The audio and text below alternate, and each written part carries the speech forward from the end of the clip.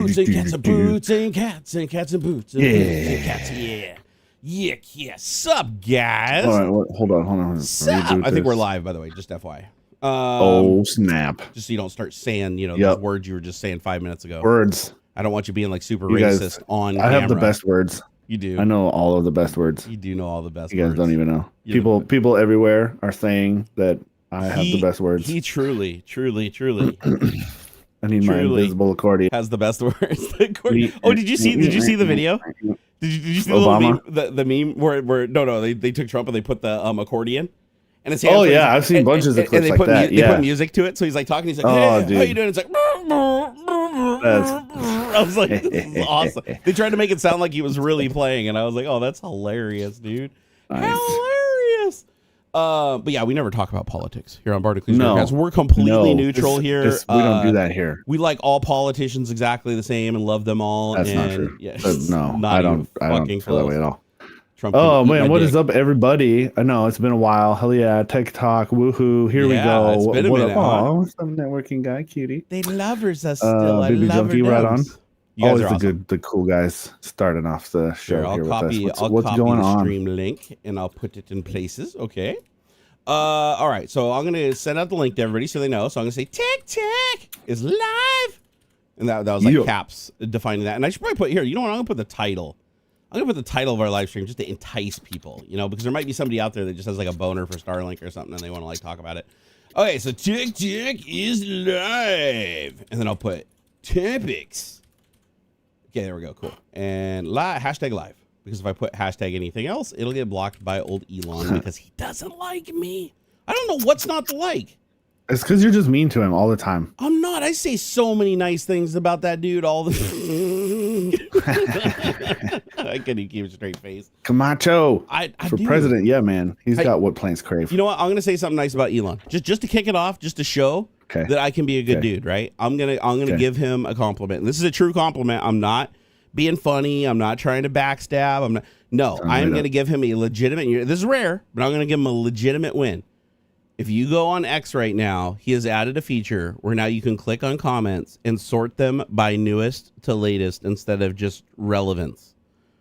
So now you don't have to have the algorithm dictate the order of the comments. Be the way it is. That's the default. Yeah, that is the default on every other platform, including Twitter, before he bought it. But then when he bought it, he's like, you know what? I'd like my algorithm to put the people that I like up at the top of the comments and everybody else gets pushed down where they're not seen.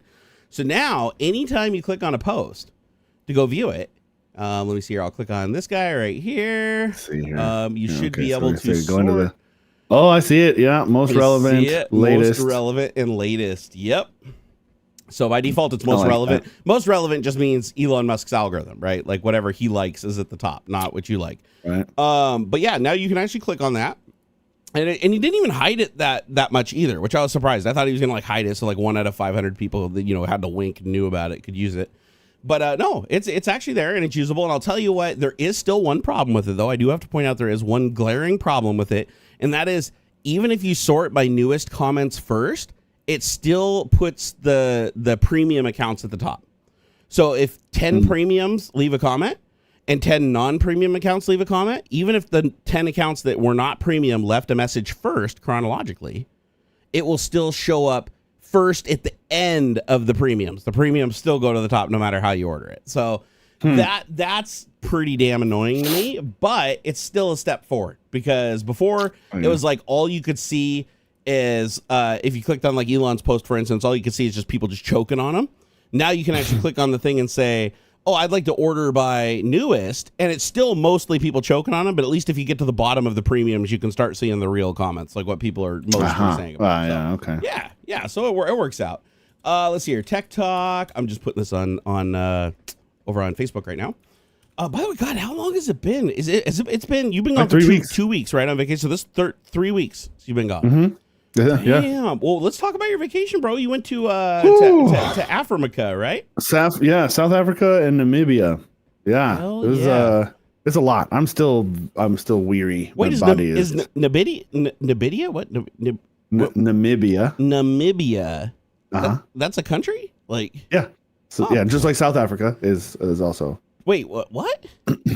Yeah, that's the name of the country. My geography sucks. Wait, if there's a South Africa, is there a North Africa?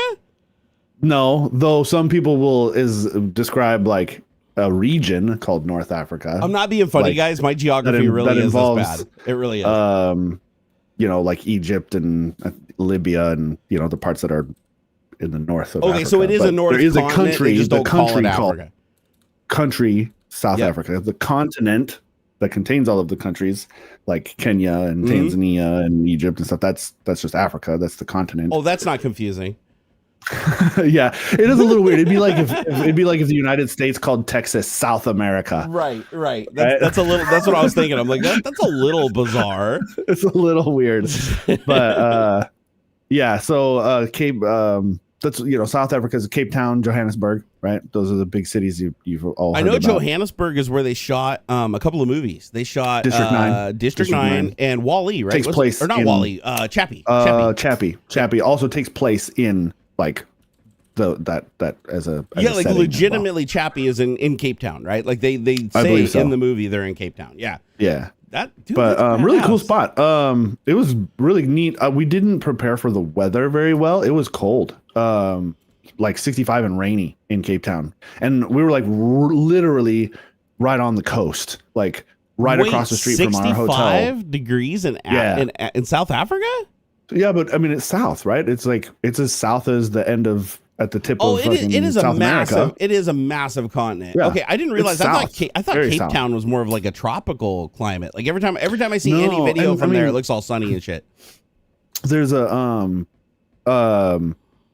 it's winter, right? So it's opposite. But winter's even still winter. It's not like the weather's been weird. Like we were talking with locals and stuff, and like it was the first time they had snow in like 20 years, but not snow like we would have had. You had some snow up on what they called a mountain. And I'm like, bro, the plateau that my house lives on is taller than this mountain. But whatever.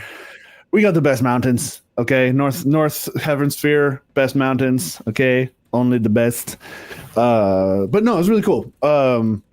Cape Town was great. The place we stayed at was really interesting. It was like a little better than a hostel. But it was called the Mojo Hotel, and it was attached to the Mojo Market, which was like this like a bazaar. It was really freaking cool. It was like a bazaar of little food stalls, but also like a bar. Like imagine if you took like a chunk, just like a tiny chunk out of Pike Place downstairs, sure, right? Where like there's a bunch of doors that are essentially stalls, but it was like food instead. Like it was a bunch of different little restaurants, but not sit down. They were just like counter style. I mean, they had everything. There was like an Indian joint. There was like a barbecue place, like African barbecue. There was gelato. There was like rolled ice cream. There was a pizza place that actually turned out really freaking good. It was neat. And it seemed like this pop-in spot. Like people would just come there like in the evenings and stuff. You grab a bite. There was like live music and stuff. And there was a couple bars inside. And then above it is like the hotel. And it was totally a kind of place where like, man, you go have a good night with your buddies and you can just crash at this fucking hotel overnight. Which is really neat. Were you guys hold like on, I gotta go for it. My wife just got back, so I like meeting her at the door. I'll be right back. Go get your nookie there, bro. Go get your nookie. Oh my gosh. Dude, could you imagine going to Africa? Jeez, the only time I've ever left the United States is I went to Mazatlan in Mexico once, which I don't even consider that really leaving the United States. We went straight from the airport on to the resort. And I never left the resort the whole time because they basically told me not to or I'd get killed.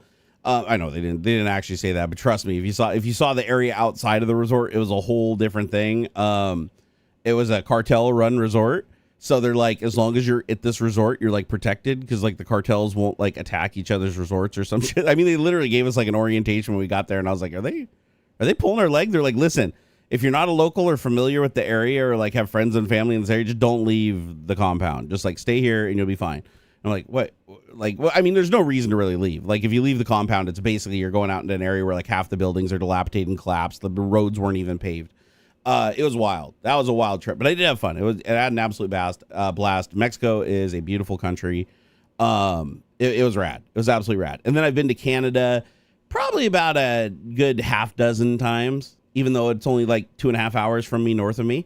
But it was always to go to like LTX. I'm trying to think of, have I gone to Canada ever for anything? Oh yeah. For either for LTX or to go up there and catch a cruise. The only cruise I ever went on that went from Canada to Alaska. So I basically left the United States to join a cruise that just came back into the United States. So but it was cool. I really loved the cruise. I'd love to do a cruise again. I thought it was one of the coolest things that you can do. Honestly, like if you want a vacation where you basically all you have to do is walk between like 3 football fields of length and maybe half a football field of width, and that's like all you have to move the entire vacation, and there's food every 20 feet that's just free, food and drink. That is the trip for you. If you are a person that enjoys eating, like I clearly obviously do, it's cruises, you can't beat them. And honestly, we would I think we did like celebrity cruises or something like that. It was badass.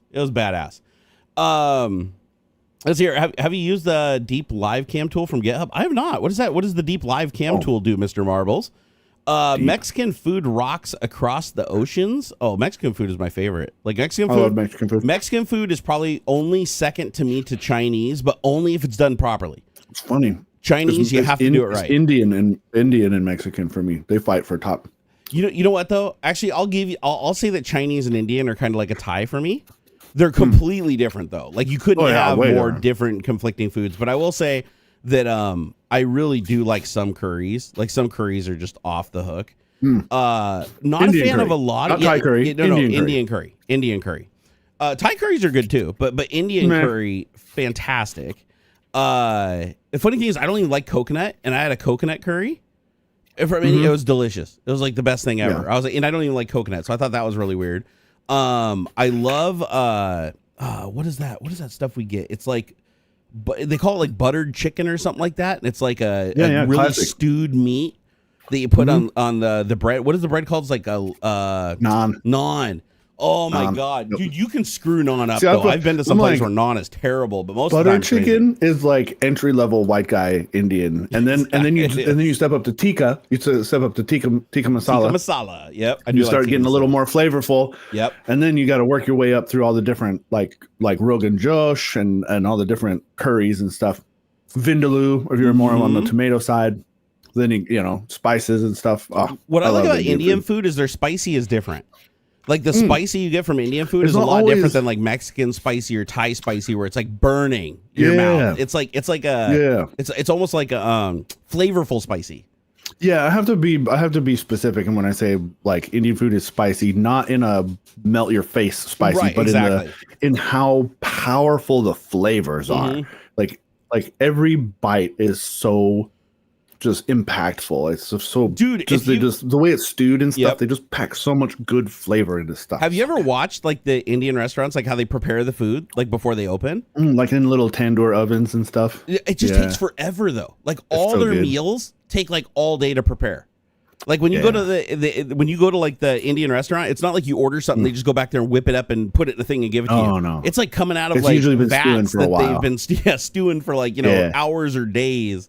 And so you can't get any more tender chicken. Oh my god, I want Indian so bad now. The problem is it got so expensive, bro.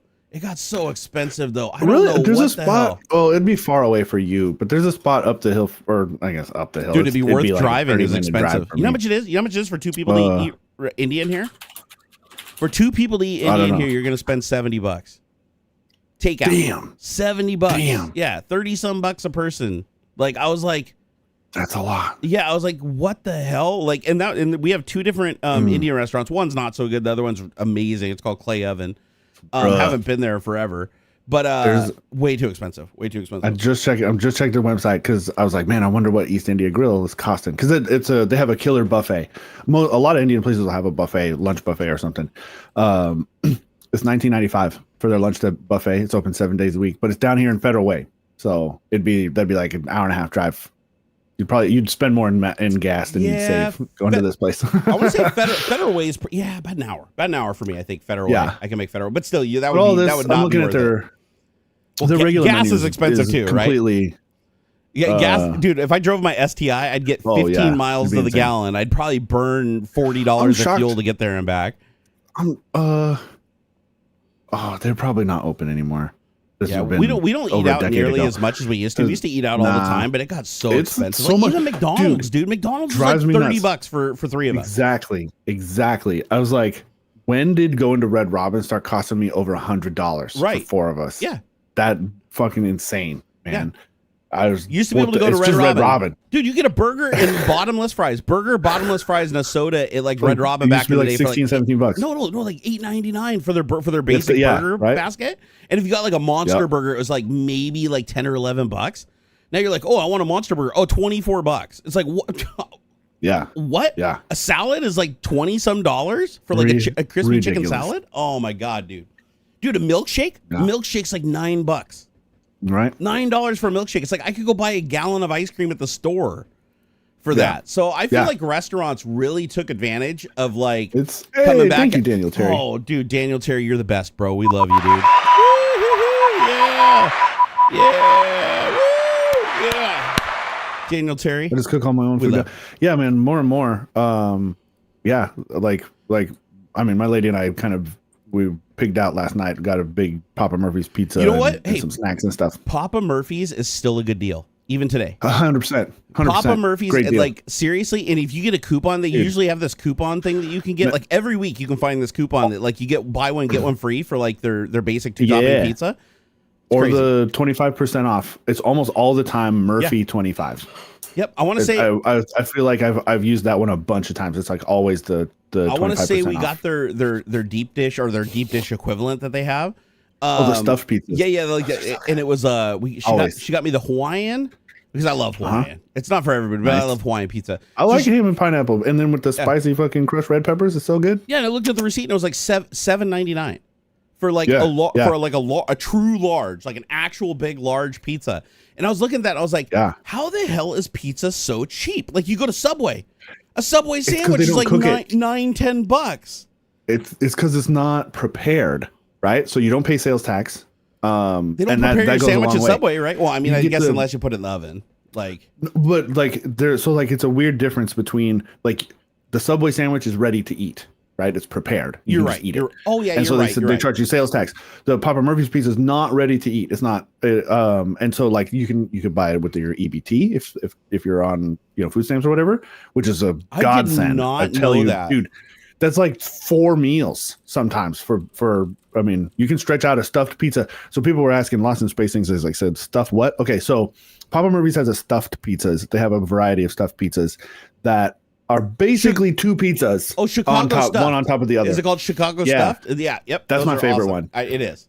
So you take a normal pizza, right? You got your ingredients and shit, and they'll leave a bunch of extra on the crust ends. Yeah. Because then they take another crust, they put that on top of the first layer, and then there's usually like the Chicago one. The top layer just has like tomatoes, onions, green onions. Jackson got it. He said it's a big calzone. Cheese. Big calzone. That's a great way to describe it. Well, it's open not folded over, right? It's not folded. Right. If you put two calzones next to each other, you kind of have the idea of a stuffed pizza. And then they roll up the crust around the edge, and it's fucking amazing. I love them. That's basically the only thing we buy from Papa Murphy's. And the funny thing is, the stuffed pizza is only like I want to say like $2.99 more than the regular one. And it's like a whole other pizza worth of material. Like you pick it up, it's heavy. It weighs like 2 pizzas. Yeah. Dude, so it's wild. They're the best. I love it. I'm not sponsored by Papa Murphy's, but damn. But bro, I would totally love to be. I sing Papa Murphy's. It's saved my life a few times back in the day. Yeah, check this out. Thin crust pizza right now, $8.99 without a coupon. That's without a coupon for a large one, right? That's awesome. So the Cowboy, that's actually a really good pizza, right? I love the Cowboy. Oh, gyros with French fries. Let's see here. I'm gonna look at Cowboy's got like olives on it though, right? It does. You can take them off though. I'm not a big olives guy myself. No, you just put them on your side. It's okay. So let's see here. So select this store. No, I'll get down on like a Supreme or something. If there's like olives don't kill it for me, but usually if it's especially like on a pizza, there's got to be other veggies and stuff going on. Sure. So like a Supreme where it's got like peppers and onions and olives. Yep. that's okay. Dude, like all their pizzas look like they're just like $8.99. They're so like good. $8.99 for like you want a thin crust, you want a big crust. Like awesome. I can't find the Chicago stuffed on here, but last night I got a large, not a family size. So like a large I think is 18 inches, where the family size I think is like 24. Yeah. 22 or 24. So I got the large Chicago stuffed pizza and a thing of cookie dough because I needed to put it over $25. It's $21.99 for the large family or the large stuffed pizza. To use the 25% off coupon, you got to go over $25. So I threw in a cookie dough. Ended up paying, I think like $27. I think after all said and done, it basically wiped out the tax or what would have been tax. And what'd you get? Like you got one pizza and you got cookie dough? And cookie dough, yeah. It was $27. Yeah. Oh, did you have like a delivery fee and stuff, or did you order, or did you go to the store?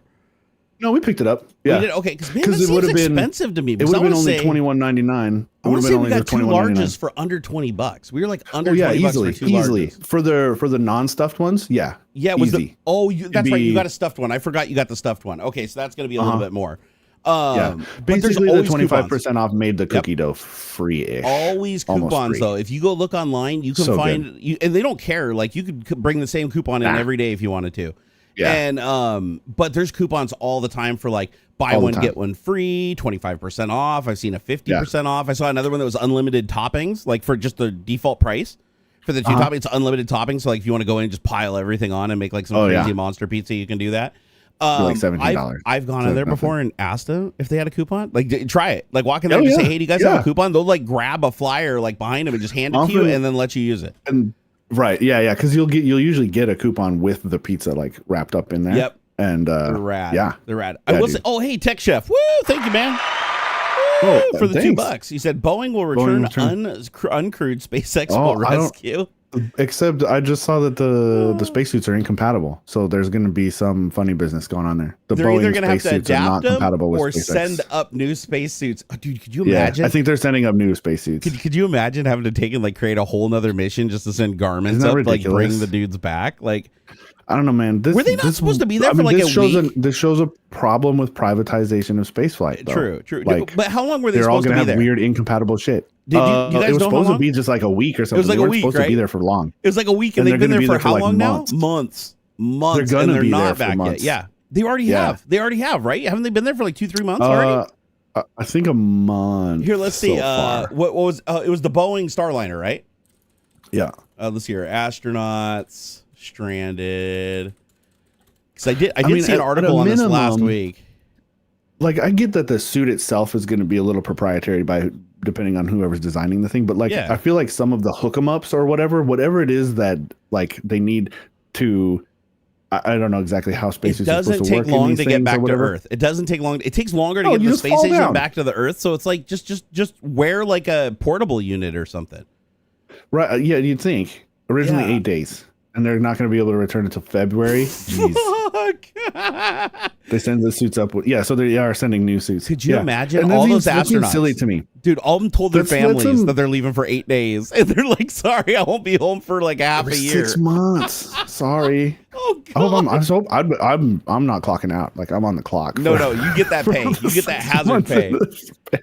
You know what's funny? I found this out. Did you know the astronauts on the International Space Station get the same pay as like the astronauts that are on the ground training? Like, they don't get any special compensation or pay for like being on orbit. Yeah. Well, I bet they get paid good though.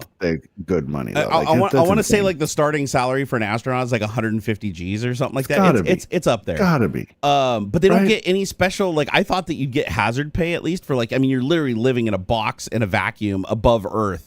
And you can't come home, right? For like a year and a half or whatever if you're on the full mission. And you're only getting paid like the same as like the dude that gets to go home every night and gets to go like get Domino's pizza and shit. Like, I don't know. Yeah, I don't know. Yeah. They're test pilots. They knew in advance such a thing. Oh, no doubt. Like, I'm sure this is a surprise, but not necessarily anything that like they're so definitely prepared. They're definitely prepared for it. Yeah. Like, they're surprised, but not like surprised. But like, let's be fair. We didn't think this could ever happen. Let's be fair. Even though they're probably not that crazy surprised, their families probably are. Because if they said, "Hey, I'll be back in like 8 days," and then it's like, "Oh, sorry, it's gonna be 6 months," I'm sure some of them are like, their wives are like, "Yeah, like what? Like I didn't even get to prepare for this." Oh, that's a good one. You should look into that, Mr. Nobody Mobile. How do we send humans to the moon? Service in the 60s with computers the size of rooms, and we can't get back people 90 miles above the Earth. We can, but from what I understand, a lot of what went into the Apollo missions and stuff was like scrapped and destroyed. Like we've had to redo a lot of work from that era. Did you know we lost the plans of the Saturn V? That seems weird to me. We can't that even seems make, really strange. we cannot make a Saturn V rocket. We cannot make a Saturn V rocket anymore. And the F1 engine that was on the Saturn V rocket, we can't make that anymore.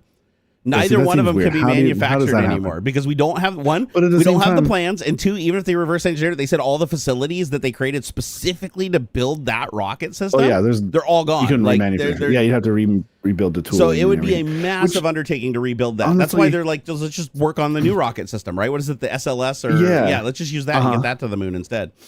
It's on the one hand, you're like, oh, why would they do that? But then on the other hand, it's like Chevy scrapped out their whole electric car program in the 90s and had to start all over in the 2000s. So like they just do that. They just do that. Oh, we're not going back. So just fuck it all. You know? Speaking about that. And it was 70 years ago or something. It was like, well, which is exaggerated. I know it's not that big. It was like 30 years. Yeah. It's a long time ago. And there's a lot of stuff out there that they just scrapped and you can't freaking rebuild again. So like a lot of people don't realize there was already an electric. Everybody's like, oh, Elon created the first like viable electric car. That. No, not even They had electric cars in the 1900s. No. Literally battery powered cars in like 1908. Bro, not only that, they had 1908. They had a car that could go 100 miles. Yeah, 100 miles on a single charge. I mean, it was like a glass, cage with like motors, but it could do it. It could go 100 miles on a charge. Yeah. But check this out. In the 90s. In the 90s, there was a vehicle that was created by I'm not sure, was it Chevy or was it I think it was Chevy. I'll have to look it up. But there was an electric car that basically all the celebrities were driving. It was like the Prius. What was it called? Yep. It was like in 1991 or 92. It was early 90s, very early 90s. It could go 100 miles. Full-on, perfectly good 100 miles vehicle. On a charge, looked exactly like a real car, comfortable interior. Yeah, somebody rolled into the Oscars in one, if I recall correctly. There's a couple that didn't get destroyed. They ordered all. They were only leased. They wouldn't sell. Yeah, GM EV1. That's it. So that's it. I'll give you guys a link. This thing is awesome. From 96 to 99. Check this out. So 96 to 99, Demolition Man. They created 660 of the Gen 1 and 457 of the Gen 2. You couldn't buy them. You had to lease them. They would not sell them to anybody because the goal was they had to create this as a part of some government program, and then they destroyed them all. At the end, they literally gathered them all up. Yeah, like crushed them. Yeah, literally crushed them. Yeah, we're not going to do this anymore. So a couple people, what they did is they got stolen. Like a couple of them got stolen from people when they were released, and then those ones are still out there. Like they're now trading around and being sold. So there's a couple people that still have one. I think nuts. I want to say Jay Leno has one of them. Oh, I bet if anybody, it'd be him. Yeah, but I want to say it went over 100 miles on a charge. It could do easy freeway speed. It went up to like 90 miles an hour. I mean, it's not as fast as like a Model S or anything, but it had lots of cargo space. It used traditional it used like lead acid batteries. Didn't even use like lithium polymer or any of that shit. Like you don't need it. I'm not. I think the EV manufacturers need to stop with the zero to 60 fight. Yeah, it was expensive though. It was like $800-900 in today's money a month to lease it. So it was not a cheap vehicle to lease. That's why mostly celebrities had it. That's a goofy looking thing. But dude, it started off great. So check this out. It had 77 amp hours equivalent. Let's see here. Oh, nickel metal hydride. It had nickel metal hydride batteries. So basically the same thing they put in RC cars back in the day. It was like RC car batteries. Right? And it still had a range of like 100 miles. Like that's perfectly good. Awesome. It's a perfectly good commuter car. Yeah. It probably charged up just fine overnight. Like, dude, there were so many celebrities that said when this thing got recalled, like when they couldn't release, they couldn't renew the lease and they had to return it, they were actually like super sad because they loved the vehicle. Like nobody hated this thing. Everybody that drove it loved it. It had a range of 70 to 100 miles, right? And it was $34,000 in the 90s, which today's money is probably like 59, 60,000 ish. But dude, it was crazy. Oh wow, it says Saturn assumed the responsibility for leasing and maintaining the EV1. That's funny. It does look like a Saturn, doesn't it? I was just thinking that when I was looking at it earlier. I was like, dude, it kind of looks like a Saturn. No, Saturn was involved apparently. And so here's the specs. Check this out. It had a 6.6 kilowatt charger, so it didn't charge very fast. But the battery was 16.5 to 18.7 kilowatt hour lead acid in the first generation. The second generation was a 26.4 kilowatt hour nickel metal hydride. So they almost doubled the capacity in the second generation. And even the first generation still did 70 miles. They just gained another. They pushed it up to 100. That's like your standard car batteries. Lead acid batteries. Literally, it was just deep cycle truck batteries. That's in funny. every compartment in the vehicle, they could hide one. They'd just stick it in there. Why not? Why not? Oh, cool side story. So my buddy, when I worked at Microsoft, actually built his own electric car. Now this is back before like Tesla took off. This would have been around. This would have been around like 2004, 2005 when he took me for a drive in it. Yeah. And it was a British Sprite. Have you ever seen one of those? It's like one of those little 2-seater. Like it looks kind of like a little Miata. It's like a but it's way smaller, right? And so he converted it to electric. Yes. Yeah. Yes. So he built his own electric car by filling the entire front of the car and the entire back of the car were just filled with dense packed lead acid batteries. The car weighed 4,000. Look at this car. Now look at the picture of it. No doubt. 4,000 pounds. Yep. He had to put truck suspension on it. So when you looked up under the wheel wells, it had like legit like truck struts and springs on it because he said the stock suspension from the weight would just lay down completely, like bottom out, just sitting there. And to charge it literally just had a 110 plug-in. Like you literally just took an extension cord, plugged in the wall. It took like a week. Yeah, because he used a bunch of trickle chargers. It was just a bank of trickle chargers that charged all the batteries. So he'd plug it into the extension cord, and he says, "Oh yeah, it takes a day to charge." And I was like, "How many miles did you get?" And he said 60. He got 60 miles out of a charge, but still, for something you just built in your garage. I mean, this dude just built it with a bunch of truck batteries in his little car, and he was going 60 miles on a charge. That's not too bad. Now he said if he back to work, he said if he had have done he said he could have done a 220 charger and did like a high, because you can charge at high amps. But he said it degrades the batteries really fast. But he said like with something like that, he could realistically charge the car in probably like 6 hours instead of like all day, all night. But he was able to charge it enough to get enough miles to go from Seattle to Microsoft every day. It was his commuter car in the summertime. So he'd go from Seattle to the Microsoft campus in Redmond and back to Seattle every single day. He couldn't get a full charge between the trips, but he'd be able to put enough in the tank to make the probably, I'm going to say 35, 40 miles. And so, he commuted in that thing for probably 2 years before he finally sold it to somebody. And, he eventually got a Tesla. So he saw it was the Tesla Roadster came out. He got suckered into buying that thing for like 150 G's or something like that. It was ridiculous. Actually, no, it wasn't that much. Never mind. I want to say it was expensive though. I want to say it was like 60 or 70 G's. It was basically an electric Lotus Elise, right? And I thought it was badass. He took me for riding it. I was like, damn, this thing's like really sporty. But all of them broke. Every single one of them broke. The only ones that you ever see on the road right now have actually gone to a third-party shop and have been like changed and updated to different technology, because they had brushed motors, dude. Who puts a fucking brushed motor in an electric car? Like the brushes burn off the motors. Like, have you ever seen a brushed motor? Sparks fly out when the motor's running. Literally brushes touching the motor. Yeah, old drills and stuff, dude. Yeah, so the car is basically just burning these brushes off as you're driving around. So like not a single one of them made it like 20,000 miles on a set of brushes. Like every single one of them within like the first year and a half of ownership, the brushes were just gone. And so you'd have to take it in, get new brushes. That was basically a disposable item on that car. Then they had a 2-speed gearbox, which they didn't even need, by the way. Remember, this is an electric car, right? It's like you just need the one gear. They just put in a second gear to try to get a higher top speed, which the car already did, like I want to say like 120 miles an hour, which is plenty fast for an electric car, right? So they put a 2-speed gearbox in it, but the torque from the motor broke all the gearboxes. So if you had one of the original Roadsters with the 2-speed gearbox, you just blew the gears out of it. Like it just chunked the gears out. You'd be driving along one day, stab it to the floor, and just crunch, your transmission's gone. And so they ended up removing the 2-gear transmission, doing a recall, putting in a single gear transmission into all the cars. So they recalled all the cars multiple times for multiple battery issues, BMS charging issues. It ended up being like, it bankrupted Tesla. Tesla only got a second chance because Elon was such a good liar that he got a bunch of investors involved on false pretenses, and it worked out. Like if it didn't, he'd probably be in jail right now, but he rolled the dice and it worked. And he decided that he wasn't going to be involved this time. So everybody thinks Elon Musk created. No, he didn't create the Model S. He didn't create the Model 3.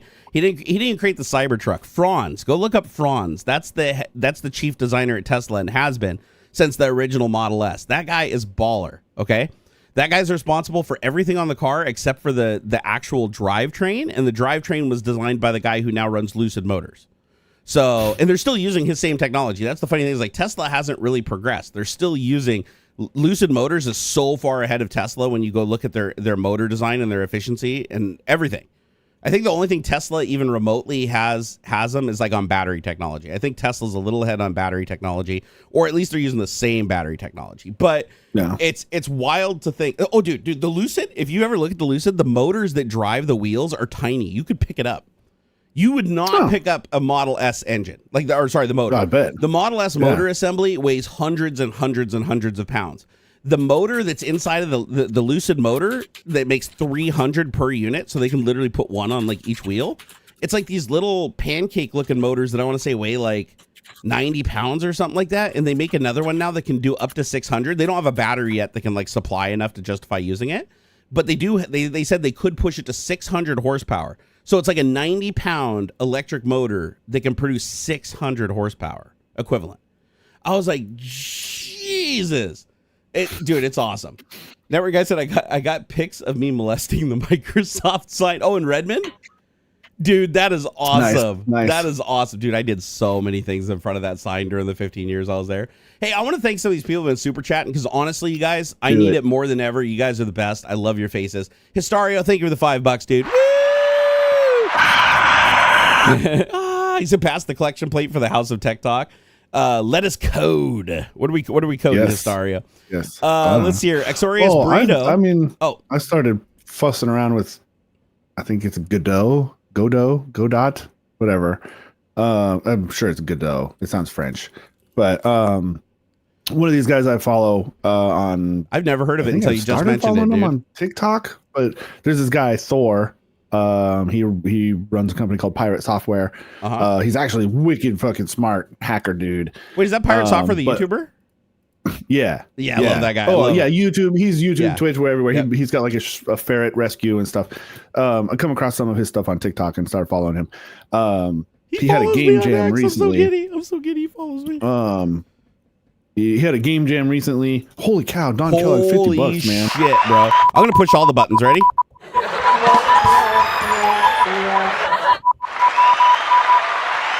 That's amazing. Dude, you are an absolute legend, Don Kellogg. We love you. He said, welcome back, Ox. Okay. You know, I didn't know you could click reply on the super chats. Did you see that? Yeah. There's a reply button. I'm going to say, I love you. Have my babies. There we go. Let's see if that gets, I want to see what a reply looks like to a super chat.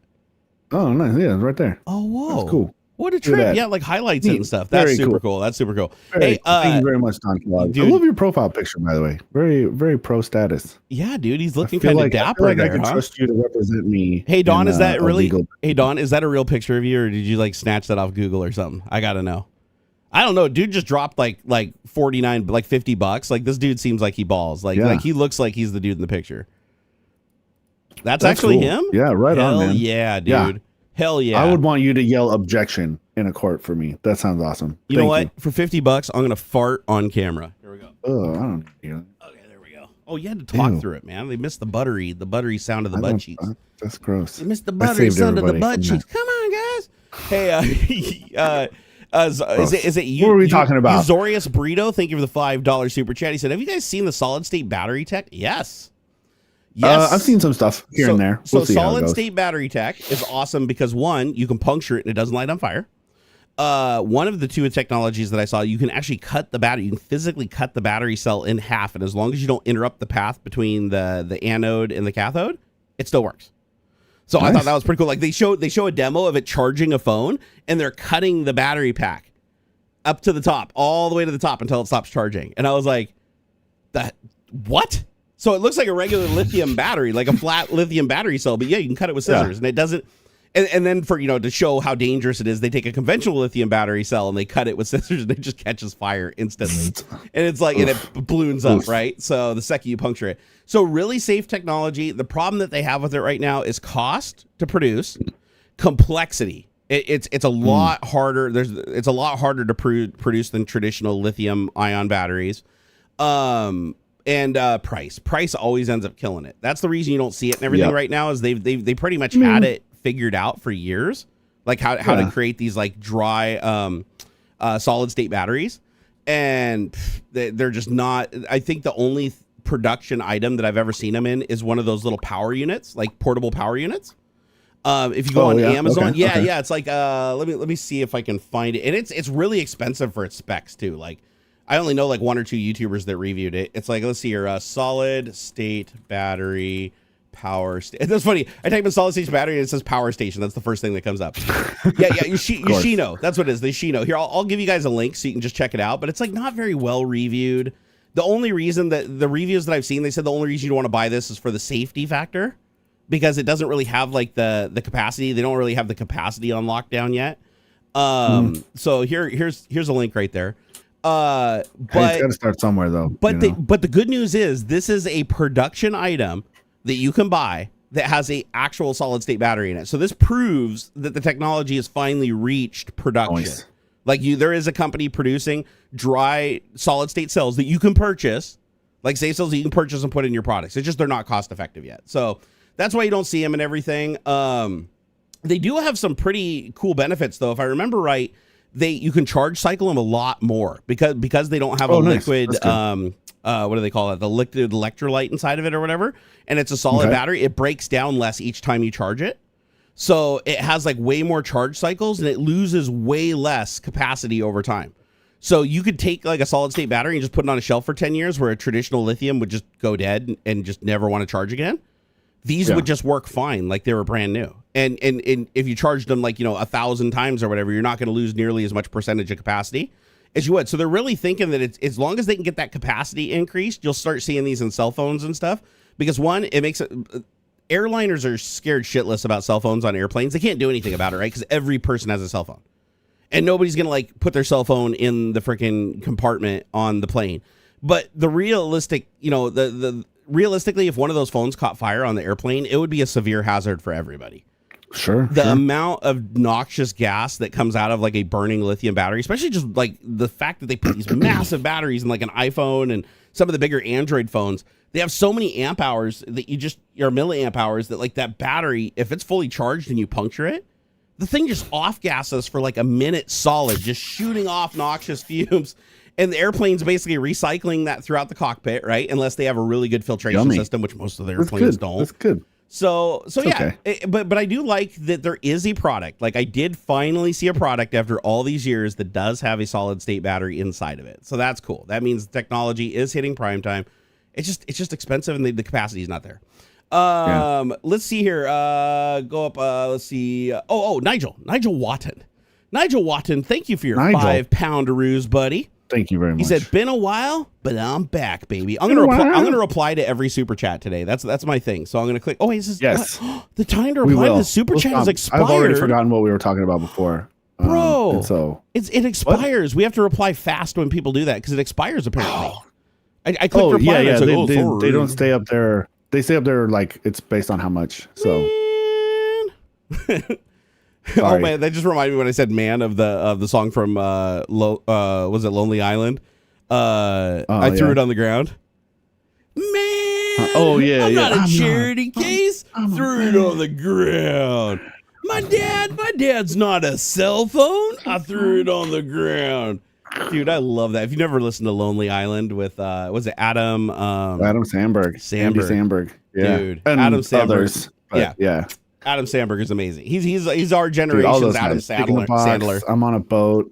Yeah, Dick they're in great. A box. I still can't believe how many Mother songs Lovers. he got. Mother Lover and Dick in a Box both had Justin Timberlake. GTT. Yeah. Dude, it's Justin like Timberlake, yeah. Wasn't he like he was in the Backstreet Boys, right? Or no, what band was he in? That was NSYNC. Okay, NSYNC. So that's crazy. He was like, so we like grew up and he was like this teen heartthrob music sensation. Now he's doing Dick in a Box with Adam Sandberg. Mm-hmm. I love it. Right. Absolutely love it. But Lonely Island actually has a history of getting people to sing stuff that you normally would think they never would.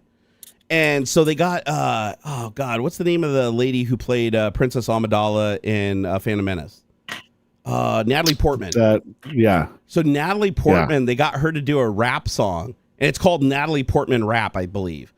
And she says the most fucked up shit in the song. Like when this song came out, it was a massive controversy because she's supposed to be this like, Disney looking princessy, like do no wrong kind of character. And she does this rap song that's so bad. It's like, yo, motherfucker, suck my dick. That's like how the song starts off, and you're like, what the shit? Is that really her singing it? And it is. She actually, it's awesome. They got her to sing that, and I was just like, oh my God, dude. Or like another good one was Dave Chappelle and Wayne Brady. Did you ever see that one? Am I gonna have to choke a bitch? Oh yeah. I've seen that one. I like they got Michael Bolton and he keeps going off weird about on the pirate stuff. Yeah, he was stuck on Pirates of the Caribbean. Yeah, Pirates of the Caribbean. It's like they kept trying to get him to write a song, and he kept like slipping into Pirates of the Caribbean no matter what the song was. He like, or what was it like? Oh, and then he did Scarface. I think he did like some nod to Scarface or something like that. It was awesome. Akon did a song with them. Yeah, they got a ton of people to do songs with them. But it's like you'd never think that like Michael Bolton or Natalie Portman or even Justin Timberlake for that matter. Those are all people you would not see singing these songs normally. I'm on a boat. They had T-Pain. I love that one so much. I'm on a boat. Look at me, motherfuckers. I'm on a motherfucking boat. Sailing on a boat. I love it. That's one of my favorites. I love it. I love it. I think that's like the OG song that really went viral that put them on the map. Right. Because come to think of it, I don't remember a lot of their stuff that they did before that. Like I went and listened to it later. But I remember that was the breakout song that I think they did one on SNL too, if I'm not mistaken. I think that was like that video was on SNL when it originally came out, and that just launched them into the stratosphere. After that, it was just banger after banger. Or was it oh God, Jizz in My Pants? Have you heard that song? Oh yeah. And I jizzed in my pants, and then it starts getting so crazy. It's like, and a breeze blew in the window. I jizzed in my pants. Really, guys? Come on. Come on, it's fine. Come on. Oh my God, dude. What are you booing in chat? I didn't see what you're booing. Some people getting touched inappropriately in a band. That's never good. That's never good. Yeah. Don't get touched inappropriately in a band. And if you do, tell an adult. That's right. They'll go punch the shit out of them. Xorius Burrito said the other big plus is the fact that you can actually they can actually charge at a faster rate, so rapid charging will drastically decrease the time the device has charged. That's actually true. I didn't even think about that. You could charge it faster because it's not like this big volatile thing is going to blow up and burst into flames, right? Yeah. So you don't really have to like worry about that. I wonder if that means the charging controller technology is cheaper too. I wonder if it uses the same I wonder if you charge it the same way as like a traditional lithium ion, or if it's a different type of charger. I'll have to look into that. And I know that there's two different types of technology. And then the other one that they're doing for vehicles now they're looking at for vehicles is something called lithium iron phosphate. Have you heard of that battery type? Ooh, So lithium iron phosphate batteries apparently are like really safe compared to lithium ion. And they have like comparable now, like with the technology increase, now they have like comparable storage. So I know a lot of people are looking at this lithium iron phosphate as a possible solution for bringing down the cost of electric cars.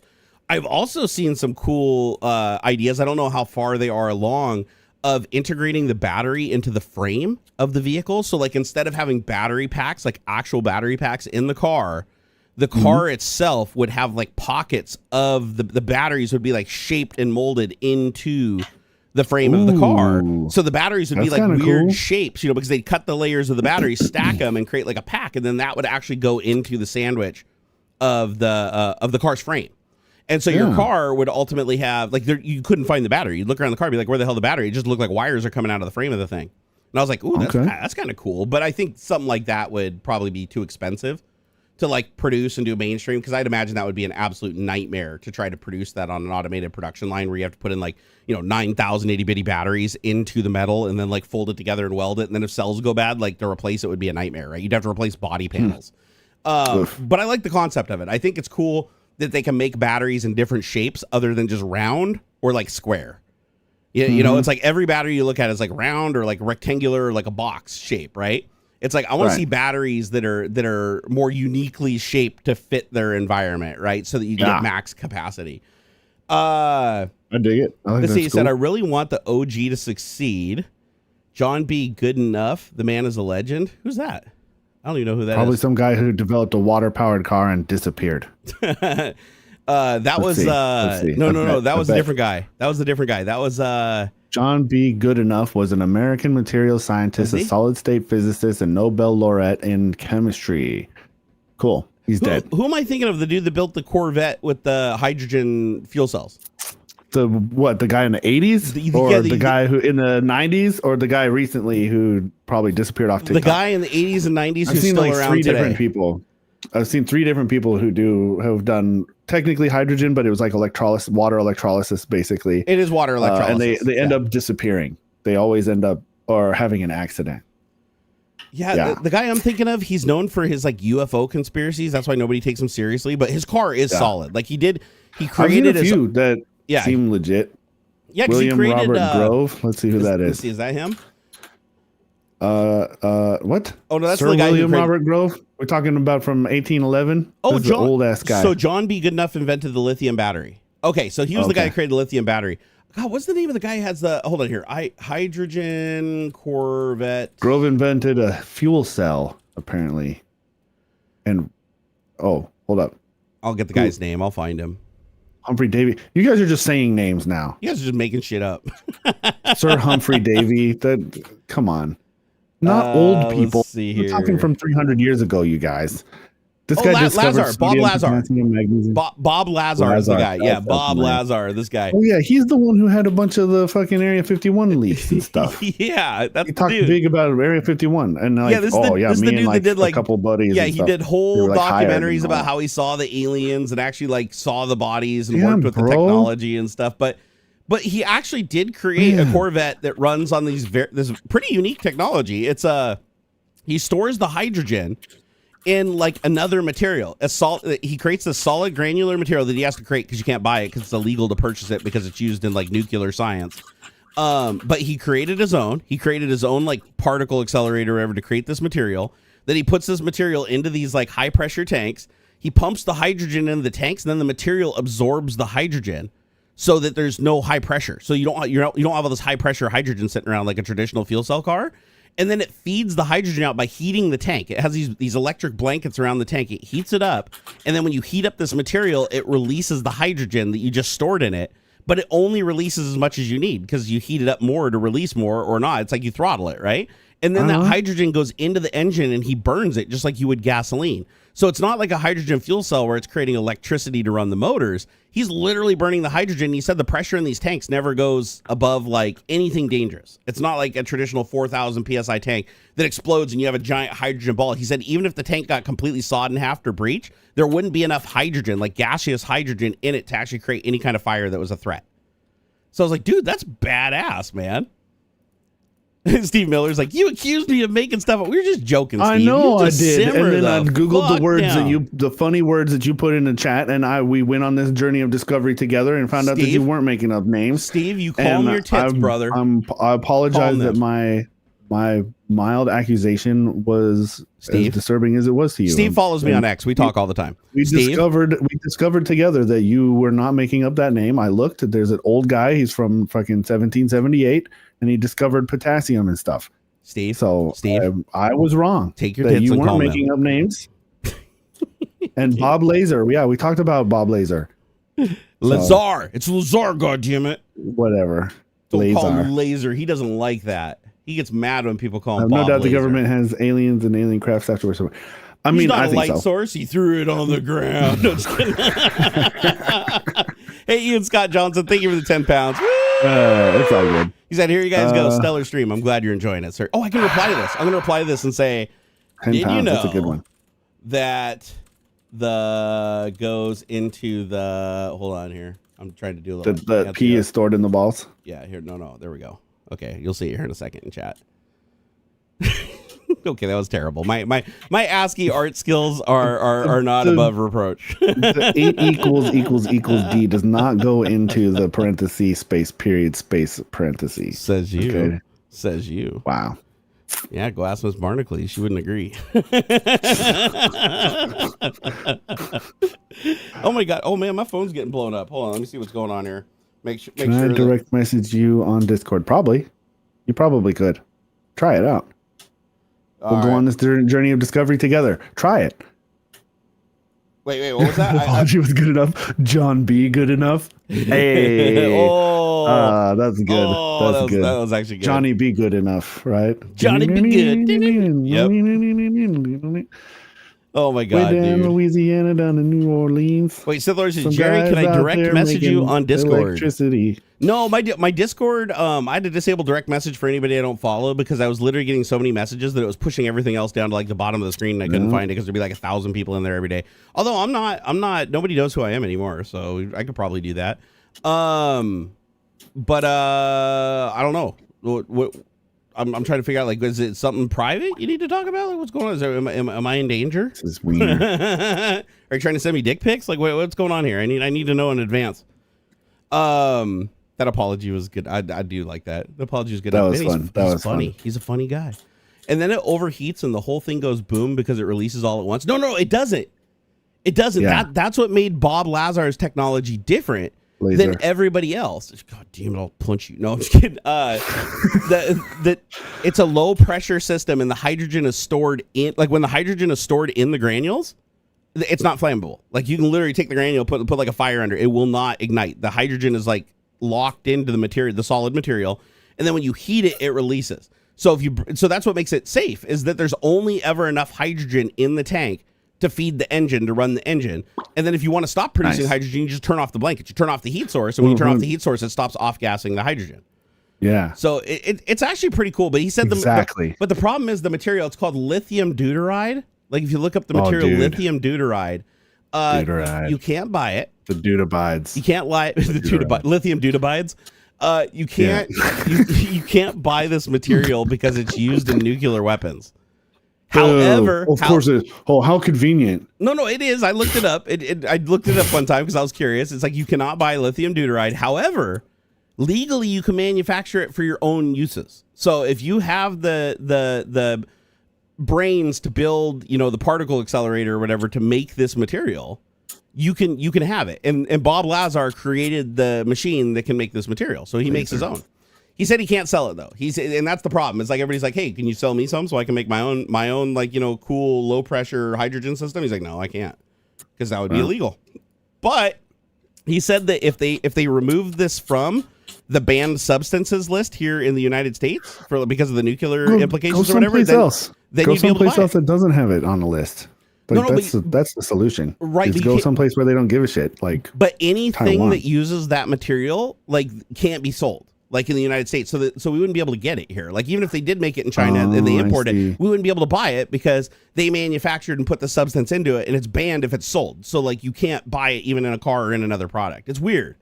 I see. And apparently it only has like a few uses. Like it's pretty much its key feature is that it stores hydrogen, like in a lot of it, like a lot of hydrogen per weight. So it's like normally you'd have to fill a big tank up with like 4,000 psi of hydrogen. It would still be less than what you could store in the granules in the tank. So even with the granules taking up space in the tank, you can store more hydrogen safer in the tank than you would otherwise. It's pretty damn cool. I thought it was pretty neat. Hey, Bradley Smith, he said your message could not be delivered. This is usually because you don't share a server with the recipient, or the recipient is only accepting direct messages from friends. You can see the full list. That actually does sound about right for me. Don Kellogg said he hoped that you had a fun time in Africa. Man, I did. I did actually. It was really fun. It was a lot. I'm getting too old to do long ass fucking vacations though. I'm even still like very weary. My body is tired and bro, going to the mailbox is a vacation for me right now. Like, so yeah, man. I feel you. But it was great trip, man. We saw like cool animals and stuff. I rode a horse for the first time and got to see giraffes like whoa, 100 feet away. Back the fuck up. You said you rode a horse for the first time? Yeah, I've never rode a horse before. How long like have you lived in Washington? Honest God, living horse, really? Like a live horse. I've never been on one. Yeah, you lived in Washington this long and you've never ridden a horse? Yeah, bro, I didn't grow up in Enumclaw. Okay, what the fuck? Like I think even people in Seattle have ridden a horse. Valley, gangsters and stuff. Like, what are you talking about? Dude, people that grew up in Manhattan have ridden a fucking horse. Like, come on, bro. Seriously? Look, and my auntie actually like ran a horse farm for a while and stuff. Like, I've been around horses. I've known horses. I've just never been up on. But maybe when I was super young. All right, maybe when. All right, impromptu poll in chat. If you have never ridden a horse in your entire life and you're over the age of 25, type 1 in chat. Man. Okay. I mean, I might be wrong. Maybe there's a lot of people that have ridden really horses. It's a very well trained horse. Give it a little squeeze with the heels, and the thing took off. Steering with the whatever the reins and Oh, bridle. dude, there's a shitload of people who haven't ridden horses. One is no horse. 2 is yes horse. Okay, good. I feel vindicated. Oh, 1 is yes Thank horse. you. Okay, good. Okay, then I'm right so far. Wait. Okay. Wait. What does 1 mean? I said thought 1 is you no didn't horse. ride a horse. Yeah, 1 is no horse. 2 is yes horse. Yeah, 1 is never ridden a horse. Everything else is you've ridden a horse. Yeah, of course, man. Horse is a big scary animal. I've never ridden one. My mom's friend had a No, horse. it was a blast. It was a blast. Got to see, like I said, like giraffes up close. These antelope things, springbok they called. Wow. Yeah, it was neat. It was neat. Good rode around. Very cool. So what do you think? Since Very you've cool. ridden, I got to ask you about this horse thing. So now that you've ridden a horse, do you want to ride a horse again? Did you enjoy it? Oh, 100%. 100%. I can see. So I was geeking out the whole time, and I was like, man, if there was enough, because we were like in a line and following somebody around on this giant property. That's usually what they do. Yeah.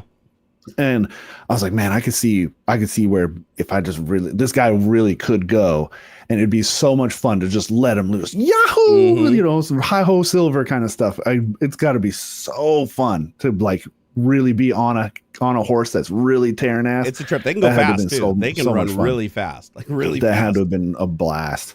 Yeah, I grew up around horses, so to me, it's like that's why it's just wild to me. Like, you haven't ridden a horse? It's like, man, horses are like everywhere in Washington.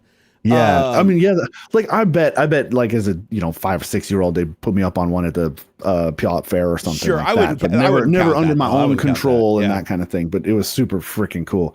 Get Ox a cowboy hat now. Oh, I don't have a cowboy hat. You need one now. You rode a horse, dude. You gotta have a cowboy hat. I have quite a variety of different hats. I do not have a cowboy hat. I feel like you have to have a cowboy hat if you've ridden a horse. Like I have one All right, somewhere. I will get a cowboy hat. Dude, I will tell you what. One of my favorite stories about riding a horse was when me and my wife went to Leavenworth. Right, I love. Have you ever been to Leavenworth? Leavenworth is awesome. Wonderful place. I love it. Especially in the summertime. Yeah, you float down the river. Yep, so awesome. Yep, Bavarian town here in Washington. It's like literally transporting into like Germany. It's awesome. Yeah. So there's a horse ranch right outside of like the main strip there in Leavenworth, where you can basically rent horses and go on like these tours where you just ride them up through these paths in the hills, and it's like really steep. Like you're going up into the mountains, then back down. And so everybody's getting on horses, and I was a big deal. I'm way bigger now. Like I couldn't get on a horse. I break a horse's back right now at like 396 or whatever I am right now. But back then I was probably about 280. And they're like, "Oh, we got to get you a different horse because I was too heavy for the horses." Oh, snap! They got to bring out the battle horse. They got to bring out the freaking. They did. What's the big one? The Clydesdale. It was a draft horse. Draft horse. Yeah. Which is like basically a Clydesdale. And so they bring out this horse. You know what the horse's name was? Fucking Terminator. He literally had like on his saddle, it said Terminator on the side. They bring him out and he sits like a full foot higher than every other horse. Like he was massive. And even me being somebody who's ridden horses before was like, damn, like I was even apprehensive to get on this thing. Right. So I get on him and he's hoofing it up the hill. And he's like, he kept making this noise. He's like, every time he stepped when he's going uphill or going downhill. This bullshit. It was like the Jake break in a semi, right? But what scared the shit out of me is we go up these hills, and going up the hills is kind of scary on a horse. Like when you're going up the hill, it's like you're kind of at an angle. Going you're down. leaning, going down. I thought going down was a bit sketchy because I'm like, man, if he slips, we're both going. What am I supposed to do? Dude, going up, okay. If he slips, like we're just gonna kind of slide back. Dude, but going Terminator forward, was slipping the whole time. The whole time we're going down this hill, Terminator's like with his front legs doing this. And I was like, I'm sitting on the back of him, and I'm like about to lay a golden egg because I'm like, dude, what the fuck happens if he like lose it? Is he gonna just roll over me, like fall over and roll over on me? Because like you're not gonna jump off a horse. You're in these stirrups, and your legs are almost fully extended. So it's like you're not really gonna get purchased to jump off this thing if you need to, like if he's going off the cliff. But they said the guy was laughing. He's like no, he's like that all the time. He's really coordinated. He's done this trip 1,000 times. He was an old guy too. He was an older Clydesdale. And or it wasn't Clydesdale, it was a draft horse. What's the difference between a Clydesdale and a draft horse? Does anybody know here in chat? I think I imagine draft horse is a category, and Clydesdale would be within that. Oh, okay, maybe probably that's just a type. Like a thoroughbred is like for racing. And he was draft horse is just monster guy for Yeah, because my wife's like riding this horse that literally looked like a pony next to him. Like it was a Appaloosa, what they call blue Appaloosa, or what, a really beautiful horse that she was on. And I'm on Terminator, and it looked like she was riding a pony. Like I was that much higher than everybody else. That's awesome. I felt so weird, man. I felt so weird, but I loved it. It was amazing. I want to say it wasn't too bad. I want to say it was like $50 to rent a horse, and it was like a 2-hour like That's not excursion bad, up in the 50 mountains. bucks. It wasn't bad at all. Like I would say That's nothing. it was dude. like $100 and then tip for my wife and I to do like a 2-hour excursion on a horse led by a person. Like they give you a guy on a horse that shows you like where to go on the paths and stuff to keep you from like, going anywhere the horse doesn't want to go. And so it's not like you're really, you don't really get to just kind of go wherever you want, lead the horse wherever. The horse, they kind of follow each other like a train. But it was a trip, dude. Like it was going way up in the mountains and looking down on Leavenworth and stuff. It was badass. Right? I was like, I'd totally do that again. Internet says Clydesdale is a Scottish breed of draft horse. Okay. Yeah. Okay. Yeah, they're massive though, dude. They're absolutely. They are. I wasn't rocking chaps. They're bred for carrying guys in full plate. Like their war horse is for freaking carrying 800 pounds of human in a tin can. I didn't actually know that. So draft horses were like the OG battle horses. Okay. Yeah, big war horse thing. It's for dragging big loads and stuff. That's why you see them in the Budweiser commercials, because for dragging 1,000 pounds of beer and barrels and stuff. They're big monster workhorses. Yeah, they told me they only brought them out for the big dudes. Because he looked at me and he's like, yeah, every once in a while we get a big lad like you and we bring him out for you. I was like, oh damn, all right. You'd like to be turned into an animated cartoon character? That'd be kind of fun. 2D though. If I was going to do a cartoon thing, I'd like a VTuber style. I'd want to do 2D. I wouldn't want a 3D model of myself. I'd want like a stylized animation. But like I would care either way. I'd want to be cool. Animated like a medieval manuscript, like an illuminated manuscript, like that kind of, but animated. Right? You know what I really want? Articulated and shit. That'd be fun. I'd really like a rigged character. Like, I think it's called like Adobe Animator or whatever it is. Like where they do the characters where it's like it looks at you with the webcam and it watches like your eyebrows, your eyes, your nose. It's very robust. Yeah, like where it like transfers my emotion onto a caricature of me. That would actually be pretty cool. That's something that I've always wanted to add to my live stream, where I can just hit a button and turn into a cartoon. Like basically do like a stylized cartoon version of what's behind me and then hit a button and then it looks like I just changed into a cartoon, but everything else stays the same. That would be pretty baller. Like that's an effect I've always wanted to do on my Twitch live stream. And by the way, guys, I will be returning to Twitch soon. I've been having a lot of pain and stress in my life, not just stress from pain, but there's some legal shit going on right now that I'm involved in. Luckily, it's not towards me. Oh, good. I take that back. I'm involved. I didn't want to be involved. I shouldn't be involved, but I am now involved. And some legal bullshit, and now I've got to go do some legal court stuff, fill out documents, sign affidavits, and all that shit. And so it's been really stressful for me lately. But I'm hoping once it's all done and over with, we can finally put like a big problem behind us that's been like fucking plaguing a lot of us in this area for a while now. So get them.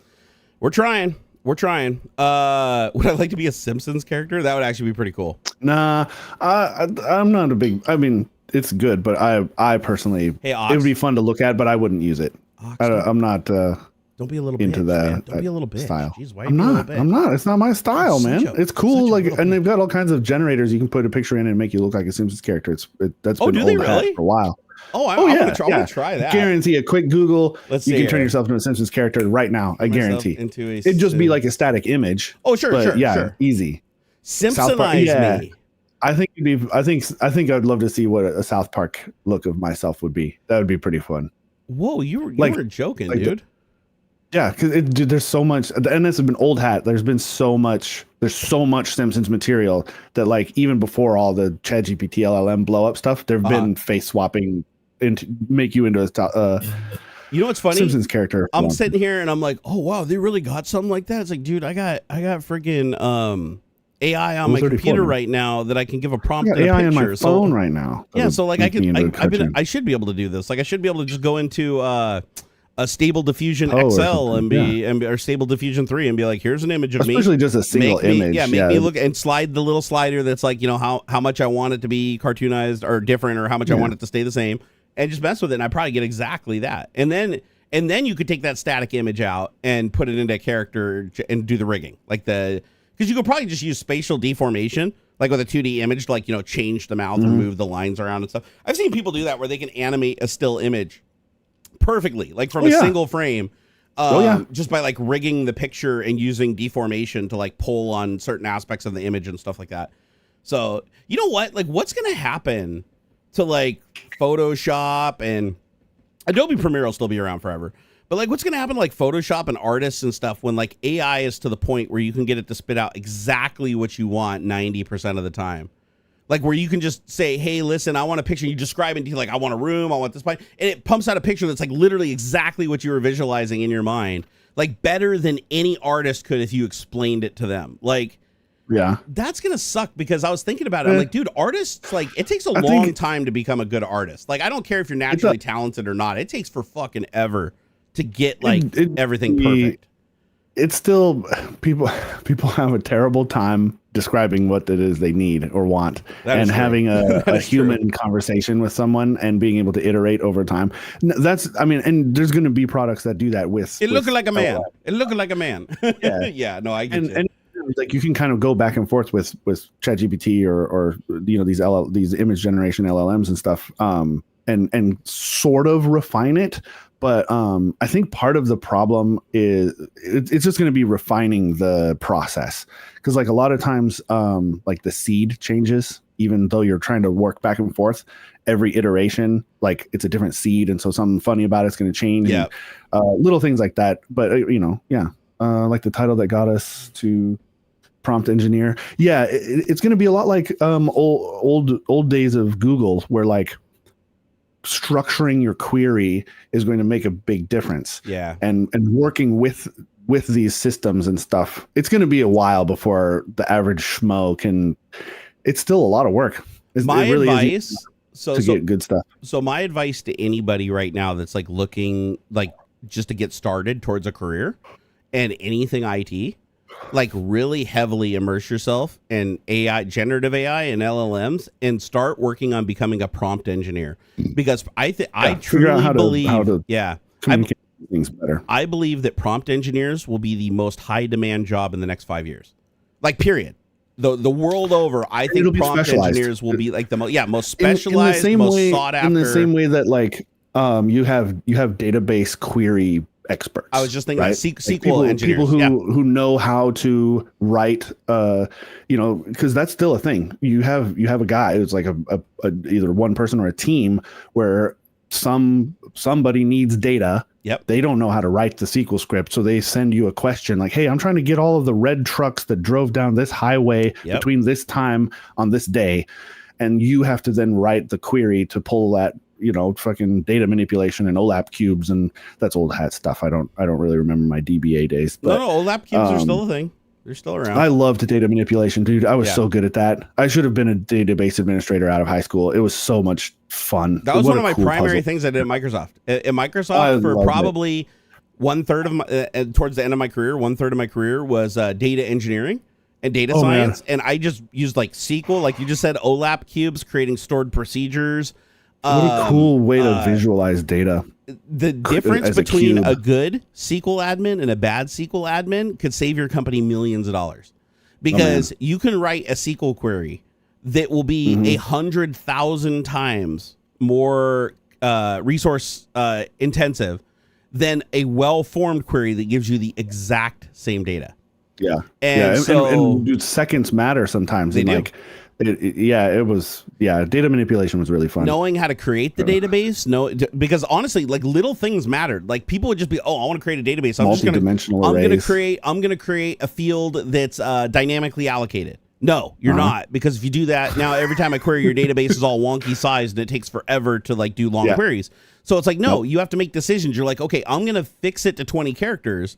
But by doing that, now every record is exactly the same size. So iterating through the data is much faster. So you always have to make these decisions between, do I want efficiency or speed? And you have to make those decisions when you're creating the database, when you're putting data into the database, and when you're querying data out of the database.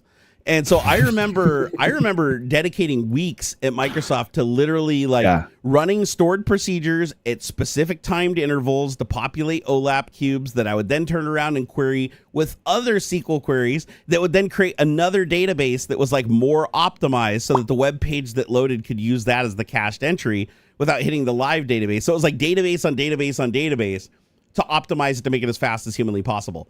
And there's relational databases, there's non-relational databases. Like if you know how to you understand how data is stored and how to recall data in the most efficient way. And I've seen, dude, I wrote a SQL query once that was 16 pages.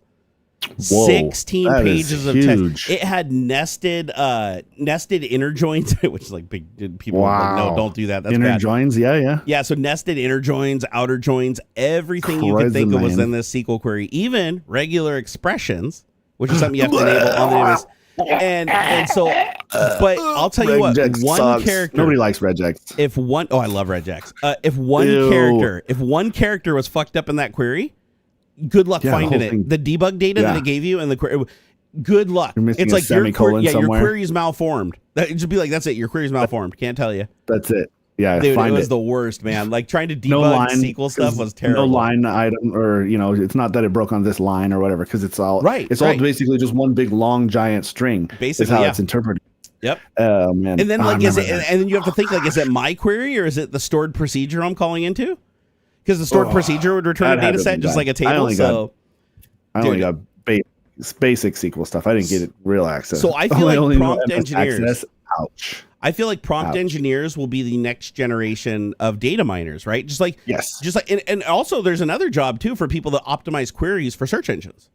So if you use the search engine API, like Google Search API, and you want to put a query in that, there's all kinds of monikers that you can use that people don't know about. Like you can say date : before date, after date. I'm looking for images or specific extensions, and you can use all these little monikers in your query on Google and Bing to like narrow your results.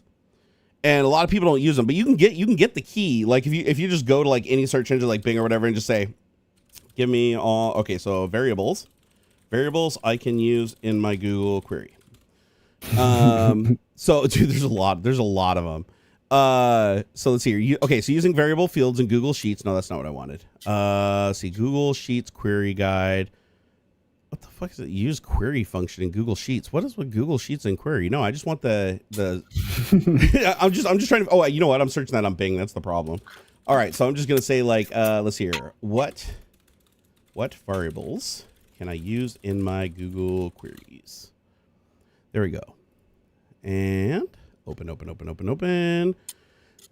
So you can do search with variable. Why can't I find this? This was usually easy to find. Usually I just search for it and it pops right up for a very first search result.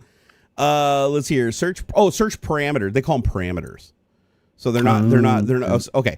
So on parameters, you can do exact word or phrase, all these words, any of these words, none of these words, numbers ranging from this to this.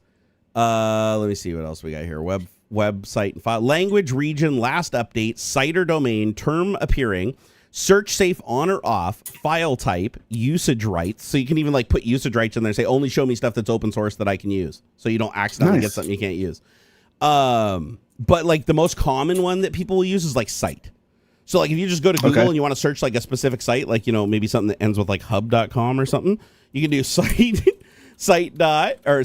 colon, and then do type it in .com. All I really want is an easy way for me to scan a barcode and have it find and tell me what the product is.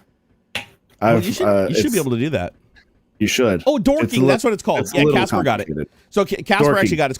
It's called dorking. Bing or Google dorking. Yeah. So that's how like you structure your queries and stuff. Yep. Yeah. So one I use a lot of site because I want to search a specific site like CNET. Like if I want to search CNET or I want to search like X, like a lot of the times X doesn't index stuff really good with their search engine on purpose because Elon doesn't want you to see stuff.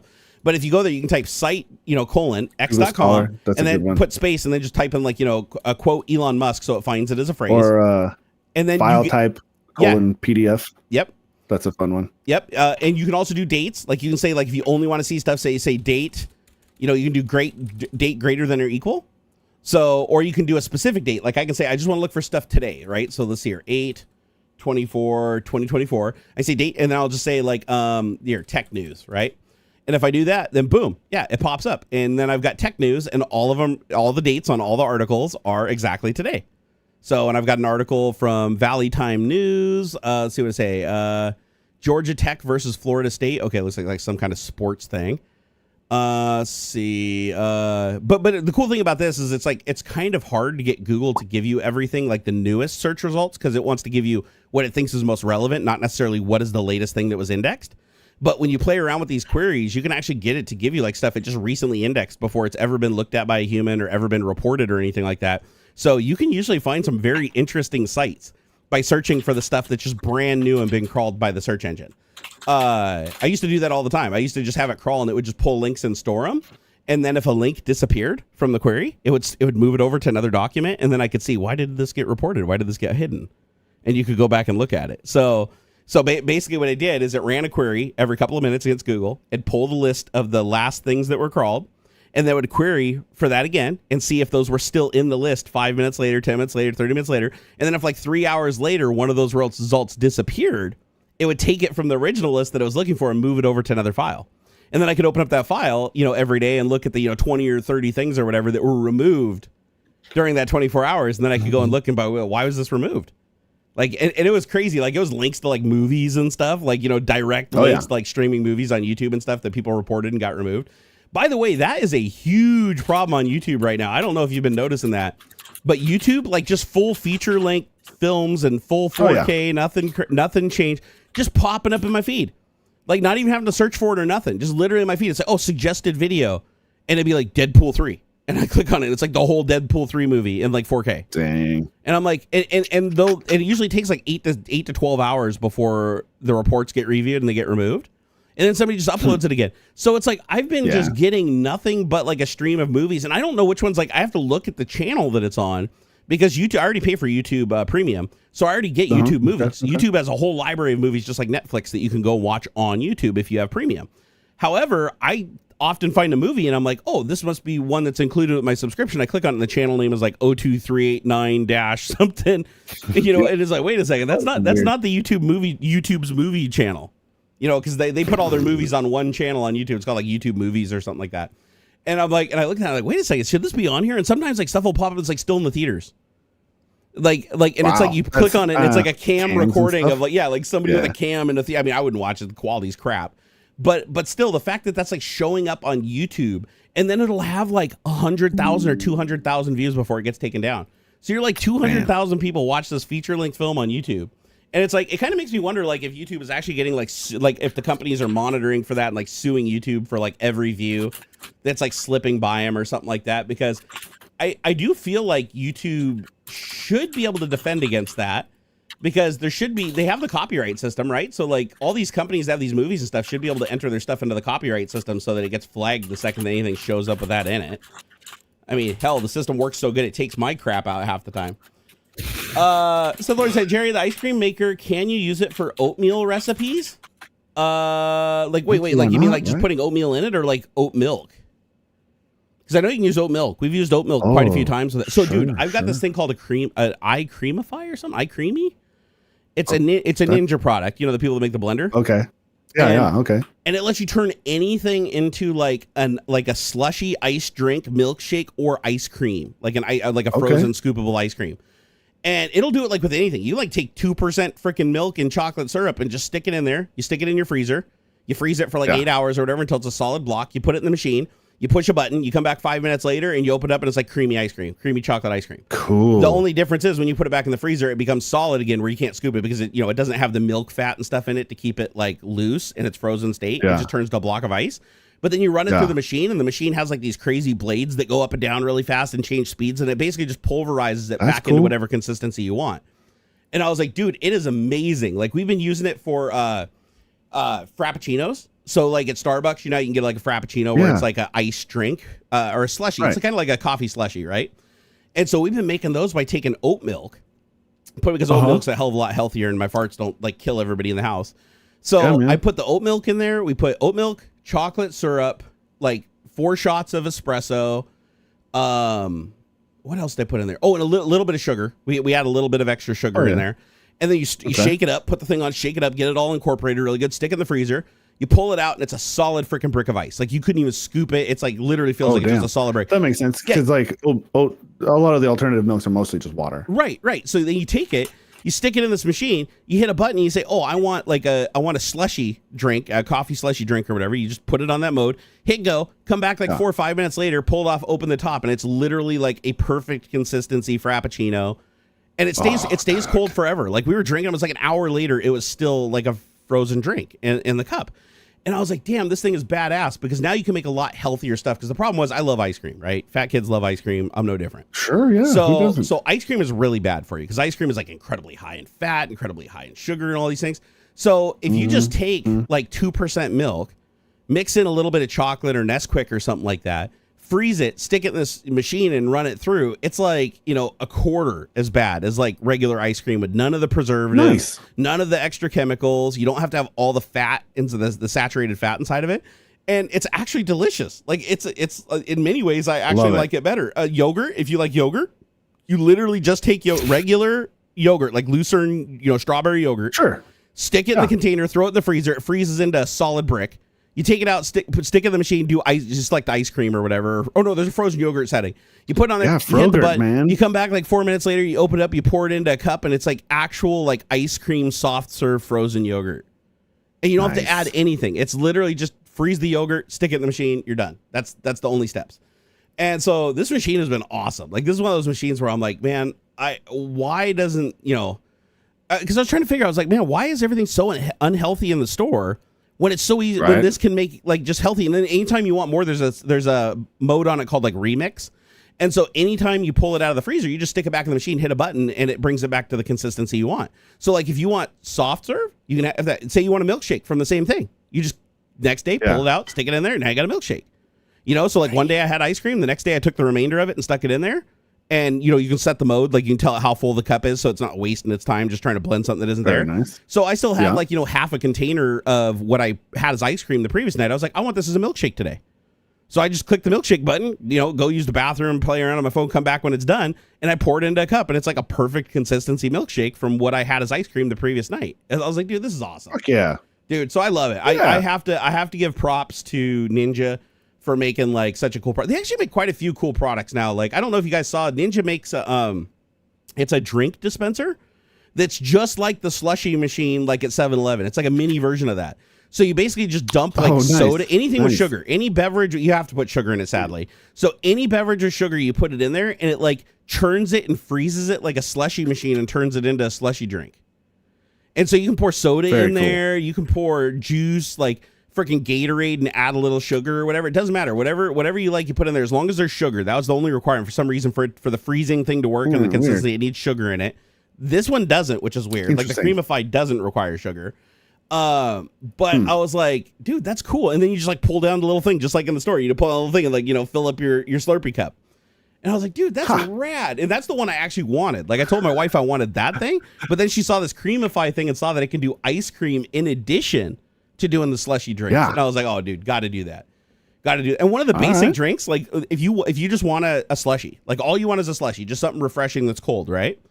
All you do is pour water and the syrup you use for like coffees and Italian sodas like Torani and Da Vinci and stuff. Oh, yeah, sure. You just water, syrup. That's it. Water and like, 2 shot glasses of the syrup or whatever in the big container.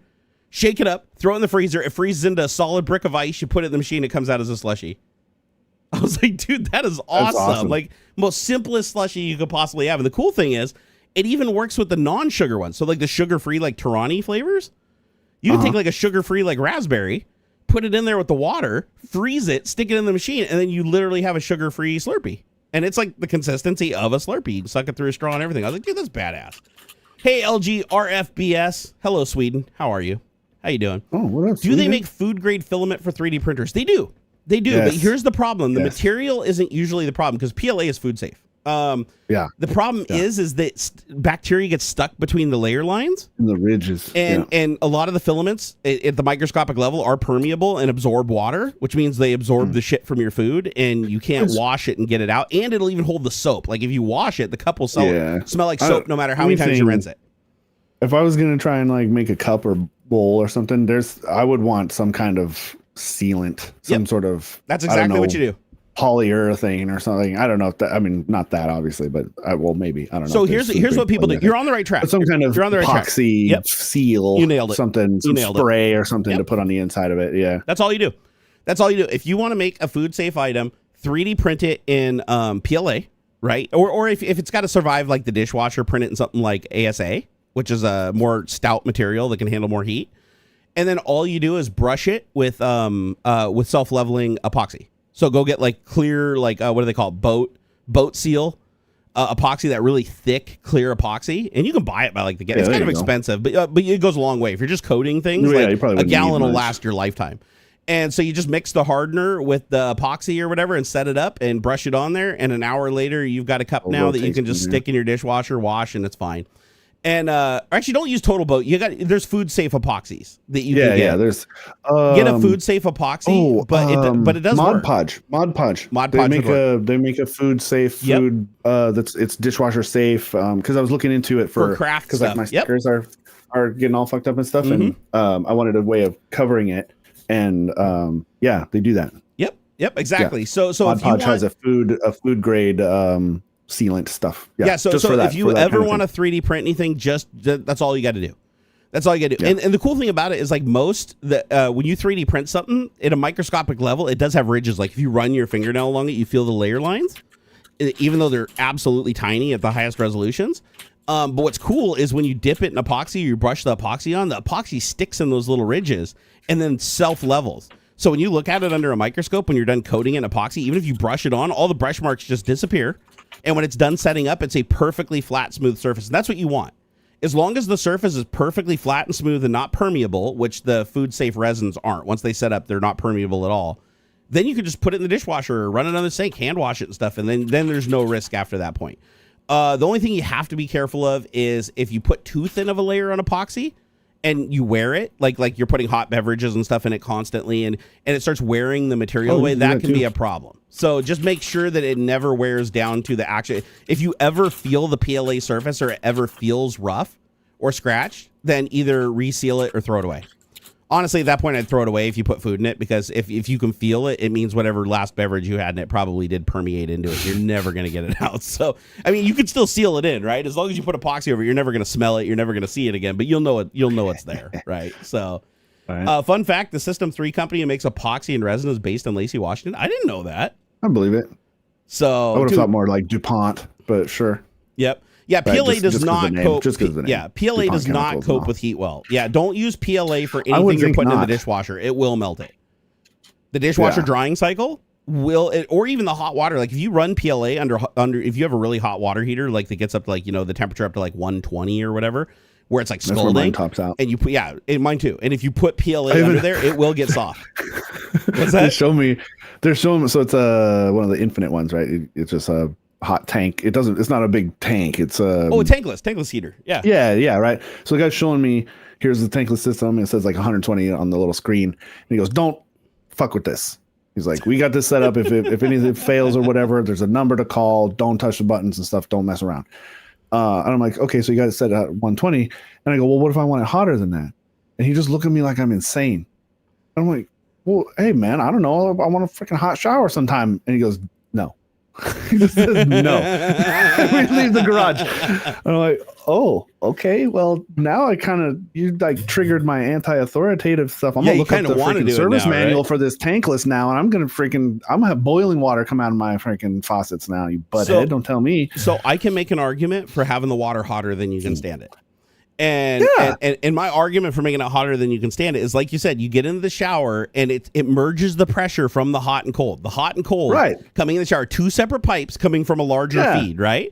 So you get more pressure if you use a shower. Yeah. So if you make the water super fucking hot where you can't stand it, that means you can mix more cold water into it and increase the pressure. So especially in my tub, like the tub has two handles, right? So that's two individual lines. But the shower, it clearly mixes them back there behind the thing, and so it's always the same pressure. And that would be Actually, there's another thing while we're on the shower thing. What's that? I wish my knob is like it's like a range, right? You turn the thing. Don't talk about your knob and move your hand like that. Like, what are you doing? Or the handle, I should say. The handle is like, it's like on instantly, right? And then you have a range from like cold to hot. Yeah. I wish it clicked. I wish it had like a little ratchet thing in there. Not a ratchet that would stop, but just something that clicked so that I could go all the way hot. Because I don't want to take a shower that's all the way hot. Right. I was really just curious when I was talking with the guy. Yeah. I'm not ever going to want to bump up more than 120. I was just curious. Well, what if I do? So I crank it all the way hot, but then like I want to go like maybe 8 clicks cold, and I want to do that every single time. It would ease my brain. I would, because like sometimes I could fuck with the thing. I go, oh no, that's too cold. I got to bring it back. Oh no, that's too fucking hot. But if I could go all the way hot and then click it 10 times colder and like know that that's where I like it, and it would be the same every time, it would be the best, dude. Or a digital thing, say boop boop beep boop beep. I always want it 112, like perfect. Oh no, I think I accidentally left my neck cooler on last time I set it on the desk, and it's dead. Ice. I wanted to use it. I'm sweating right now. Jerry iced his neck. Oh, there it goes. Yeah, clicks would be great for that. See, I'm glad I'm not the only one. I bet everybody who likes that idea is mildly neurodivergent. Probably.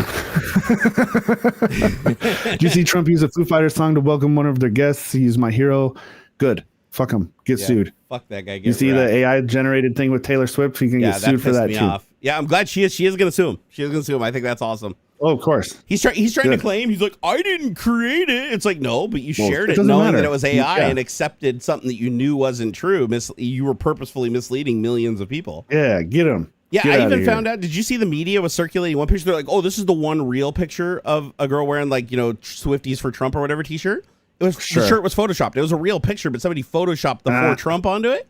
And everybody was going, oh, this one picture is real. It's like, no, the picture was real before they photoshopped it. Now it's not real. Trouble. That poor lady got like death threats. The lady that was a Swiftie, because they photoshopped Trump on it and circulated it, made all the news outlets, like they were all equally guilty of circulating that thing. She's like getting death threats and shit from people. And it's like, she doesn't support him. She hates him. She's a Swiftie. You can't be a Swiftie and like Trump. That's like those things. That's like, that makes no sense at all. Yeah. Good word. It's like you can't be like, oh man, I'm a huge. I love the Jewish people, but Hitler was awesome. You can't do that. Like they're not compatible. Same thing with Swift and Trump. It doesn't work. You can't do that. So he's gonna get his ass handed to him. But here's the thing: he has a history of using songs without asking permission. Like apparently he's been doing that all the way back to 2016. Like many bands have come forward and said we want to make sure the public knows we did not give him permission, because people keep saying, oh, he's playing their song, so they must have got permission, therefore they support him. And they're like, no, we don't want him playing our song. He just does it, and he's the president, so we can't really stop him. Without permission. Yeah, exactly. Yeah. So, but the cool thing is the other side actually gets permission to play their songs, and they usually give it to them. So, which is nice, because they do things legally, and you should do things legally, because that's why we have a legal system. Doesn't always get things right though, but hey, we got to work on that. So if I'm correct, Celine Dion, Taylor Swift, and Beyonce are all suing Trump over copyright infringement right now. He's toast. Good. Here's the thing: he already owes like $500 million. He's not even gonna be able to pay that. So I don't know. Yeah. Maybe he just doesn't care. Maybe at this point he owes so much money he just doesn't care. He's like, I already owe I owe 90. He's like, I owe $90 million to Eugene Carroll because I raped her. Oh, and I owe 400 and some odd $50 million to New York because I defrauded everybody and my charity and got canceled. I think he probably at this point doesn't care. Like it's gonna be like he'll owe $90 billion and he'll just be like, oh, I'm gonna go bankrupt. It'll be fine. I'll just bankrupt. That's what everybody does when they their debt exceeds their wealth. Then they're just, I'll go bankrupt. We're good. And then I'll go access my Swiss bank account that has like $10 trillion in it and disappear somewhere. So I think that's what Musk's going to do, honestly. I think like once Musk like gets his desserts, he's probably going to be like, oh, I'm going to go live in this other country over here. He'll probably pull a Snowden and just go like get asylum in Russia or something. There's like an open call for like people to go move to Russia for, you want to escape the liberal hellscape of the Western world, come to Moscow, because that's a great idea. Did you hear about the racist Canadian family that went there? They got that like it was not what they were expecting. Man. So like I'm not surprised. So this Canadian family, they have a YouTube channel, it's still up today. Every once in a while I see a video from them pop up. But this Canadian family that has like a shitload of kids, right? They were super racist and homophobic. So they're like, we're going to Russia where it's like it's all about the white Christian, no gay people, right? Yeah. So they sold everything, and they were well off. They were wealthy. They had a huge farm in Canada. They were doing well. They're like, nope, we're going to Russia, and they go down to Russia, and it's like the citizenship thing got fucked up. They froze their assets for like a year. They couldn't buy anything like a farm or anything like that. So they had to like live with other people. And I guess now they're doing better. They like finally found a farm or something like that, and Russia's actually kind of helping them out a little bit. But man, they made a video where they were like, oh, this isn't very good, and we're thinking about going home. And then their very next video the next day was like, oh, everything we said yesterday was a lie, and we didn't mean it that way, and you guys completely misunderstood. We love Russia, and Russia's the greatest place ever. Whatever. And they literally got like a visit from like the black suits saying, oh, don't No if you doubt. talk shit, you're going to Siberia. So they had to go and change their video. Now every video they made after that, even though they were like starting to kind of shit talk Russia a little bit and saying that they might have made the wrong decision, now every video is like, we love Russia. Russia's so amazing. We're so happy we're raising our children here. The children all look absolutely miserable. I was like, dude, you get what you deserve, man. You get what you deserve. If you're moving because you're that fucking racist and homophobic, you deserve to get everything that comes with that life. Go. It's fine. Yeah, because if you hate those people, there's other people that hate you for everything you liked, and now you're experiencing that. Everybody's looking at you as the Westerner guy, right? In Russia, now they're looking at you as the immigrant that's stealing their jobs and everything. So they're tourist. Yeah, you're the tourist now. It's like, how's that feel?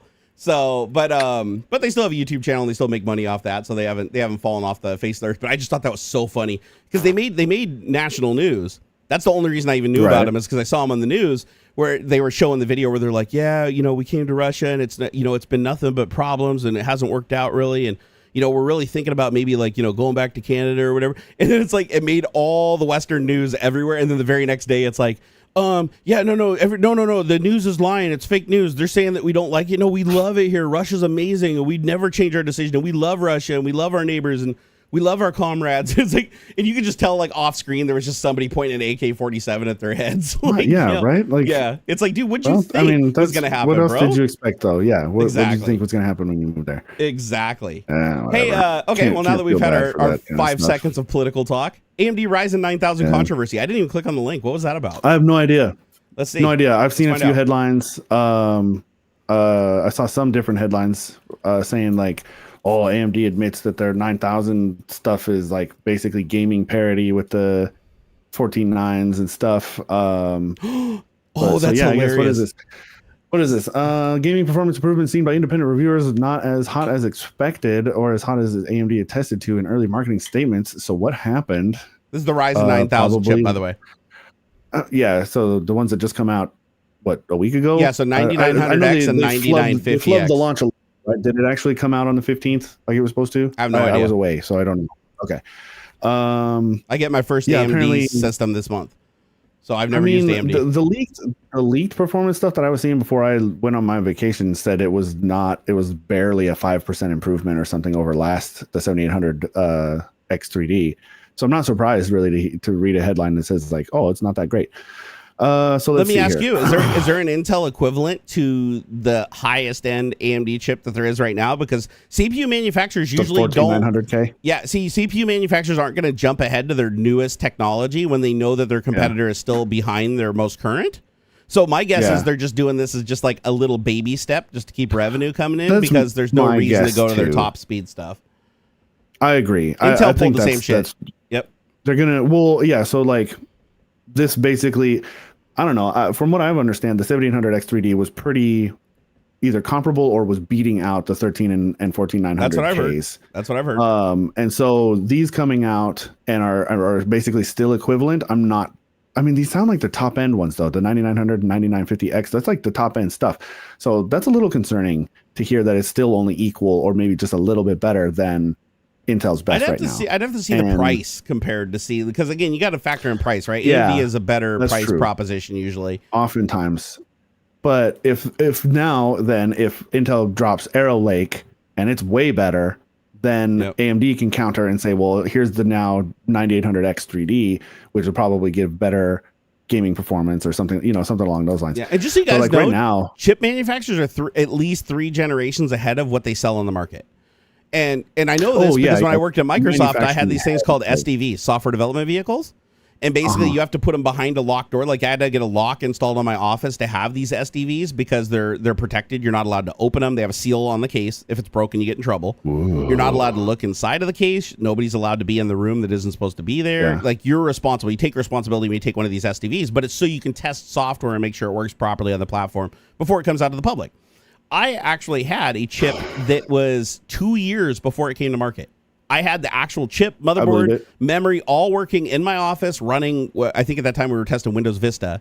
And that chip that I was testing in that box didn't come out for 2 years, like to the market, like it's new to the customer. And I had it 2 years prior. So that just tells you, like, CPU manufacturers are way ahead of the ball. They develop the technology way in advance. And then they just kind of like trickle it out to the customer. At least back then they did. I don't know how much closer they are to like now that they're competing with AMD and maybe now they're at their peak because they're just trying to keep up with each other. But back when Intel was just like king shit, they had so many generations of chips that they didn't even entertain the idea of releasing to the public when they could have, just because their current generation chips were still selling so well and still were so much faster than the competitor. But then they get comfortable and they get complacent, and somebody sneaks up on them, puts a gun to their head, and AMD comes out swinging. I'm getting my I don't know. This seems weird. I'm getting my first AMD this month. AMD this month. I'm getting one. Nice. The 7800 or I have what? no idea. It's in a laptop. Oh, nice. It's in a laptop. It's in a laptop. It's in a laptop. Hey, that's fun. Hey, if it makes sense, it's a framework laptop. It works. I mean, I have I think. Wait, did I bump to my 5900, or am I still? Let me see. What is it? I think I might still have the 5800X. I'm actually pretty excited because this will be my first AMD chip. This will be my first AMD like actual CPU in a system since a K5. Yeah. Okay. I still have the 5800X in my machine right now. What was the K5? 96? Was that like 1996 K5? The K5 chip from AMD? I want to say that was like 1996, 1995, somewhere back then. That was the last time I had an AMD. After that, every system I've ever had has been Intel since then. I haven't had anything but Intel. So I'm kind of excited to try AMD now. I had there was a gap. I had a gap where I wasn't into PCs for a while because I was moving around a lot and didn't have much money and stuff. Yep. My last one before that break was AMD. It was just before the Bulldozer stuff, the FX series of CPUs. It was just before that. And it was like a 2600X or something. I can't recall. I was still on Windows XP at that point. This would have been like 2004 or so, 2004-ish. Okay.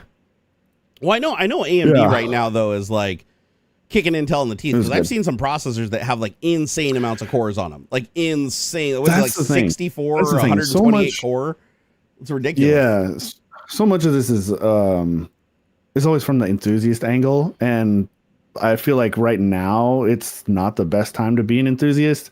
You got Intel's top end problems going on, and I've been unplugged for like the last 2 weeks, so I know the microcode thing got pushed like a week or so ago, but I haven't seen anything yet on whether that's what good is that doing or not or what. Man. So I think on the CPU side, you're probably better off AMD right now. If you already have an Intel 13 or 14900K, I would honestly apply the microcode update wherever you can and investigate a warranty claim with Intel. Make something up if you have to, in my opinion. Because even if you haven't encountered any issues with your Intel 14, especially if you're a gamer, your 139 or 439, and you haven't applied the BIOS settings from like earlier in June that some of the enthusiast people were putting out. I think Power GPU put out a little video on their recommendations. You could always follow Puget Systems settings as well. You won't get a big hit to your performance, but if you have been operating under the defaults, or if you bought it pre-built and just trusted them to set it up, your CPU is probably damaged at the Intel high end. And man, yeah, I would, like I said, apply the microcode updates, whatever you can. I'm sure there's been BIOS pushes and stuff lately. Down volt, or just set your power settings appropriately. P1 I think is like 125 watts, and P2 is like 280 or something like that. Jim the Evo said he pushed his Threadripper to all 28 threads a few weeks ago. So wait, 128 threads, is that like a hyper thread thing, or is it actually 128 like actual like threads? Or are they hyper core-ish threads? I think hold on. Did they do a proper 128 core Threadripper? That might have been Threadripper Pro. I could have swore I saw like Wendell rocking a 128 core AMD chip. The 3990X Threadripper is 64 128 threads. 128 so like hyper-threaded. Okay. So it is like hyper-threaded. All right. I think you'd have to jump. I think to get 128 proper cores, you'd have to jump to either Epic or Threadripper Pro. Did Intel actually drop hyper-threading? I heard some rumor about that like hyper-threading was going away or something. I think coming up in the next, not I don't think with Arrow Lake, but maybe down the road. I've heard similar rumors. I think what they're doing is they're investigating a similar sort of like chiplet design that AMD is using. And so they're like gonna rebrand it as the P core E core kind of thing or something. I don't know how they're gonna get away with it.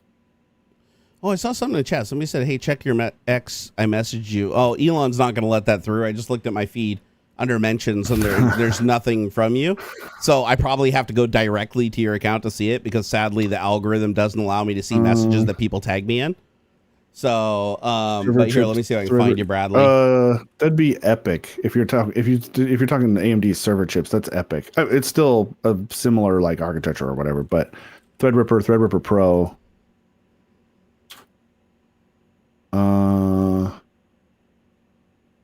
That actually looks pretty cool.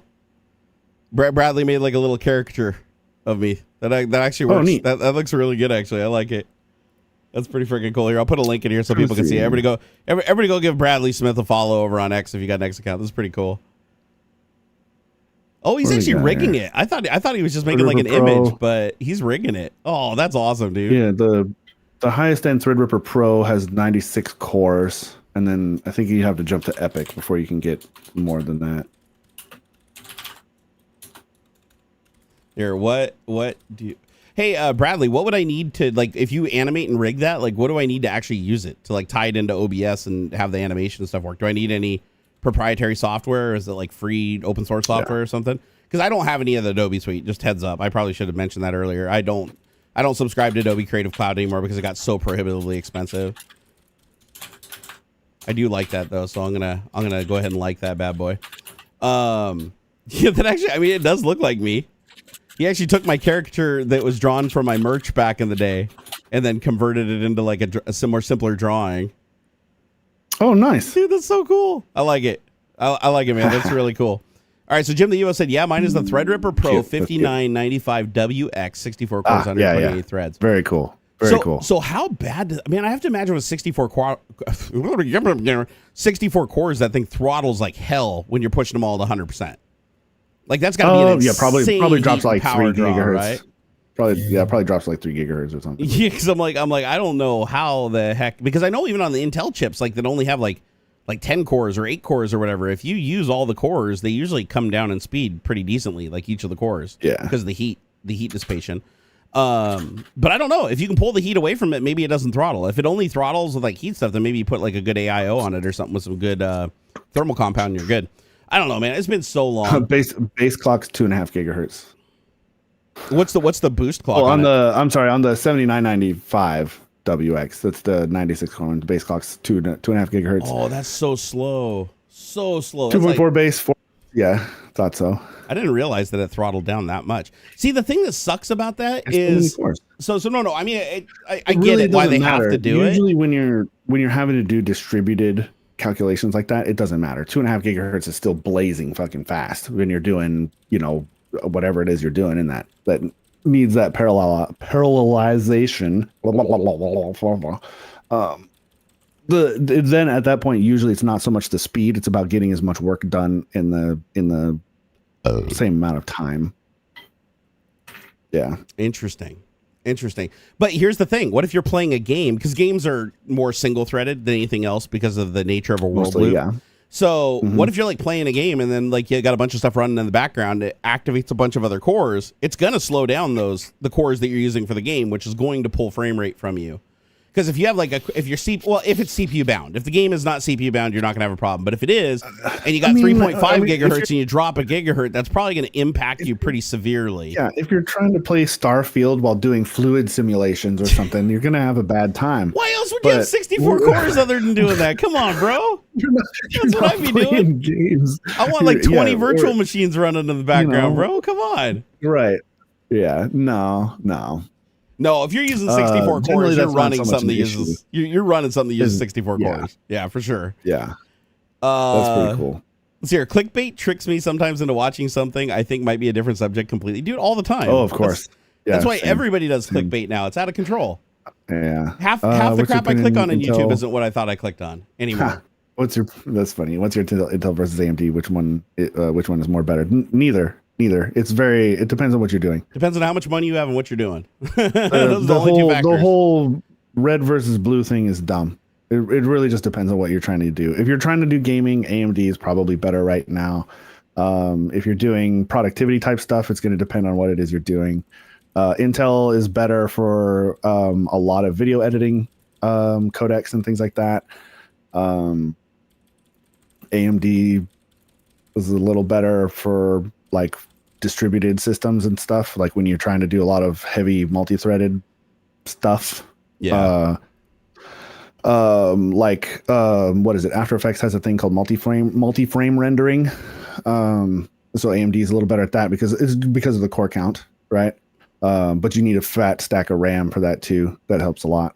Things like that. It just depends. Multi-threaded programming is a lot harder to get right than single-threaded programming. Insane. But I will say that with like the .NET framework and a lot of the object-oriented programming languages, now you don't really have to worry about multi-threaded programming anymore. Like I shouldn't say that. Like there's still an advantage to knowing how to do it properly, but there's so many frameworks now that just give you that pipeline for free. Like basically you just say, I want to do something and it figures out if it can be parallelized or not, or parallelized, and it does it.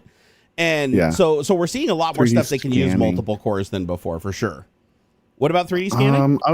I'd say I suppose it depends on how you're doing your 3D scanning. I haven't delved into like Gaussian splat or whatever it is these days. I know back in the day, like photogrammetry, when you were doing like a lot of point clouds and stuff, then multi-threading was really good for that. That's most of the 3D scanning that I see even today is where they project the IR point cloud and then use cameras from multiple perspectives and like a vertical or a horizontal line. And they'll use the cameras from multiple perspectives to measure the deflection of the line and then this distance between the spots and then regenerate it. Point cloud from it. And that is pretty heavy. Like that's computational heavy, because I watch a guy who he's 3D scanned an entire car and he had to have like a 4070 or something, a laptop of the RTX 4070. And he said it was maxed, like the CPU and GPU were maxed the entire time. And it was actually chugging. Like you could see when he was scanning, like the frame rate sucked in the software. Like it was hitting everything 100%. Yeah. But he said, don't even try this if you don't have it. As a matter of fact, the scanner he was using said you had to have an Nvidia GPU, like specifically because he used CUDA. That's a big one because of CUDA. Yeah. But I would like to pick a CPU that does all things. Then I would recommend Intel. I know I just said like, oh, be careful and stuff, but and really only because you said video editing and you're probably like going to be editing videos like from your cell phone and stuff that are done in HEVC or H.264, H.265 kind of thing, where it's the frame interpolation or whatever. The quick sync that's on the Intel CPUs is better for that by a smidge, actually by quite a lot. Or go AMD, double down on the gaming and multi-threaded side, the core count side of things. Pick up a cheap Intel graphics card like the A320, use that as an accelerator for your video editing, and an Nvidia GPU for your heavy duty 3D work and things like that. The truth is, anything that you're doing that's multi-threaded floating point calculations, GPU is always going to be what you want. Like your CPU is just going to be... Nvidia is going to dominate in that space. As long as you have a CPU that can feed the GPU fast enough.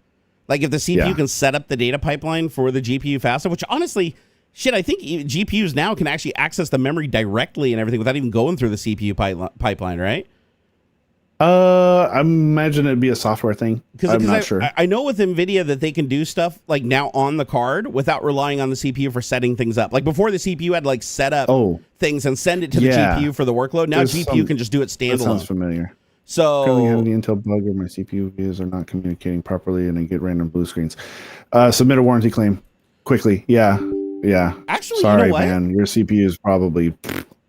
I'm still rocking a was it 95? Here, hold on here. Win sysinfo. Let me look here. So I'm still rocking the microcode X299, right? So I'm on an X299 platform. Nice. i9-7940X from 2017? Dude, that motherboard and CPU combo would probably still get you like $1,000 on eBay right now. The X299. The HEDT stuff for the X2. Look it up. Oh, I might sell it then because I do actually need the money really bad right now. Don't tell anybody that though. Because you probably got the Gigabyte X299 designator. Yep, I do. Or Aorus, the Aorus 7 Gaming. Oh, the Aorus one. Okay. Oh, that's probably a little better because people will actually build like gaming machines around the X299 setup. Whoa. Yeah, the Yeah, CPU that alone is probably going like for $600, money. right? Hold on, let me look up this. I look at the motherboard; it's like $300. Yep. Let me see. Where's the? Okay, so this is the i9-7940X. All right, hold on. i9 7940X. Why are they going for so much money? Because Intel dropped the HEDT side of things. $165, and they're not even selling it. Oh, for the CPU? Yeah. Oh, that's a shame. It's a pretty old CPU. I mean, it's 2017, so I couldn't imagine it's going to be that still good great. money for the board. At yeah, least. the board brings money. That's like half of retail, I think. Well, the goal is I'm gonna actually throw this in the system for my son. So this is gonna be my son's first desktop computer because he always does laptop stuff and iPad stuff. I want to give him this. Turn it into a Minecraft server. Yeah. The thing is, they dropped Intel dropped the in between processors from their core, and then you'd have to jump up to Xeons. The X299 was like a, what do they call it? HEDT, right? A high high-end desktop, essentially. It was like a blend between the core enthusiast stuff and the Xeon workstation style or real high-end worker class stuff. And well, you know the CPU for the last few decades. When you guys put the CPU in the system, it was a $1,500 CPU. Yeah, like in 2018, I think it was 2017 or early 2018 that you guys built this for me, and it was or Puget Systems built it for me, and it was $1,500 for the CPU on the invoice, and I was like, God damn, for like one CPU, Jesus. And at the time, it was like the top dog CPU. Yeah, they still rock really well. A lot of people still using them for virtualization and things like that. Did you know I can't max out in everything. If it's CPU bound, I can't do it, but I still can max out with a lot of things my 4090. So even with this really old CPU, I've been able to take my 4090 up to a full 540 watts at 100% load. Yeah. And like doing benchmarks and doing CUDA stuff, right? And AI stuff. Yeah. So that's kind of cool. That series was also one of the last sets of boards, if I remember this correctly, that you could get full bandwidth X16 on all 4 slots without a PLX chip. And so there's less slowdown. One of the last you could do like four full bandwidth graphics cards, though even still you were never saturating X16 PCIe 3. But I think it's PCIe 3 in that. If I remember right, this only has 3 slots that will fit a GPU that are dual size, but they'll all do X16. Okay. They'll all do X16. X16. Designaire one would do 4. The Designaire would do 4. Also know it can run all the RAM at full speed too. It doesn't do that half channel bullshit or whatever. If you like pop, that's weird. It's better. It's better even to have them all populated. Yeah. In this board, but in modern boards though, I didn't realize this until like Wendell told me. Like there's the modern boards. Like if you put in all 4 chips, it actually slows you down. Like you want sometimes two bigger chips is faster than the 4 smaller chips. And I was like, that doesn't really make sense to me. Like why? Well, it gets funny because like something happens. It's like. It doesn't do the dual or triple channel correctly or something. There's something funny. But yeah, it depends. It depends. Sometimes it's better to have them all maxed out. And sometimes it's not.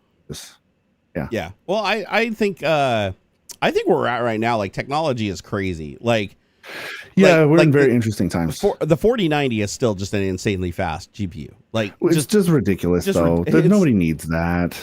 Come on. It's just, again, it comes back around to this like silly. Depends on what you're doing. Attitude. Depends on what you're doing. Well, there are reasons, but people, I don't know. I think the enthusiast community really got tricked when they dropped the Titan model and started calling them X90, right? The 4090 is a Titan card. It's the cross between going professional and or staying with the high-end consumer. And if you look at, I don't know, I've ranted about this before.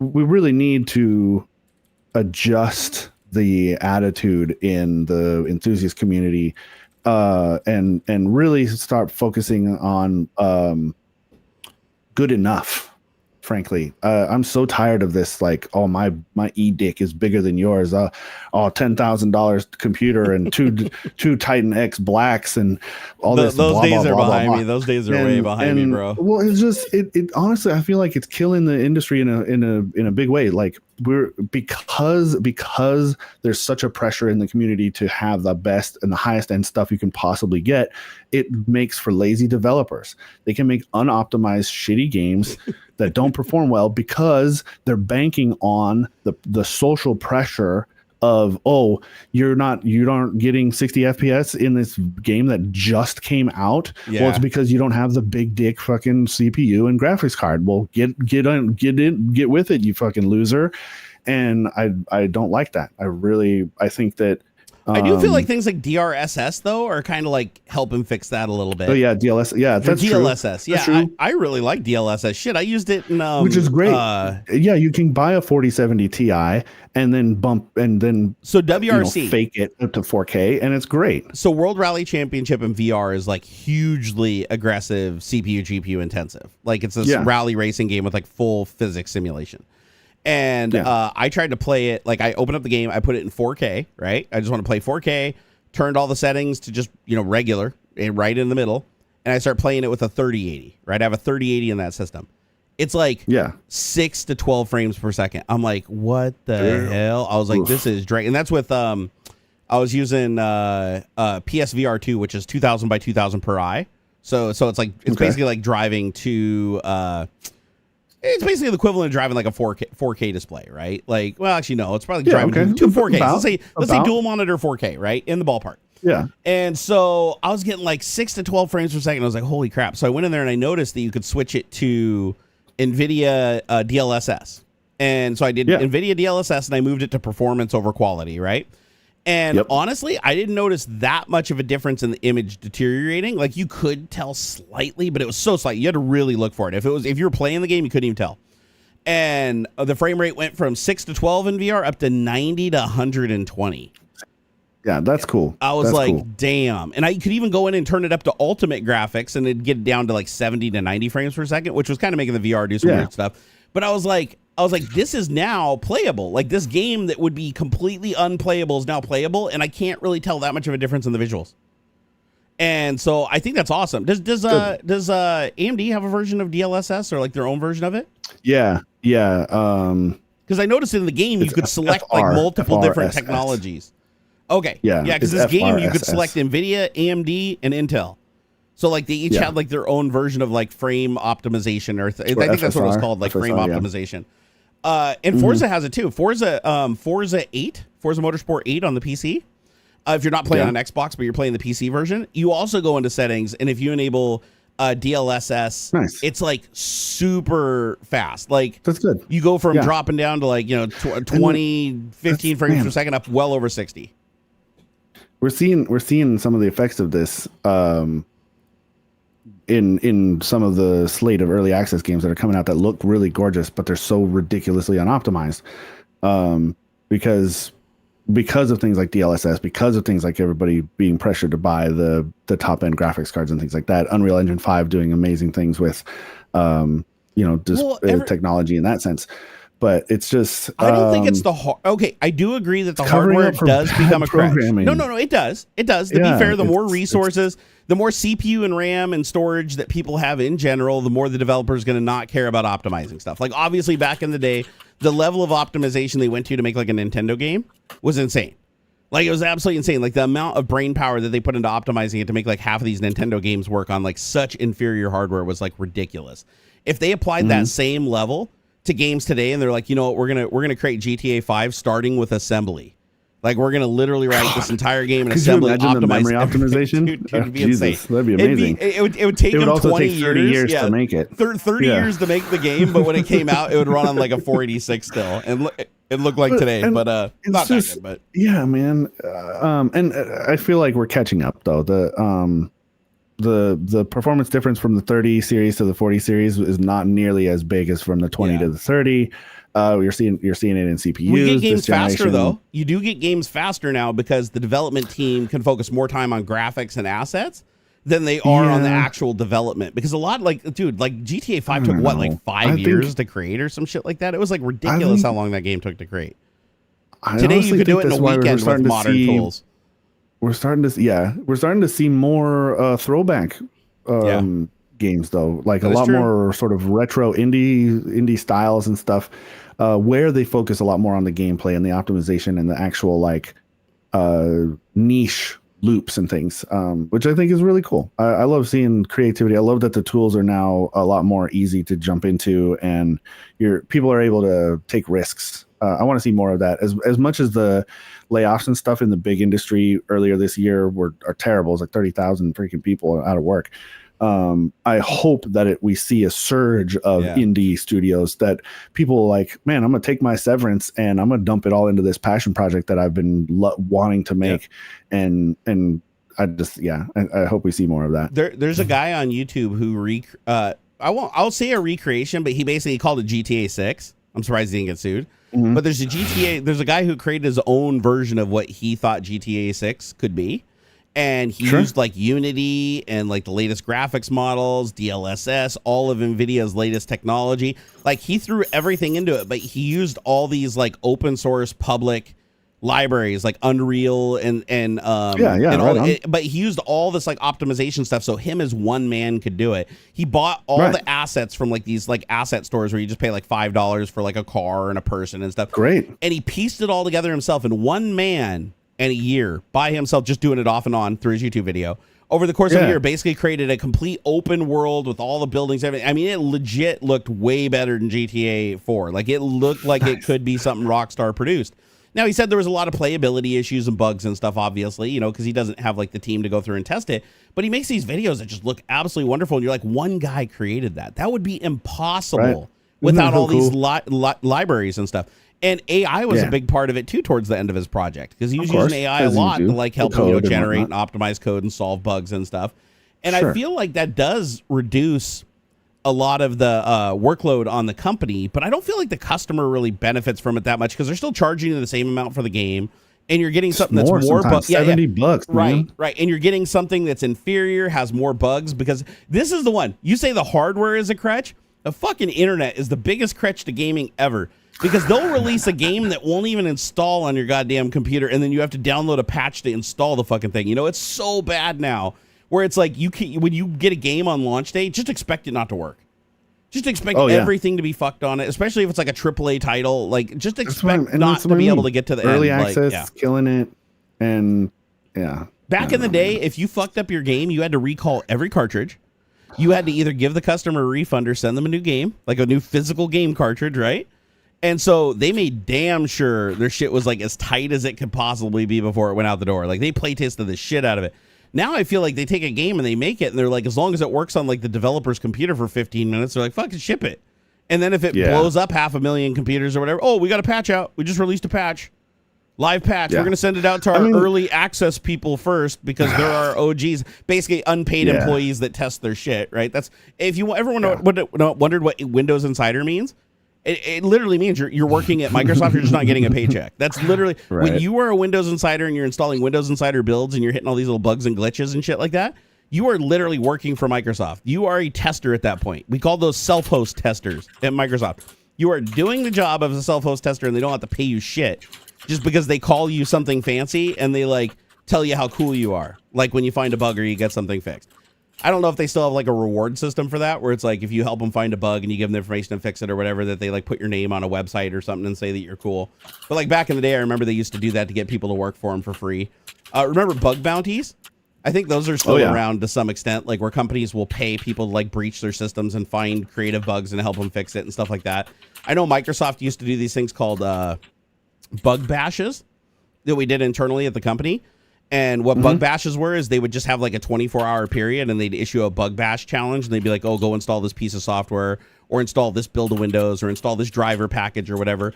And, you know, whoever finds the most bugs within 24 hours and files them and gets them approved so that they're not frivolous, the most approved bugs in 24 hours or whatever gets like a $5,000 bonus. I never won any of the bug bashes, but because I literally had another job to do, so I couldn't really dedicate the whole day to it. But yeah, there's bug bashes where there's people finding like 20 bugs like in 24 hours, like no problem, because the shit was so unstable and so broken. LGRFBS said, why can we not switch the GUI on modern Windows? On Windows 3.1, we had that if we need it. You can. What do you mean switch the GUI? Like put something else in there, like Explorer, like a different Explorer? Yeah, you can do. You can do a different. Yeah, you can do a different Explorer software and stuff for Windows. If you kill Explorer, if you open Task Manager right now and you kill Explorer, everything disappears. It's just a blue screen. It's just a background. That's it. It might still have your desktop picture. Icons. That I think it'll have the desktop picture. No, not the icon. The icon. Do the icons go away? Maybe not the icons. I don't think the icons are still there. Maybe not. Maybe not. I don't want to kill. I don't want to kill Explorer while I'm streaming. Yeah, I don't want to do that. It's going to be all weird. So when Explorer gets wonky on my system, I don't reboot. I just hit Control-Shift-Escape, which opens up Task Manager, and then I open a command window through Task Manager elevated, and then I do task kill space -F space Explorer.exe, which force terminates Explorer, because if you don't force terminate, then it asks you to reboot the computer. And then you kill Explorer, and then you just type Explorer.exe, hit enter, it opens Explorer. Explorer's elevated at that point. That's not really that's not really a smart thing to do, but it doesn't really matter as long as your computer's safe. Then you fire up Explorer again, and it fixes your problems. Like if Explorer decides to go all cattywampus and it doesn't work, that's how I kill it and recycle it. I used to it was so unstable in one of the builds that I actually had a macro on my Stream Deck. It would just task kill Explorer exe, just so whenever it happened, I could do that. Now, if you have GUI issues, you can do Windows Control-Shift-B. Microsoft insiders get paid? No, they don't get paid. Nope, they don't get shit, man. Dude, you're torturing yourself on your own. Nope, you're just slave to the Microsoft machine. That's what you are. Am I the only one who hits Control-Shift-Escape just to bring up the start menu? Control-Shift-Escape. That brings up Task Manager. That's Task Manager. Yeah, I use it a million times a day to open Task Manager. Escape. Yeah, it brought up the Task Manager for me. Did you mean Windows key X? Windows key X is actually one that I use quite a bit. That brings up. I like that one. It brings up the little. It just gives it gives you the power menu to get to everything, right? You can get to your network connections, disk management, computer management. It's all the important admin shit is on that menu. Control Escape for start menu. Yeah, that did it. But why do that when the Windows key is literally next to your control? Some keyboards don't have a Windows key like the IBM Model M. So a lot of people use the retro keyboards. So it just gives them away around the Windows key. My privilege is showing. I'm sorry. Just a little bit. I've actually been using Narrator a lot lately. I love Narrator. That's weird. What's that? Oh, like screen reader? It's like a screen reader kind of thing? Yeah. So Narrator. So if you just open it in Windows 11, Narrator is so much more advanced than the one that was in Windows 10. It's crazy. Here, let me pop it up here really quick. Task Narrate heading level 1. Can you guys hear that? Welcome to Narrator. Oh, you probably can't hear it, but they can. Where you can get help, access your settings, and learn about studio.u notifications/x and 5 more pages. Click on, it'll read. Notifications/x. Turn on task for heading level people. 1. God, welcome exiting Narrator. Close. Okay, we're good. Sorry. It was going on a little bit of a tangent. But Control Narrator, escape didn't do shit. So Narrator, the hotkey that I bound to it is caps lock. If you hold caps lock instead of just tapping it, it activates Narrator's hotkey set. And sometimes I don't like to read long things like articles and stuff like that or long emails. Oh, sure. So what I do is I just go to the email, and what it allows you to do is you can just go to the beginning of the email, put the cursor there, and you hit Windows key O once Narrator is active, and it'll read starting it wherever the cursor is. And it'll just keep reading until you stop it. And you can change the voice and everything like that. So whenever I want to read an email or something like that, I don't want to sit there and read something that's 5 pages. My buddy who's in prison right now, we write 20,000 character letters back and forth through this because it takes a week for it to get looked at and shit. So it's it takes longer for an email to go between us than the physical mail system twice over. So we try to put as much shit into every, plus you got to pay 25 cents. You have to buy a digital stamp, right? So we try to put as much shit in there as we can. And so when he sends me a message, I'm like, man, I don't want to sit here and read 20 pages, right? So I just open up Narrator, put sit back in my chair and just listen, right? And just let it read the whole thing. Yeah, right on. And then if you miss something, if you miss something, you hit, I think it's Windows key, it's either Windows key L or I, and it'll go back a paragraph or go back a sentence. So if you miss something, you can go back a sentence or go back a paragraph. Here, hold on, wait, listen, quiet. Oh, come on. Boo. Oh, what do you mean boo? That was a gorgeous fart. That was gorgeous. Hey, type 1 in chat if you have a fart fetish and I just made your fantasies come true. Come on. Gross. There's got to be at least one. Banned. There's got to be one. Everybody who types 1 is getting banned. I'm timing you all out, you nasty fucks. Well, there was 213 people in here before I said that. Now it's 208. Yeah, so we did grow some people out there. My bad. Yeah, Bradley Smith said MS 0. Power Toys, right. the best Windows 10 and extras on Windows 11. Dude, the Power Toys have expanded dramatically. There are so many Power Toys stuff now. Oh my God. You know what my favorite Power Toy is that I've been playing with lately is Fancy Zones. Your vibrator thing? Oh, not that kind of Power Toy. My bad. Whoa, easy there. Easy, Cobra Tiger. Although, hey, if you guys want to make your wife or girlfriend look really happy, I got a little piece of advice for you. Go to Amazon and buy a thing called a Ben and Brad percussion massager. Ben and Brad percussion massager. Okay, I think it was on sale when I bought it. They're expensive. It's basically Theragun's competition, but cheaper. Here, Ben and Brad. It's called the D6. Let me pull this up here really quick. I gotta show you guys this. If you buy this. And do you guys have a recommendation to Windows 10 Fi, Windows 11? Yeah, dude. Not at this moment, but I had to do some fussing around on my work laptop to make it feel a little bit more like Windows 10. Mostly it's about the start menu. I don't like the big extra wide start menu thing with all the ads and like the tiling and stuff like that. That took me a minute to figure out how to tweak that. I think the MS Power Toys thing is a good place to start.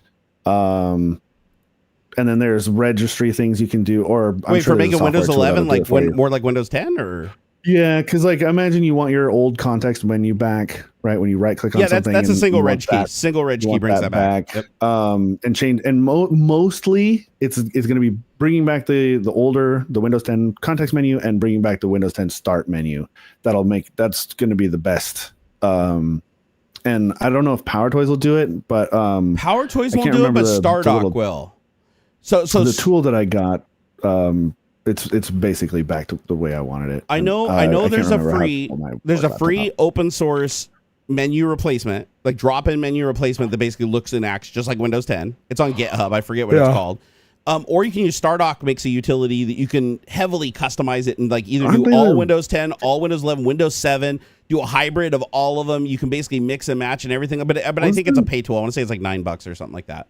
Wasn't Stardock? Didn't they make like a kernel level DRM that like back in the day? Isn't that what like one of the old school like super insidious kernel level DRM thing? Wasn't that Stardock? That I don't know. They made Sins of a Solar Empire. If you ever played that game, that was like a really fun like turn-based strategy game. But they do have like Fences is pretty cool. Like I like their Fences product. I haven't used it in a long time, but it's really cool. I remember back in the day where you can make like the little things on your desktop and like put your little icons and stuff in like little individual windows. That was pretty cool. The one that I'm thinking of is called Start 11. So let me see, is it free? Let me see if it's free. There's a free try it now version, or there's like a premium get it now pay for version.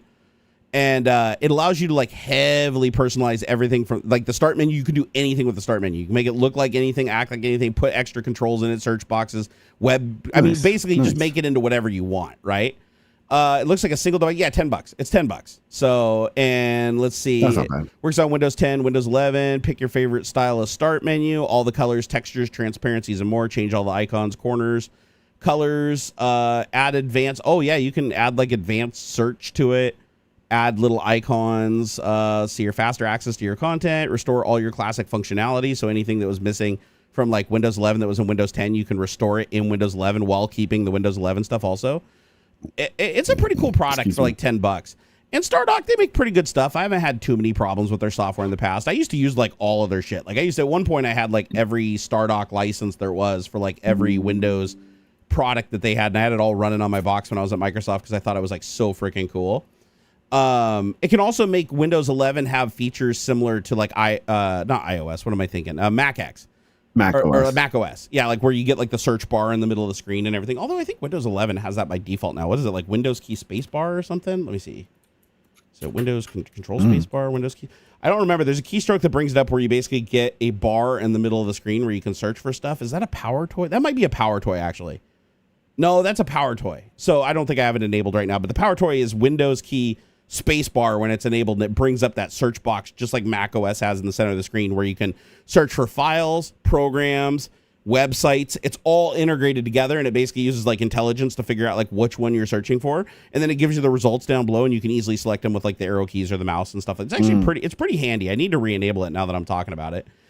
They also make something called Object Desktop that's pretty cool. They make a product for doing like widgets on your desktop, like if you're into like widgets and stuff like that existed in Windows 7.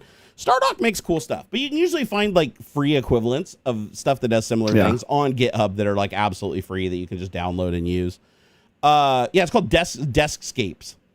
So Deskscapes was like, you remember Dream Scenes where it had like animated wallpapers? That was in Windows Vista. Yeah, they brought that back with this Deskscape thing. And now that you got like so much GPU power, it almost makes sense to have it, right? To have this cool animated background and everything on loop, because they removed it from after Windows Vista because it was just so resource intensive. But now like every computer has like 64 gigs of RAM and like a freaking RTX graphics card with like, you know, it kind of nowadays it'd be fine to have that feature come back. Power toys, though, one of my favorite ones is called Fancy Zones, and you should give it a try, because if you who here uses the Windows key arrow keys to like snap windows, multi-desktop thing? Yeah, I love it. So if you grab a window, in Windows 10 or Windows 11, and you hold down the Windows key and you push left or right, it'll move the window to different zones. And so the little quadrant thing, like it splits up your. So, that's neat. So in Windows 11, I do that a lot. Just hold the window to the side or the corners and stuff. Same thing. Yep. Yeah, I like that. But this can also do it in quarters in Windows 11. In Windows 10, it only moves it to one side or the other. So you have two windows on one screen. In Windows 11, by default, you can do quarters. So if you hold down Windows key and push over and up, it'll do a quarter of the screen. Oh, can you do that by dragging now? If you drag it up to the corner, it'll split it into fours. Oh shit, it does. I didn't notice they fixed that. That's crazy. Okay. It didn't used to. That must have come up in a recent update, because that used to be a Windows 11 thing. You're right. That I don't recognize that, and I would have known because I use that feature a lot. So Fancy Zones adds on to it. So what Fancy Zones allows you to do is, instead of having like just have four, because by default you can either have half and half or quadrants, right? Fancy Zones let you break it up into many as you want across as many monitors as you want. So you could have like a third. So you could have like a third of the screen, then a bigger one in the middle, and then a smaller one on the side. You could have two small ones in the middle, and then little tiny ones on the side. You can do it where all three monitors, you can snap across all three monitors and do full screen across all three monitors. It's pretty damn cool. And you can switch between the fences, or I won't call them fences, zones. With hotkeys, so you can set up multiple different layouts. So you can be like, oh, do I want the quadrants for what I'm doing right now? So you can enable the quadrants, or you can do a hotkey and switch to your custom one that allows you to do like one screen maximized across two monitors, and then like five screens, in little strips across the third monitor. And yeah, it's super duper handy. Like if you take a little bit of time and just play around with it and get used to the hotkeys and everything like that, it's super powerful. It allows you to get especially if you have multiple screens or one ultra wide screen. Freaking fantastic. You'll love it. Oh, that's interesting. Hold on here. Very cool. I like that though. Entertain the troops here for a second. I gotta check something. You got it, boss. Oh, never mind. Just somebody delivering shit. I was like, who's on my front door? I gotta be careful because I'm a marked man right now. Expensive. What's that? It's freaking ridiculous. What's expensive? Oh, just chairs are expensive. Chairs, man. For chairs. like your office, like. Yeah, or like table, like sitting at a table or something. I think I'm gonna save up a couple payouts and redo my desk and chair. I do need a new chair because this one does legitimately hurt my back now. Like I'm to the point now where it's not comfortable at all anymore. It's not. It's a great chair. It's been a great chair it's not a DX Racer, by the way. I should remove that. So yeah, I'm like a pillow advertising for somebody else. No, this has actually been a really good chair, really stout chair, and I mean it holds me at almost 400 pounds, even though it says it's not rated for it. But did you get that at a PDX Land years ago? This one was actually given to me by the company. It's called here. Let me see if I can find the name here. Noble. It's a Noble King series. Oh, nice. Noble King series. Man, Herman Miller Arion, though, dude, that's like a $2,000 chair. I know that's hyperbole. I'm being hyperbolic. No, you're not. You're not. $1,500 is what they cost you. It is legit. Like straight from them, it's like 1805. Sweet. Once you do the options, you can get up to like $2,500 with options. So here, the classic, you can get the classic for $540. So my friend taught me a trick. if you want one of those Herman Miller chairs, yeah, it's $500. If you go to either on eBay or if you go to just look around for liquidation, office liquidation auctions, that's for sure. You can get them all day long for $400 or $500. And you can even look at it before you buy it. Much. No, not for a Herman Miller. It's not. Herman Miller's like lifetime warranty. You hold 2,000 pounds on the freaking piston. Like, they're crazy. They're so overbuilt. Man. All right. I mean, they guarantee their chair. Even if you buy their chair secondhand and you break something on it, they'll just send it to you for free. Herman Miller is if you were in possession of one, they're like the Doc Martens of chairs. If you were in possession of one of their chairs and it breaks, they will just fix it. Like, they'll send you the okay. Yeah. See, people are 10, 15 years. I guess if it parses out like that, it's one of those things where like it's buy nice or buy twice, right? Like you buy, why is a mattress $2,000? It's because you're buying it only once every decade or so. I legit wish I bought a Herman Miller when I had the opportunity to. I actually feel stupid that I passed it up. Leap?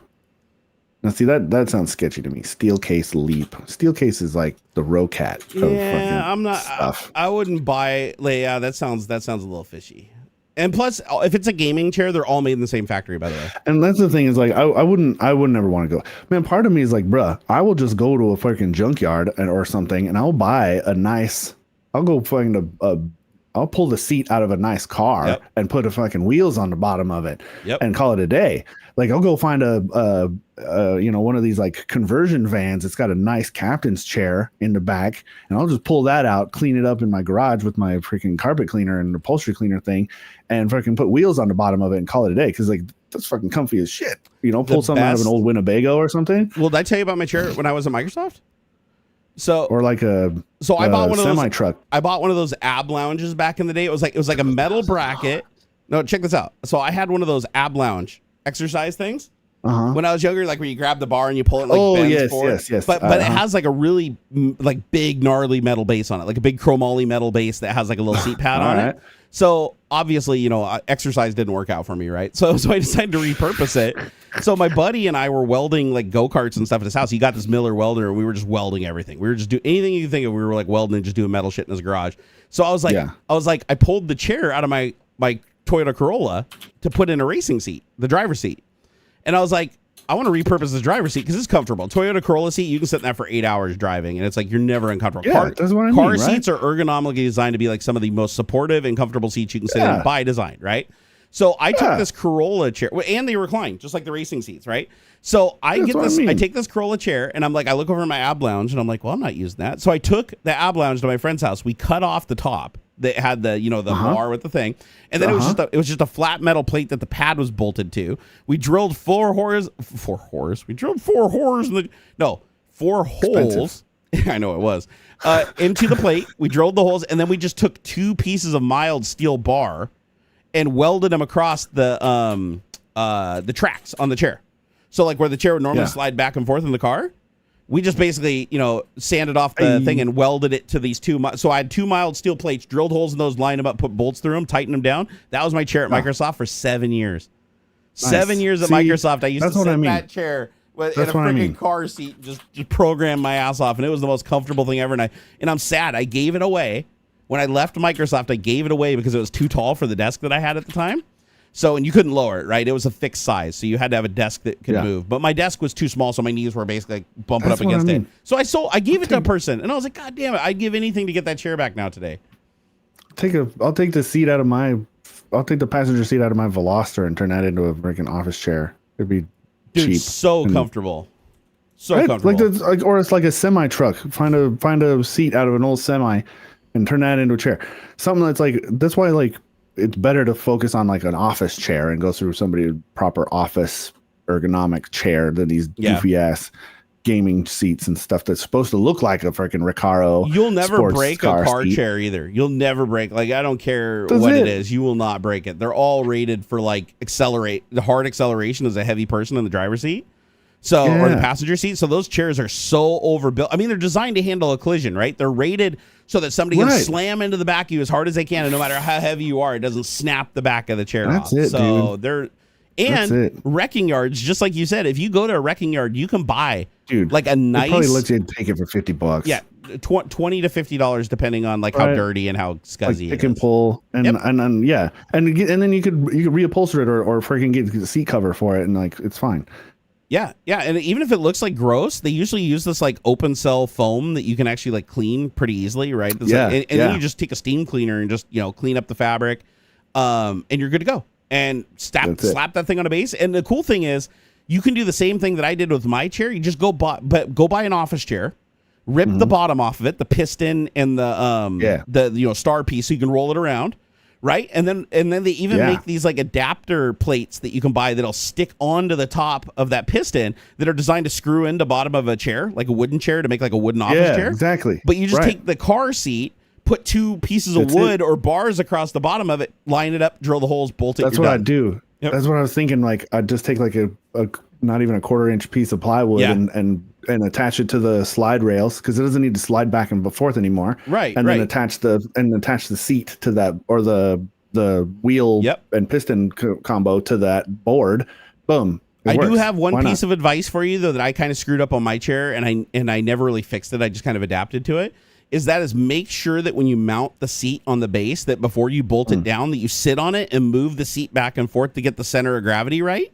Because if you do it too far forward or too far back, it'll have a tendency, if you lean back like this, it'll flip over backwards, which is what my chair would do. So I adapted to it by just not reclining it. I just left it in its normal position and put my feet on the ground. But if somebody came into the office and grabbed the handle and leaned it back like this far, they're like, oh God, and they're like flying back. So just make sure that you put it far enough forward that you're not falling forward when you're sitting in the chair, but then when you recline, it'll balance out and you won't fall over.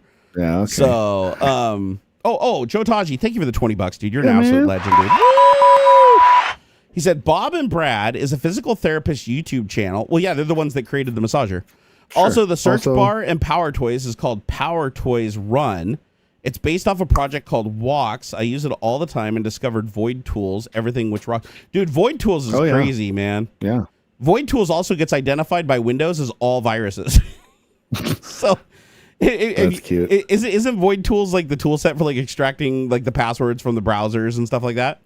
If I remember right, or am I thinking of something else? Jelly Bean for the keys. Let me see here. Void Tools. I want to say Void Tools was what I'm thinking. Oh yeah. Okay, so I think everything. Well, no, what is this? Everything? Don't add the freaking vehicle, you butthead. I'm just trying to. Wait, locates files and folders, names. Okay, this isn't what I was thinking. Never mind. Void Tools is something else. Oh, that's Nursoft. Nursoft IRC. Okay. No. So Nursoft Tools is hilarious, dude. It's scary. If you want to scare yourself on security, go to GitHub and do a search for like Nursoft. Or I think isn't nursoft.org? Nursoft. Hold on here. So I downloaded this, and as soon as I decompressed it into a folder, Microsoft Windows Defender flipped this shit out, and it's like virus, extreme danger to the manifold. It was angry, and I was like, oh crap, is this like did I get a virus infested version? Nope, it's because every one of the tools that Nursoft made does something that Windows does not want you to do. But for you, not to harvest data, not to steal anything. These are all. These tools are all legit. It's nursoft.net, by the way. Here, I'll put the link here for you guys. So Nursoft tools, there are about 1 million different tools. And oh my God, when you see what kind of data you can extract from Windows, you're going to be like, oh shit. You know this is a good tool because their website looks like it's from 1996. Exactly. It looks like it hasn't been updated. Frames. Yep. I think they're actually using frames on this website. Like, that's pretty cool. Yeah. So check this out. These guys are programmers, not web devs. I used a couple of the tools myself, and it's insane, dude. It's absolutely insane. So they have a wireless tool, like they have a tool for monitoring for wireless networks. They can pick up hidden networks. Like it actually picks up hidden networks that don't broadcast by basically just pinging a spectrum and tricking them into responding to you so that they can document them. So you can find hidden networks. There's a tool that extracts a password from every browser. So Microsoft Edge, Chrome, Firefox, doesn't matter. If you put a password into a box in that browser and it is cached in a session token somewhere, it will extract it back into the original password.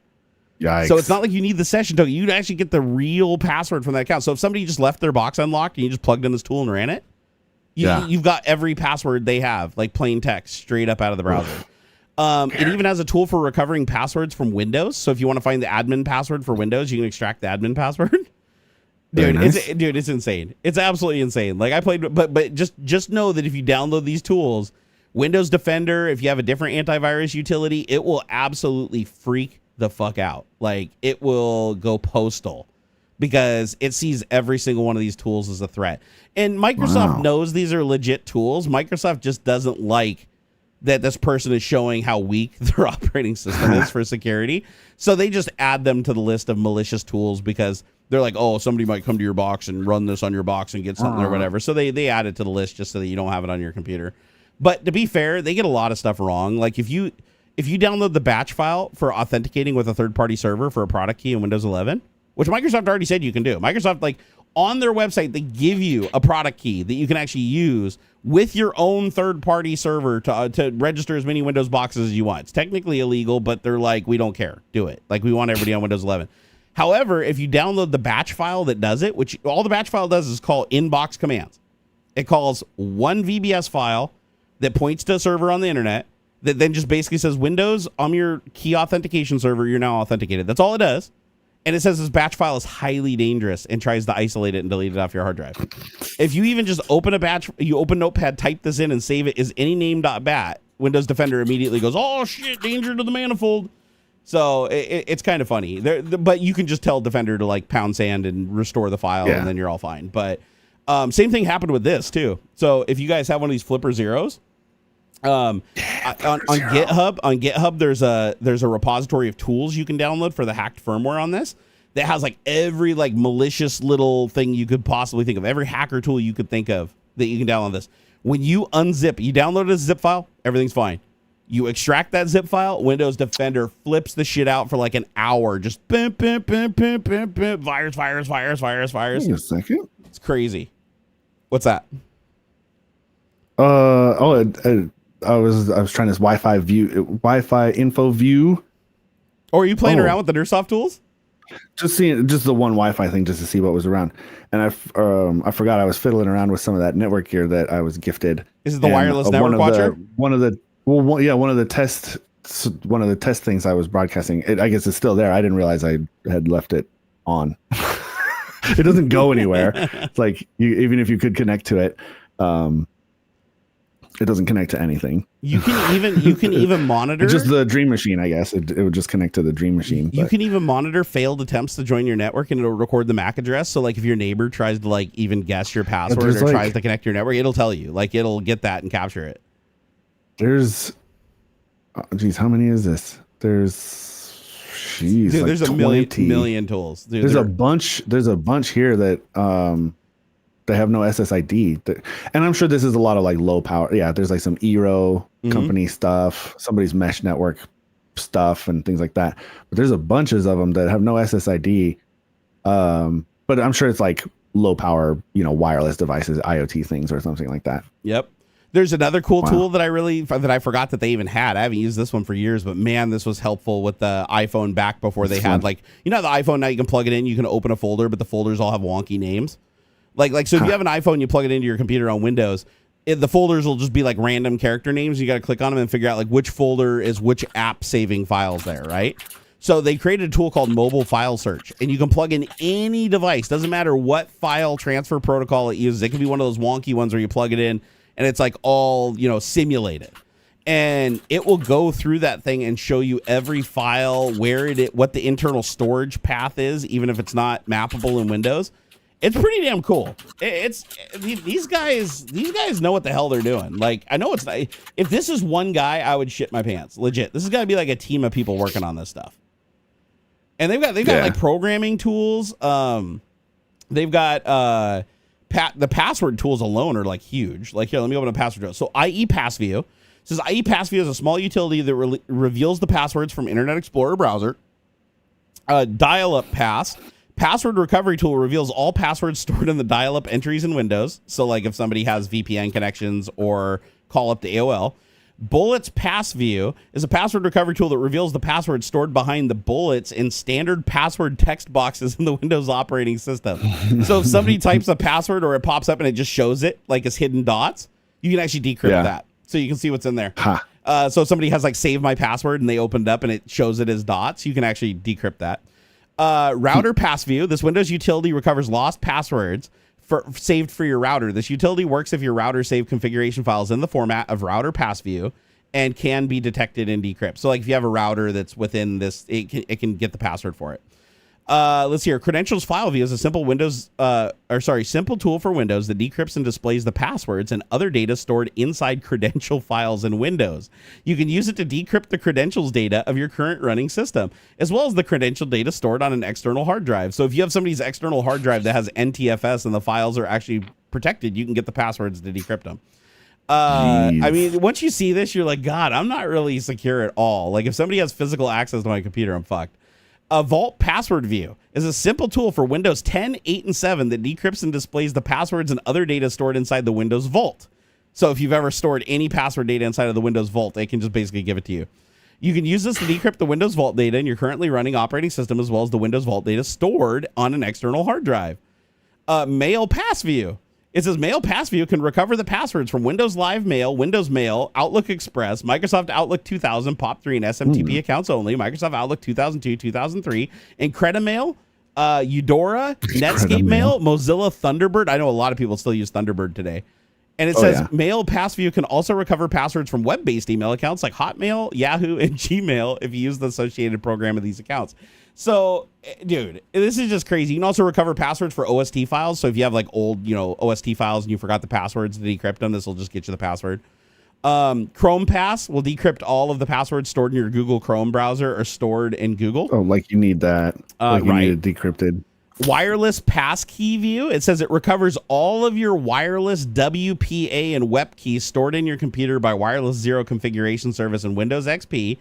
By the way, it doesn't just work in Windows XP. I did try this tool in Windows 11 not too long ago, and it told me what the password was for my router, because when I joined my router with this computer originally, like months ago, I typed in the password and it was able to decrypt wherever that's stored and give it back to me.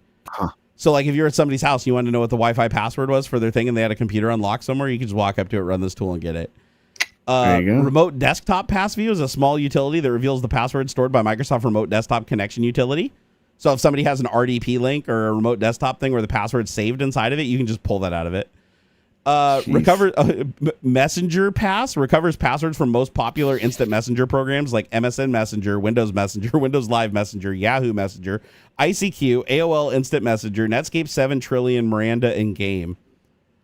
Dude, it's just, the list just goes on. This is crazy, man. This stuff, I need to go back and play with this again. I meant to play with it under a VM, but I've talked to like several experts that said that no, these are like legitimate tools. You can look at the code.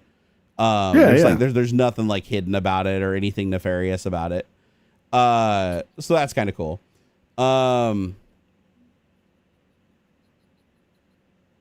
Oh yeah, I was wondering why Chris Perillo replied to me. I was like, what the hell is he replying to me on X? So yeah, no, he was complaining about X because X has been doing nothing but recommending right-wing accounts to me to follow lately, and I've been documenting it just because I'm tracing the algorithm using alt accounts to like catch all the Elon bullshit. And lately, like all of the accounts that are recommended to me are accounts I don't follow, I don't interact with, none of my friends follow, and I don't interact with them. They're all extreme right-wing accounts like Tucker Carlson, Joe Rogan, Tim Cook. It's wild. It's a whole different platform than it used to be under Twitter. And people are like, why don't you just leave? So weird. Dude, because I took everybody there. My whole audience is there. Like I have more people on X than any other platform. So you can't just say, hey guys, I'll meet you over on this other site. I tried that with Threads. It didn't work. Like 20 people showed up out of 100,005 or 105,000. So people don't like moving. People, even if they hate the platform, as long as everybody else is there, they don't want to move, and nobody else wants to move as long as the other person's there. So it's like a stalemate. Everybody's lazy. Nobody wants to lose. And then people are like, they're either Team Facebook or Team X, regardless of whether they can hate both platforms, but they either pick one or the other depending on who the most friends are on. Right? Yeah. It's like, honestly, it's kind of rare to find people that like use both regularly. It's like they either primarily use one or primarily use the other.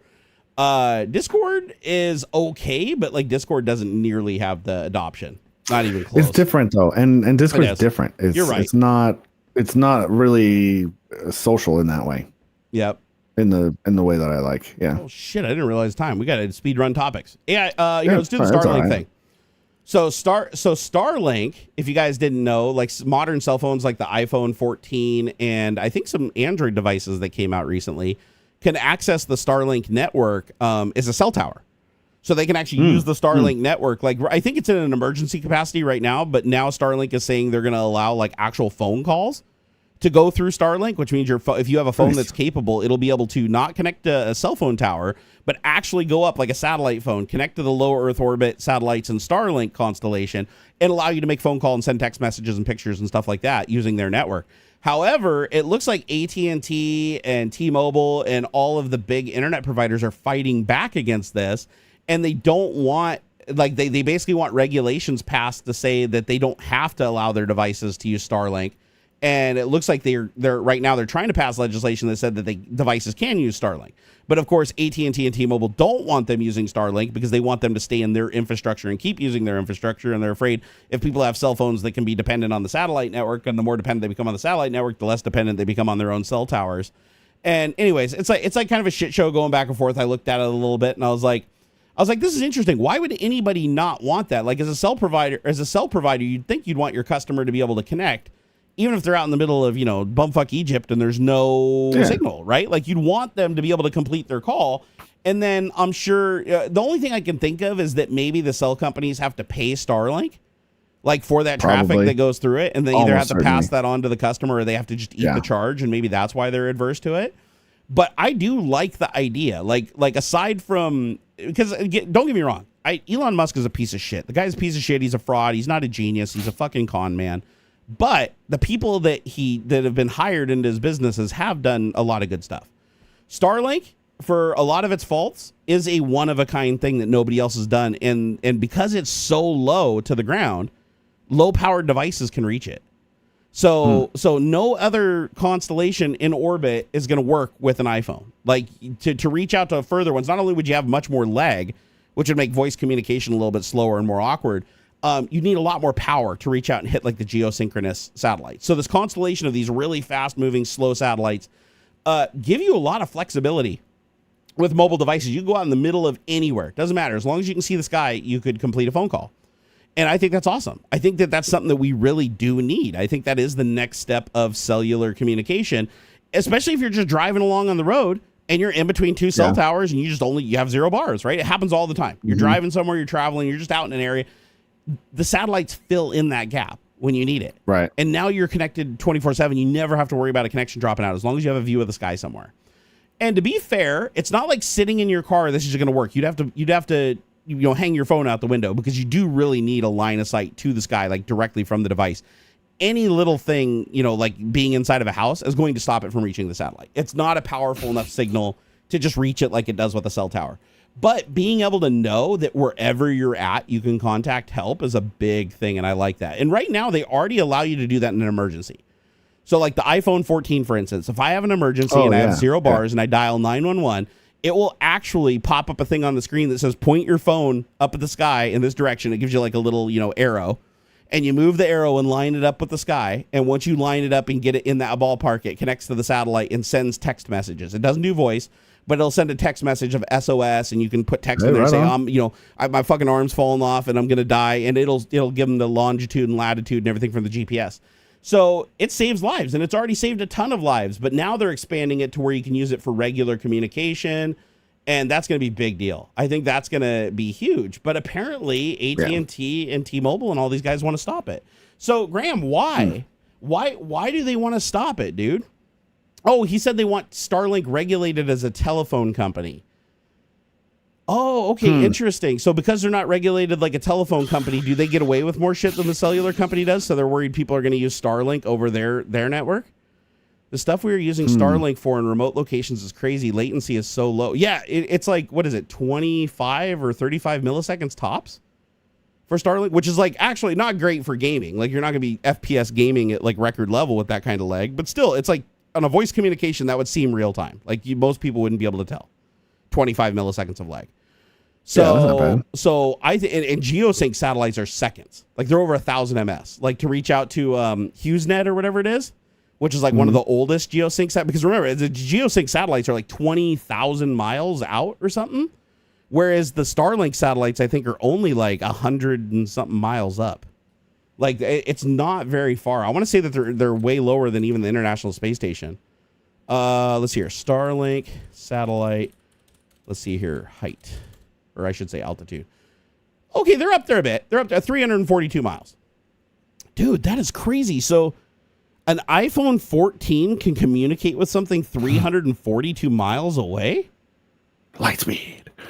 That's why I didn't know it was that far. Jesus criminy. So wow, 342 miles. That'd be like from here to Southern Oregon with a cell phone. That's crazy, man. Okay, think your mobile can transmit at 10,000 feet. That actually is true. I guess you don't have anything between you and the satellite, like other than maybe like a cloud or something like that. So it is like a very clear, absolute line of sight, no curvature of the earth. So like I've had cell signal on. I mean, you're supposed to turn your on an airplane. I have too. Yeah, I've up to about 10K. Yeah. No, that's absolutely true. I've been on an airplane before, taking off and literally, have my phone on and I'm texting people, we're way the fuck up off the ground. He said, yes, the mobile can transmit up to 10,000 feet. And shit, does that apply to like 5G or was that like, the old school? Because 5G now has like beamforming and all that shit. I wonder if that even extends your range further potentially. Let's hear. Yeah, Starlink will get pulled down eventually. Don't remember the time. At least Starlink is not forever. Well, I mean, Starlink, the satellites only have an active lifespan of about 5 years. Apparently, half the constellation is already well over that. Sucks. So they have to, and that's the problem. So Starship was supposed to be done like 4 years ago. Starship was supposed to deliver the satellites fast enough that they could replenish the satellites and put new satellites in orbit at the same time and complete the constellation and maintain it. With the current Falcon 9, they can't do it. They can't keep up with it. For every 60 new satellite or 40 satellites or whatever that they put in orbit, like another, 100 are out of life. Like they're end of life. And so now they're pushing them past the end of life. So they're like dropping dead like flies and they're past their operational life. Like the internal batteries and stuff weren't supposed to last that long. So they're pushing them further than they're supposed to go because if they didn't, the network would have huge holes in it. And so people are already saying that they're having like bandwidth problems. Like if you're in an area where a ton of people are using Starlink, it's really slow because they just don't have, in some places in the network, they just don't have enough satellites to really feed enough people. So LTE is not 5G. 5G has. I'm pretty sure 5G has an LTE variant because I've actually had I've had 5G LTE show up before. So what does it mean when it says GR or is it like GR or EU or something? For some reason, when I connect, I'm not 5G right now. But when I connect 5G sometimes on my phone. Oh, UC, that's what it is. What is 5G UC, Graham? Could you tell us? I think it's just like the company's flavor or their chunk of the bandwidth or something. Ultra carrier. What does that mean? What does that mean, Graham? Like what does that give you over? Because that's millimeter wave. Oh, okay. So that's the really cool beamforming stuff. Okay. Because I was gonna say I get 4G sometimes. Sometimes it says 4G.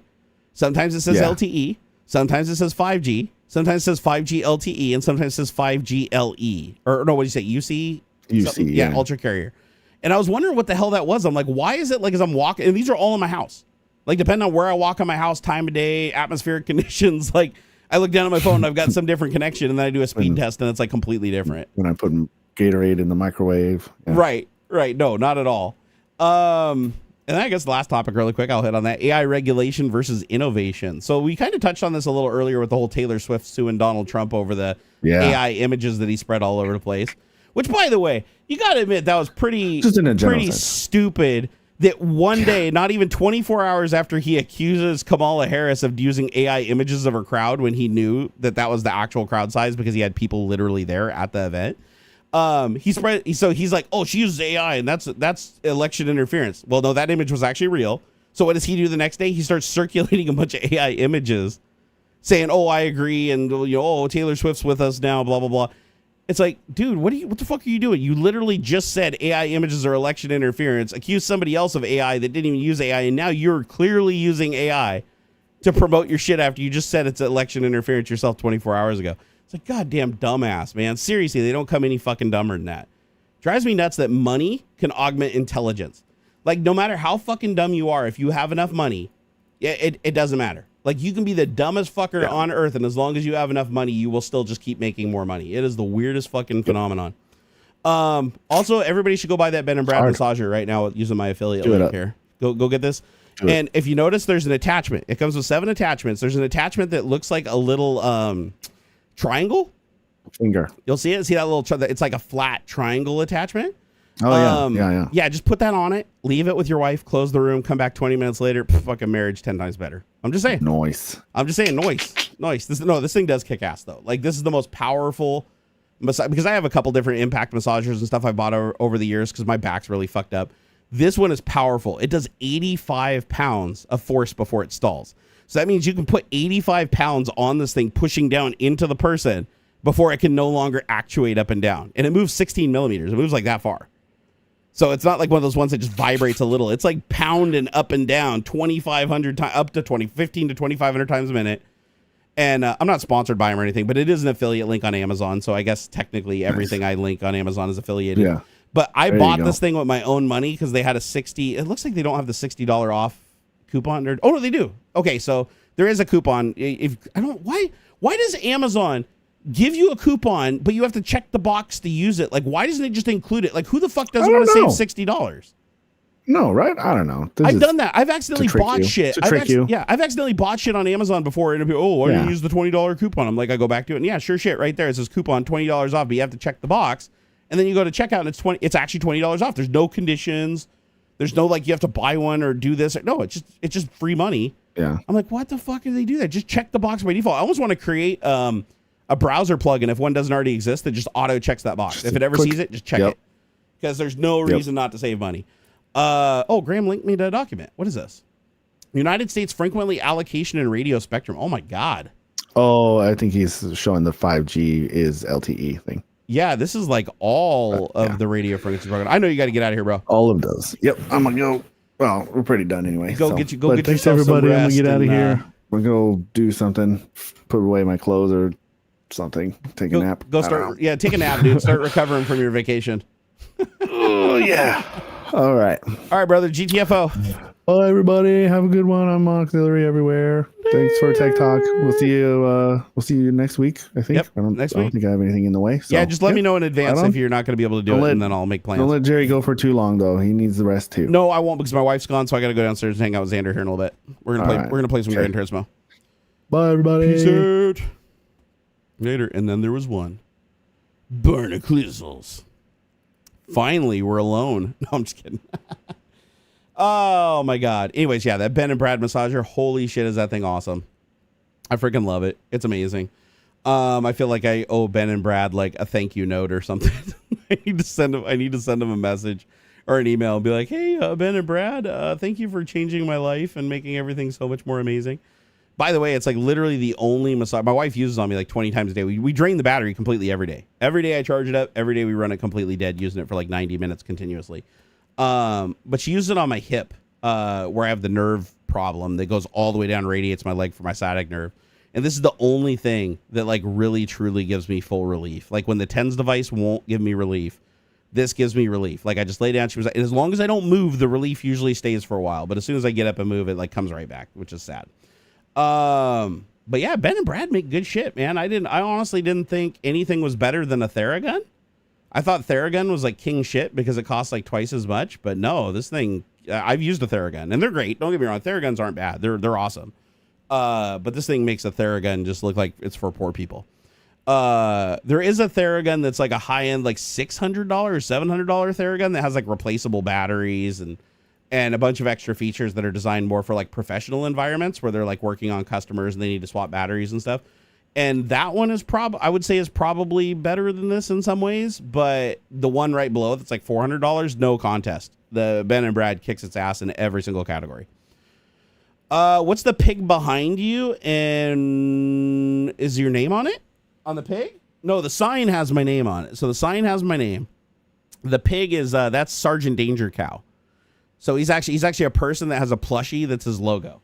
So, and the story with Sergeant Danger Cow is he's been a long time viewer of my channel, even back when I was in my prime, getting 12 million views on YouTube, top 1% bucket of all YouTubers and stuff. He really loved my content. We talked all the time on social media and stuff. And when my friend Jason passed away, And I started a GoFundMe for his wife because he had no life insurance. All their medical bills piled up. She couldn't take a job because she had to care for him. And then he died all of a sudden from aspirating on fluid during his cancer treatment in the middle of the night. And so I started a GoFundMe, and he just donated $7,000, like out of his own pocket, like no question, just $7,000.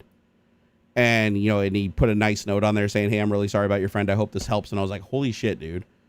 Like that was half of the total money we raised with the GoFundMe at that time, which allowed her to get out of the debt that she was in and allowed her to actually save herself from being evicted from her house. And she had 2 kids. They had 2 children too. And she ended up getting a job as a nurse at a hospital after that. And she's doing really great now. So that GoFundMe and the, I think $18,000, $15,000 or $18,000 we raised, that Sergeant Danger Cow was half of, like, changed her life. Instead of losing her husband, getting evicted from their home and being put out on the street and her not being able to get a job because she would have had to sell her car and everything, to her getting some of the debt repaid and buying her enough time to get a job. And she changed their life forever, and she was forever grateful. So Sergeant Danger Cow, he sent me this in the mail. This is his logo, by the way. It's a SGT Danger Cow on X. Hell, I'll even link him because I want more people to follow him because he's a really nice dude too. Like before the COVID thing happened, I was supposed to go over across the pond because he's over in Europe, and I was going to go over and visit them and hang out with them and a bunch of other guys and do a bunch of stupid shit in YouTube videos and stuff. And sadly, it never happened because of the whole COVID pandemic and my health declining really bad. But yeah, just fucking super stand up guy, super selfless. And he's not like a billionaire. The guy, he works in the entertainment industry and he knows a lot of cool celebrities. Like he actually got me a signed Batman plushie from Ben Affleck versus was it when Ben Affleck did Batman and Batman v Superman? He actually got Ben Affleck, like after they wrapped that movie or whatever, at a rap party, got him to sign something for me. It's funny because he misspells my name horribly because he says, hey, can you sign it to Barnacules? And he spells it completely wrong, but it even makes it better. But so I have that down in my safe. And he sent that to me, and then he sent me a plushie for his Sergeant Danger Cow logo. And I was like, dude, this is so cool. So cool. It just shows you that there are really good people out there, you know? There's amazing people out there if you just look, right? It's like there's a lot of evil people out there and a lot of people out there that just want to like kick you in the balls and knock you down a rung, and they don't give a shit about anybody but themselves. But you also encounter a lot of people in this business that are just like completely selfless. If they have the resources to expend, they will, do charity. They will help out other people. They do enjoy helping out other people. And I think that's cool. Like, I love that. I love that about humanity. I just wish that there was more people like that than people that are just like assholes that just want to kneecap you and take your wallet and run away. You know what I mean? So, and sadly, I feel like that's something we have to deal with a lot more now than we did before.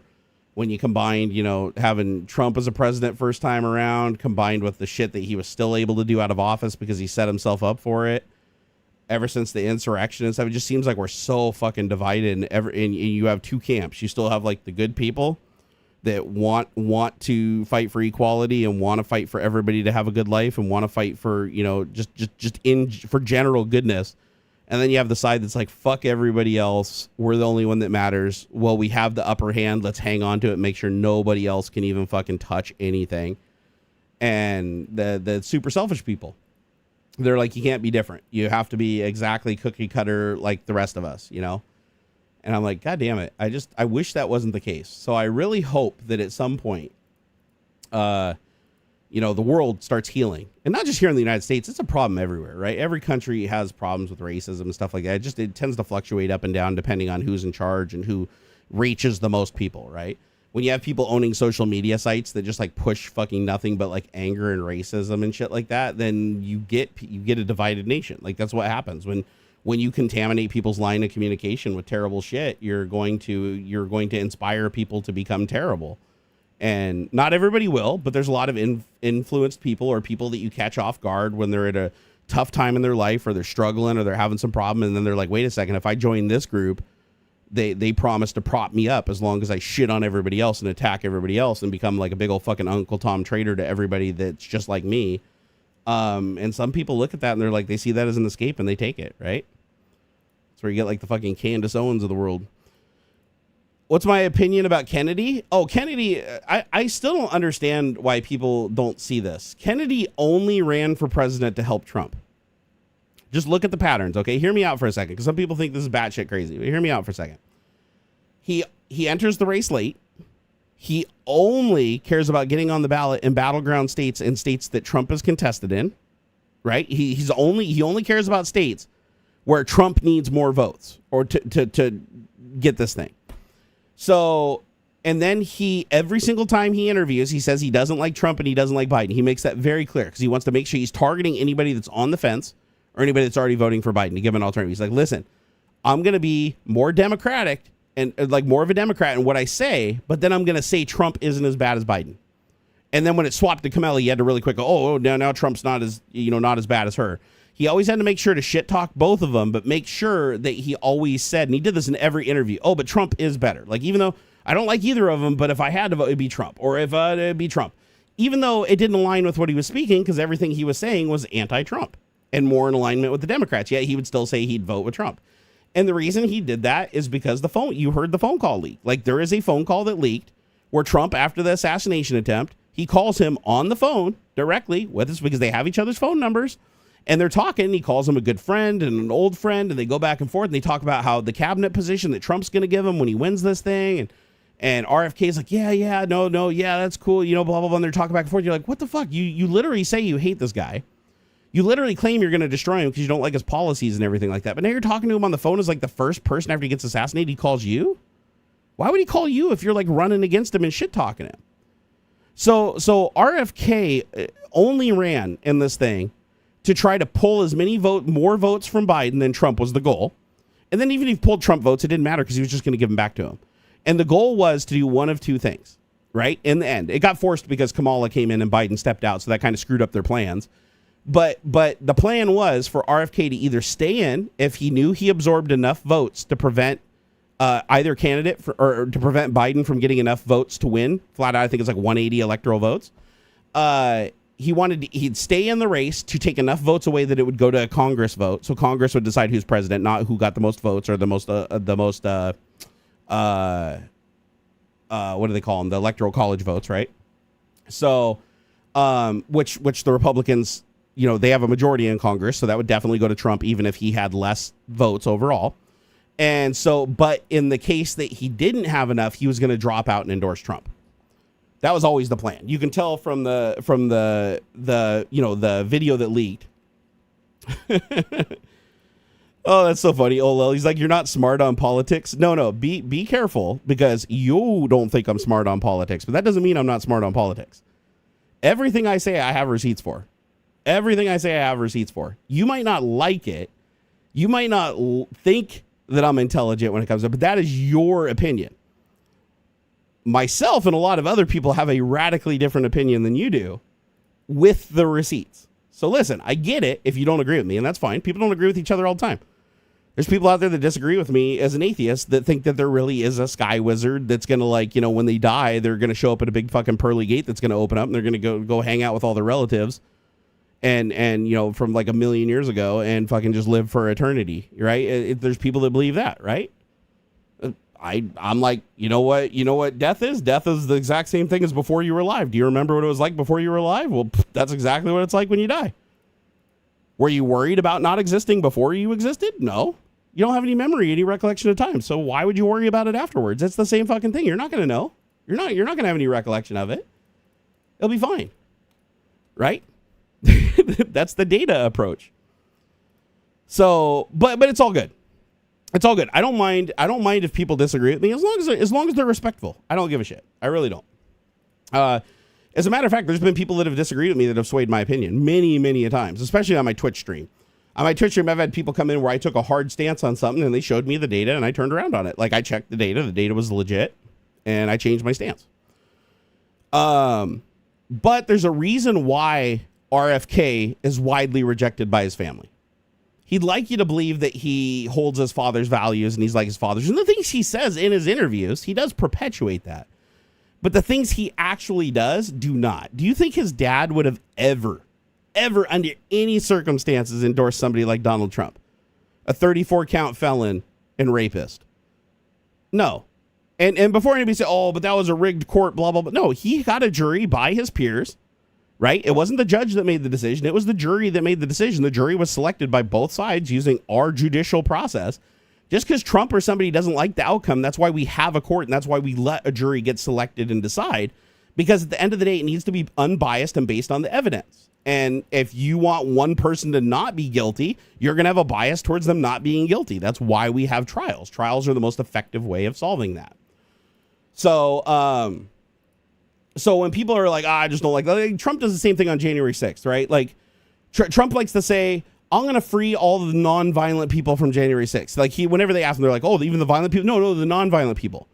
But then they're like, but the people that are convicted that are in there right now was for violence. It was for attacking police. Like the majority of them that are in there were violent in their approach. The people that just like entered and left or whatever, most of those didn't even get prosecuted. It was the people that stood out as attacking the police. But then he's like, oh, I don't see him as violent. But he's like, but they got found guilty of attacking the police. I don't believe the court. Court's rigged. Nope, jury's rigged. I don't believe it. So Trump is like, because I don't believe it, they're not violent. Even though they were violent, they were found violent. They were tried in our system. They got their day in court and they went to jail for actually like doing these things, like with recorded evidence of it. He's like, well, I don't like the judge, so I'm going to say they didn't do it and they're innocent, so I'm going to pardon them so they're not violent. So in his mind, he's like, I'm not freeing violent people. But it's like they are violent people. Like there's no way around that. Like you have the evidence to prove that they're violent people. That's why they were found guilty. That's why there was a conviction, and that's why they're in jail right now. So by pardoning them and saying that they're not guilty, that doesn't change anything about what they did. They still did it. You're just becoming the judge yourself, and that's called an autocracy. So that's what Putin does. If Putin wants to send Snowden to jail, he doesn't get his day in court where, there's a judicial process and evidence is observed. Putin just says, okay, you're the puppet, find him guilty, send him to Siberia, bing, bang, boom, done. So that's the difference, right? That's what makes us different than like a country like Russia that pretends to have a vote, pretends to have a government that represents the people, but they really don't. It's all puppetry, right? It's like at the end of the day, whatever Putin wants to do, he does. If he thinks somebody's guilty, they're guilty. If he thinks they're not guilty, they're not guilty. It's that simple. Like there's and then the system just makes whatever he wants come true. Here in the United States, we separate those so that we have a justice system. We have the judges. We have it so that the judges can't act alone, that they have checks and balances that they have to follow, and that they have courts above them that ensure that they follow those checks and balances. So we create a system where no one person holds all the power, because that would be an autocracy. The idea being is you want to have a system in place that gives the person the most chance of having a fair trial with evidence presented in their conviction. And if their conviction is wrong, we even give them the mechanisms to potentially overturn it. But when you have a president that doesn't respect that and straight up says, nope, I'm going to pardon whoever I want. I'm going to say, if I say they're not guilty, they're not guilty. And even him, you saw during his interview, Trump said, I'm not a felon. That's not true. The evidence in our legal system, he was convicted of 34 counts. Like he was tried. He wasn't guilty at that point. He was found guilty by the jury. He is now a felon. Like literally by the definition of our court system, he is 100% a felon. Every judge agrees with that. Even the Supreme Court justices that don't believe he should have been found guilty, they recognize that, yes, if you are found guilty in a court of law of committing a felony, you are a felon. But Trump goes on the interview and he goes, oh, I'm not a felon. No, I'm not a felon. No, that's not going to happen. Like, no, I'm going to appeal, so I'm not a felon. It's like, no, you're even until once you appeal, you might not be a felon if it gets accepted and you successfully appeal. But no, you're still a felon until it happens. Like you went through the process and you're still a felon. So he doesn't respect the legal system. And because he doesn't respect our legal system, he doesn't respect our co-equal branches of government. He doesn't respect our democracy. He doesn't respect our Constitution, and openly says so. This isn't speculation for me. Again, I have all the receipts. He said all of these things, like 100%, actually, and quite a bit worse. It's like the people that want to vote for him are not voting for him because he is a good man that upholds democracy. They're voting for him because he's a bad man like they are. They like that he's sexist. They like that he's homophobic. They like that he wants an autocracy where he makes all the rules, because the same evil shit he wants to do is the same thing the people that vote for him want. Right? And again, it's voting. That's what you do, right? If you want an autocracy, then vote for an autocracy. That's what you get. But don't try to call the democracy when it's not. That's all I'm saying. That's all I'm saying. There's a problem when you use the legal system against democracy. So that's why our legal system is built the way it is. If our legal system is just one man being judge, jury, and executioner, then it doesn't work. I would agree with you. Under Trump, that doesn't work. When Trump says, I'm going to free the January 6th, insurrectionists that attacked police and got a woman killed, I'm going to free them and just say that they were innocent and I don't think they did violence, so I'm going to say they didn't even though there's receipts that they did the violence. That is wrong.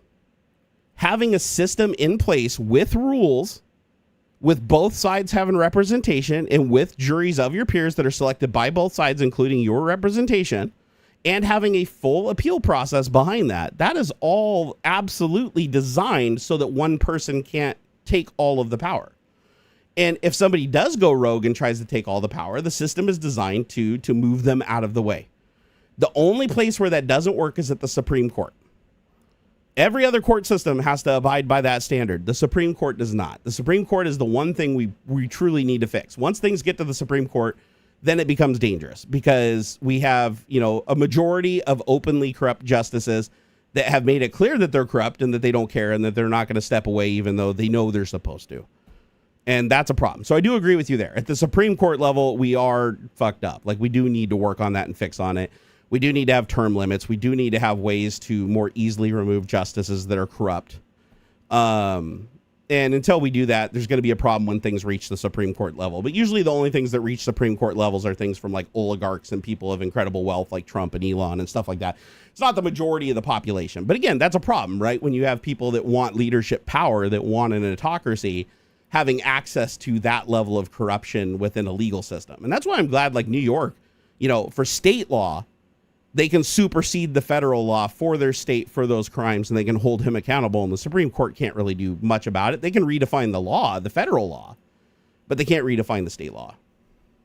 So, but yeah, Trump is just a terrible person. I think that's the thing is like anybody that thinks Trump is a good person after the things he's done and the things he said, regardless, you can do whataboutism. You can say, oh, what about the other side? What about? But no, it doesn't change anything. I mean, Trump is a terribly evil person. He's incredibly sexist. He has abused women. That there is no fucking doubt by his own word, own admission multiple times, even under oath in a deposition twice. He said that because he is a star and he considers himself a star, his words, I'm a star and I consider myself a star. I can fortunately or unfortunately touch women and do whatever I want with them without their consent. So that's not good. That is not a good person. Okay. Like these things that he does from his own mouth and things that he does from his own results prove that he is an evil, self-centered person. And I mean, to honestly, there's a reason why when they do these polls against scholars, both Republican and Democrat across the country, when they go to all the scholars at these different colleges and they do these polls to itemize the presidents in order, the best Trump has ever done is the 43rd president. As far as like from best to worst, he ranked 43 out of 45 at the time. Now he ranks 45. He is literally dead last because he keeps slipping. This year has been a really bad year for him, though. I'll admit this year a lot more stuff came out. He became a felon. The whole rape thing, leaked conversations like the thing with RFK. It really pushed him down. Like the scholars admit that, like as far as presidents is for popularity, effectiveness, what was it? They ranked him on multiple criteria, like property, effectiveness, their policies versus what they actually did, acting on the policies, working within the democratic system. A big one was compromise, because again, in a democratic system, you have to have compromise between the Republicans and the Democrat and the co-equal branches of government and legislate. Under Trump, there was less legislation than like anybody else, any other president. So because there was just too many stalemates because it was an all or nothing mentality. And that doesn't work in a democracy. So we're still fighting with that right now too. So it's terrible. It's absolutely terrible. No, two wrongs do not make a right. When Trump does two things wrong instead of one thing wrong, it definitely doesn't make it right. Three things wrong doesn't make it right. 4 things wrong doesn't make it right. He is just a terrible fucking person. He is a horrible, terrible fucking person. He's terrible to his own children. He is terrible to his wife. He is terrible. I mean, I have never seen a president that has had a wife that is more distant from him. I mean, literally, we've heard more about her altering the terms of their prenuptial agreement, which honestly, when somebody's continuously altering the terms of a prenuptial agreement, like that's not somebody who's committed to marriage. like when they keep asking for more when they know they can, because if they left, it would hurt the campaign of somebody, so they know they have bargaining power. That's not something you do to somebody that you really truly love. Okay. I mean, and how do you expect her to love the man? He literally cheated on her while she was at home breastfeeding his son. And he was like out porking porn stars, and she knows it. The receipts are there. The receipts are all public. Like, he did it. She knows he did it. She was even asked in an interview, and she didn't say he didn't do it. She knows he did it, and she's like, you know, I've dealt with it. I've accepted it. Like, she's not saying, oh no, he didn't do that. I 100% believe he didn't do it. No, she knows he did it. That's why she was like slapping his hand away and not holding his hand and not standing next to him, wearing her glasses, not looking at him, and she was punishing the shit out of him for a long time. You know, it's like, that's why you rarely see her. That's why you didn't see her come to his court dates or anything like that, or try to defend him. Like, he was fucking done. Hey, what's up, Ron Gal? How you doing, man? So, oh yeah, every society is riddled with problems. Every society is riddled with problems, for sure. I don't think there's any such thing as a perfect society, and every society you have are going to have selfish people, just like Trump. You know, he's not the only one. He's just the apex predator right now, right? He's the one that's at the top because he had the most power for a period of time. He almost overturned our democracy on January 6th, doing something that was completely unprecedented that no other president has ever done in our country before, right? And yet he still hasn't been held accountable because his massive influence and power allows him to delay his, you know, because two systems of justice, right? He can afford himself delay after delay after delay and buy himself more time, whereas the average person couldn't, right?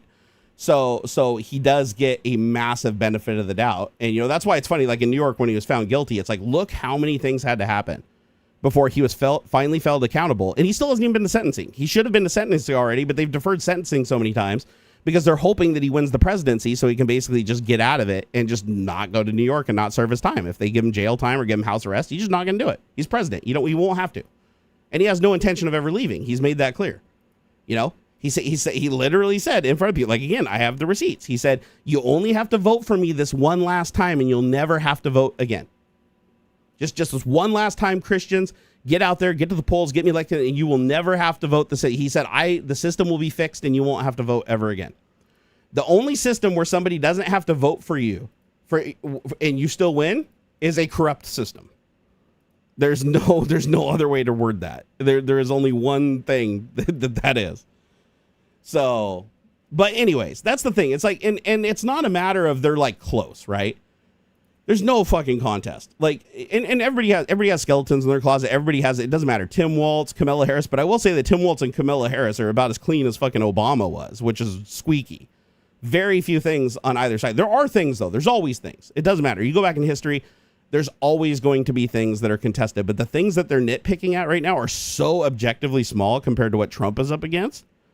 It's like they really are having to dig deep to find stuff. So I'll say all politicians are corrupt. All politicians are liars to an extent. But I will say that so far, Kamala and Walz, I'm glad I'm glad Biden stepped down. I didn't like Biden. Biden wasn't a good president. Biden was just, he'll be remembered by history as a great president just because he prevented us from losing our democracy. That's his role was objectively just even if he sat there and did absolutely nothing, he achieved his goal of preserving democracy. And Trump has made it clear what he would have done in 2020 that he's now trying to do in 2024. So it just got delayed 4 years, right? He's still on the same objective, to take power and never give it back. It's crazy. Oh, Al Bundy, you have TDS? Yeah. Trump derangement syndrome. It's projection. It always has been. No, I have freedom derangement syndrome. I really love freedom. I love democracy. I love freedom. That's why I fight for it. It's why I put my reputation on the line for it. You know? I believe that it's worth fighting for. I genuinely do. I think that freedom, the freedoms that we have, and nothing's 100% free. Anybody who thinks freedom means everything goes, no. Freedom is still a compromise. Freedom is just many, many different cultures and peoples existing together, able to do as much as they possibly can without stepping on everybody else. So freedom is always a compromise. There's no absolute freedom would be anarchy, right? It would just be everybody killing each other, and whoever's strongest and has the biggest gun takes the other person's shit, right? That would be true freedom. Obviously, that doesn't work. Freedom in the context of democracy is that we vote for things. That way we don't have to fight. We don't have to kill each other. We don't have to do all these horrible, barbaric things that we used to do to get what we want. We can just vote for it, and then the majority carries, right? Because the majority, representing the majority, is a good thing. However, our system also has safeguards in it to protect minorities too. Because again, that's a part of freedom, right? Is taking care of the people that can't take care of themselves, right? It's like we're a team. We try to look at it that way, and I think that's great. We have a King Jesus. Well, at least kings used to be present. Jesus isn't present. Jesus doesn't say anything. He doesn't ask anything. He doesn't do anything. Jesus is asking a bottle of milk gets you the exact same reason or the exact same result as asking Jesus for something. Like, they're interchangeable. So yeah, you can think he's a king. You can think he's whatever you want. That's fine. Religion, hey, that's freedom, right? Religious freedom. Just because I don't, just because I don't think Jesus exists and I can objectively prove with evidence like that, when you didn't exist, you didn't know where you were. You haven't existed forever as a human, and you won't exist as a human forever. And when you die, you're not going to magically be something that you weren't before you existed. But again, people are entitled to religion. I think that's an important thing.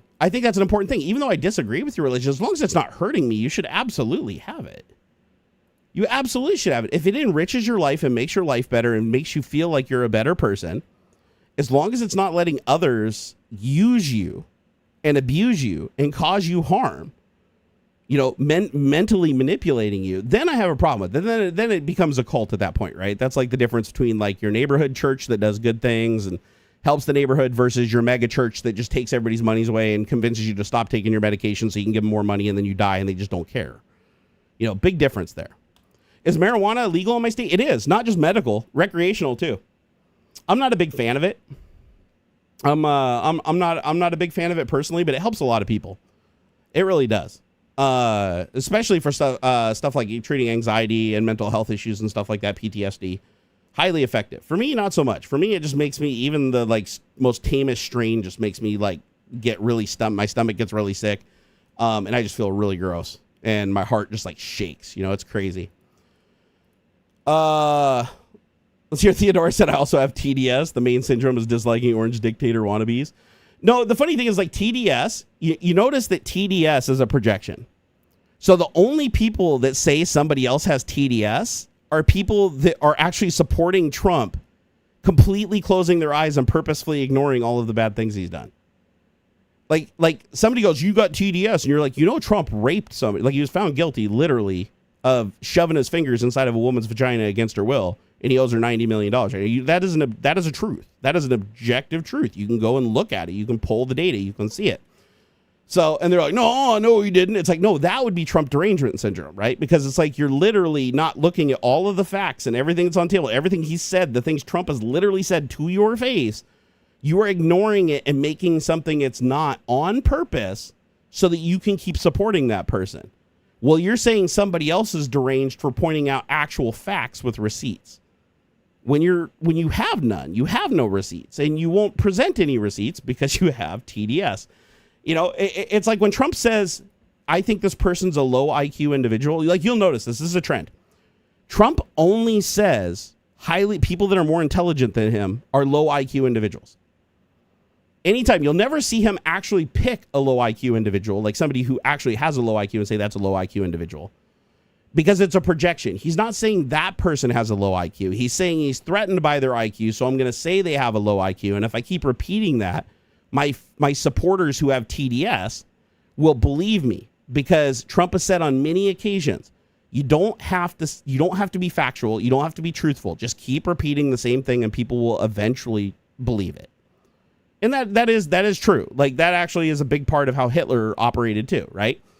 If you just keep repeating the same thing over and over again, even if it's untrue, same thing. I mean, religion, what is religion? You're a child. You have no idea what God is. You have no idea what the Bible is. You have no idea what the circumcision thing is or what this is or why this guy tried to drown you in a bath. You don't even speak fucking English yet, right? You don't know any of these things. But you have this religious symbology being pushed on you over and over and over again as you're growing and as you're learning. And it becomes a core part of what you've observed, right? So now you're like, I believe it. It's true. But it's like, but you can't prove it. And then you're like, oh, well, we got this word called faith, right? You just have to have faith. It's like, so you take faith over receipts. It's like, yeah, I get rewarded for taking faith over receipts. Well, that's why every religion has faith. Not just Christianity. Every Abrahamic religion has faith. Even if they're mortal enemies of each other and disagree, every one of them has faith because you have to be able to believe in something with no evidence. Otherwise, if you require evidence, you're going to leave because there is none, sadly.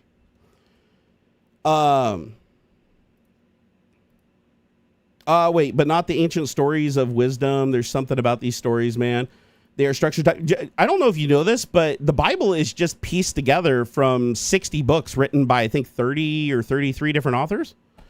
So it's not the complete books. It's just cherry-picked stories of recollections of events hundreds of years they actually have. None of them are firsthand accounts, not even from the people that wrote the books themselves.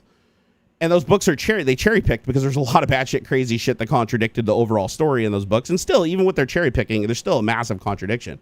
But those stories were pulled from like 60 different books and put together, right? Same thing with like Mormonism. The Book of Mormon is actually multiple books in like the Mormon theology, all like cherry-picked and put together into one.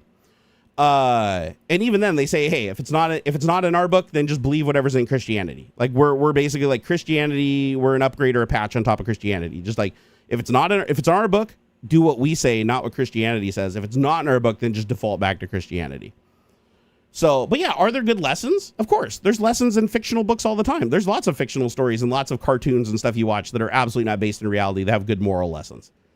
There's absolutely some good moral lessons. I would argue they're common sense. Like they're absolutely common sense, but still good lessons nonetheless, But there's even more bad examples. And those are the ones you got to worry about, right? It's like, yeah, don't rob your neighbors. Great stuff. 10 Commandments, hell yeah. I'd say the 10 Commandments are pretty dead on. Right? Like as far as common sense goes, I'd say the 10 Commandments are basically just like, these are the things you don't do in society if you don't want society to break down. If you are a king and you want your population not to just like overthrow you and then destroy each other, this is the list of things that most commonly would have to happen that everybody needs to agree to, or the majority needs to agree to have like a peaceful coexistence. That makes sense. Doesn't mean God created the 10 Commandments. I mean, the 10 Commandments were literally written by a man. God didn't put pen to paper or whatever and hand it out to humanity or beam it into our brains when we were born. No, he put it in a book. Right? I mean, and then there's a ton of religions on the planet that don't have 10 Commandments. Why don't they have the 10 Commandments? If God said it and everybody's supposed to know it, why don't they? Oh, because that's a different religion. Their kingdom wanted different rules and wanted to rule in a different way, so they created a different religion because they were cut off from the other people that created the other religion that spread. So, but I will say nowadays the internet is pretty cool. The internet is pretty cool because it gives access to information to people that were cut off from information largely throughout their lives. It gives them an opportunity to explore and like kind of come up with what they want to believe in. And in the end, once they know all the data, if they still want to be religious, knock themselves out. I mean, as long as they're not hurting anybody else. But that's the problem is every religion has mandates in it to say you have to hurt other people in other religions. With a few exceptions. I'll say Abrahamic religions, undeniably, but other religions too, right? And by Abrahamic religions, I mean, Islam, Christianity, Catholicism, you have Mormonism, you have Judaism, all the isms, right? Mixture of blends of Old Testament, New Testament, and then books that are offshoots on top of New Testament or on top of Old Testament, or from Dead Sea Scrolls, right? Or a branch off Dead Sea Scrolls. Those would all be kind of considered, well, I wouldn't consider Abrahamic. Let's say everything that derived from Old Testament on. So when God was a warlord that killed everybody. So, I mean, they literally made brothers kill each other just because he wanted to see if they would. Cain and Abel. And even New Testament, I mean, Leviticus is still in there, It's like that has no place being there in a modern society, but it's still in there.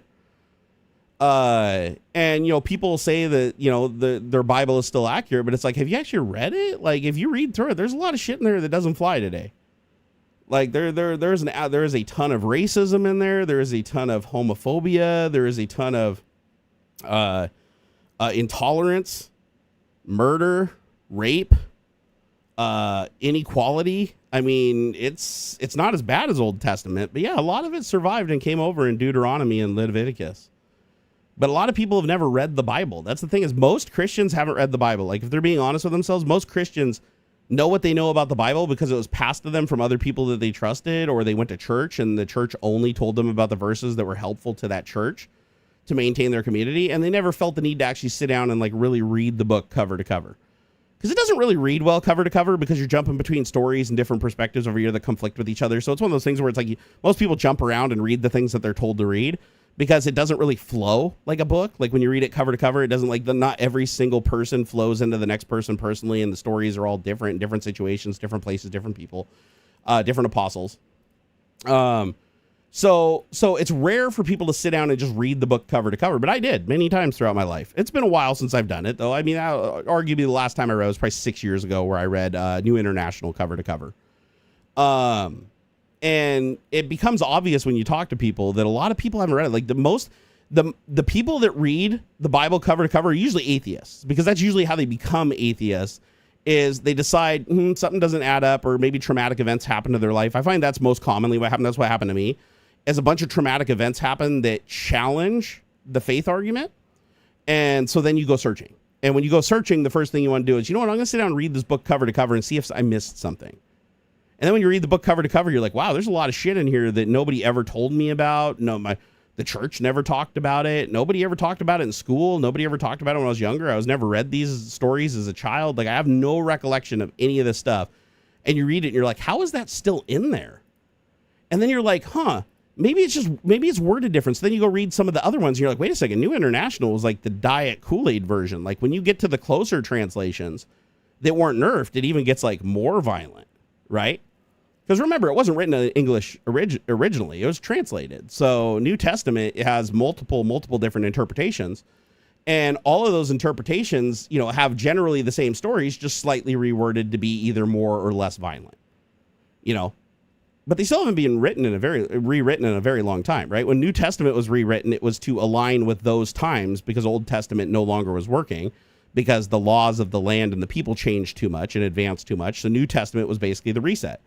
Well, we need a New Testament now, right? Like every religion should be creating a new chronicle right now, because they need to adapt to what society has become today. Otherwise, if they get too far off the beaten path, one of two things has to happen. Either society has to be forced back into that religion, or society moves forward, advances beyond that religion, and they have to write a new book to become closer to what is acceptable now and retweak all the stories and rechange everybody's words, cut things out, add new things so that it now aligns with what is acceptable today, to kind of have the great reset and have everybody on board, and you stop having people flee, more people come into the religion and stay in the religion, and you're all good. So I'd say right now we're probably well overdue for a New Testament in pretty much every religion. So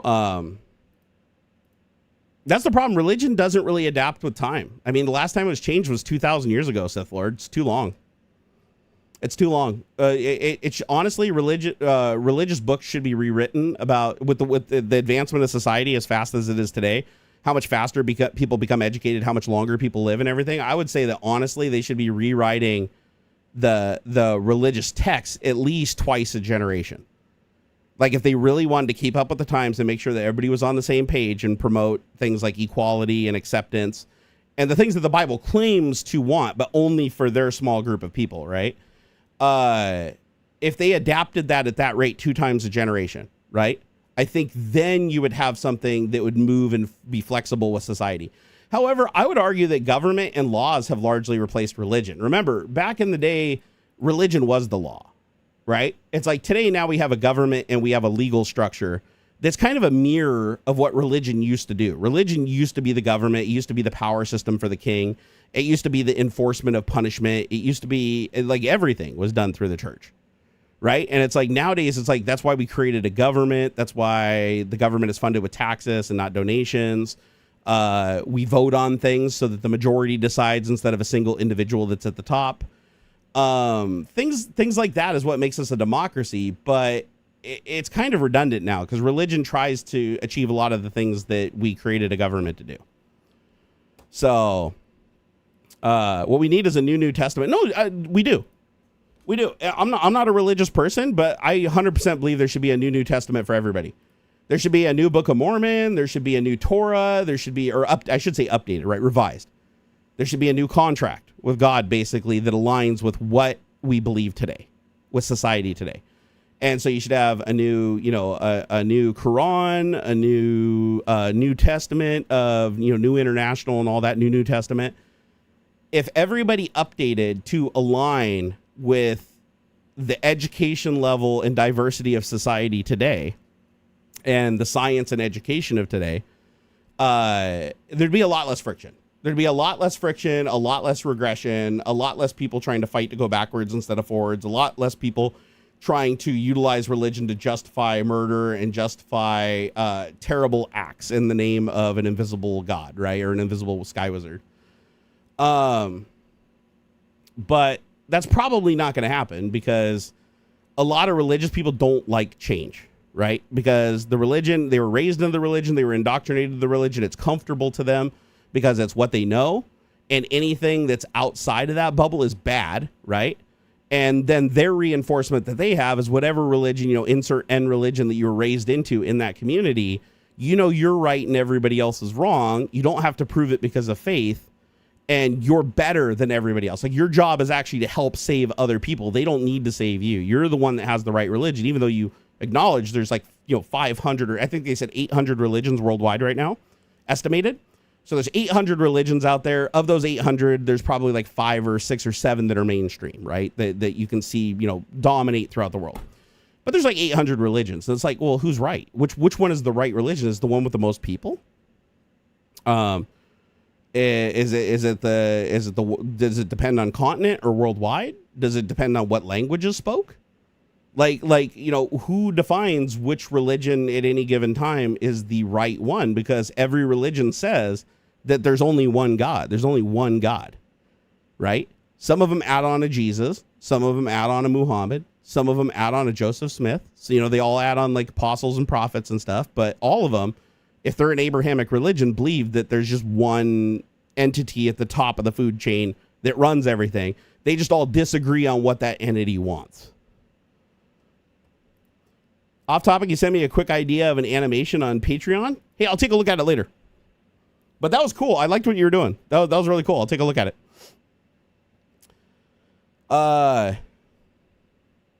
Let's hear. If we spent our brain to code, what makes you think we are wiser than in writing a story?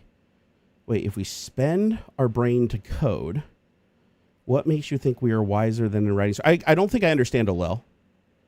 Why not belittle human brains of time, yo? There is much great stuff there. Oh no, I think we're the apex animal on the planet. We are the highest evolution, brain-wise, not body-wise, but brain-wise.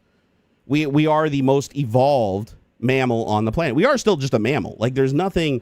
The thing that makes us special is we're just the smartest mammal. There's other mammals that use tools. There's other mammals that think. There's other mammals that deeply love and have sense of community and work with tools.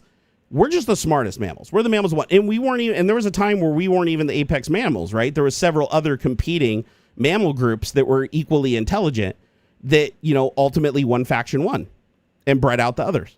But there's still signs of them, right? Throughout time and throughout archaeology. Like we can see, it's like humans weren't the only, the only top mammal that existed.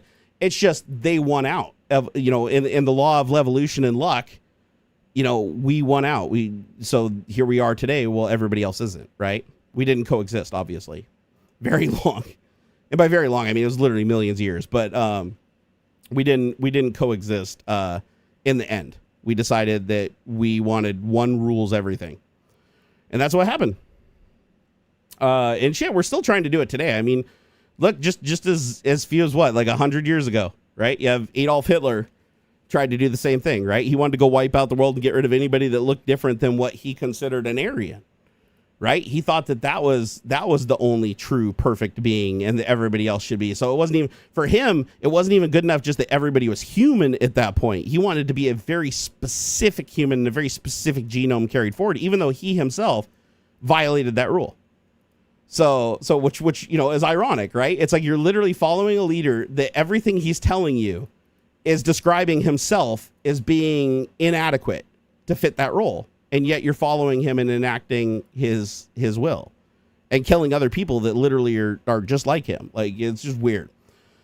People do weird stuff when you indoctrinate them. The human brain is very plastic, right? We may be the smartest people on the planet, but we're not, we still have the same mechanisms of animals for fight and flight. We still, just like any other animal, right? It's like self-preservation is important both subconsciously and consciously, right? If we hear a loud bang, we get down or we run, right? We don't think about it. We just do it. It's an instinctive impulse. And so those instinctive impulses can be manipulated. And animals do it too. There's other mammals that manipulate other mammals and literally brainwash other mammals. It's not a uniquely human thing. But it's like, if you can control somebody's fear and you can create a fear that only you can solve. So if you can manifest something in somebody else's mind, either through repetition or by putting them into a situation where they truly believe it, and you can give them a fear, like you basically manufacture that fear for them, and then you're the only person that can take that fear away because you created it. You hold the key. Nobody else can remove that fear but you. You created it. That's religion. That's what it is, right? You're raised from a child to believe something, where the clergy that wants you to believe that and wanted your parents to believe it and your parents believe it so that you knew your place in society under them to serve them here on earth so that when you died, you got your chance. But only after you're dead and you couldn't tell anybody you got it, right? It's like, but they get opulence now, you get opulence tomorrow.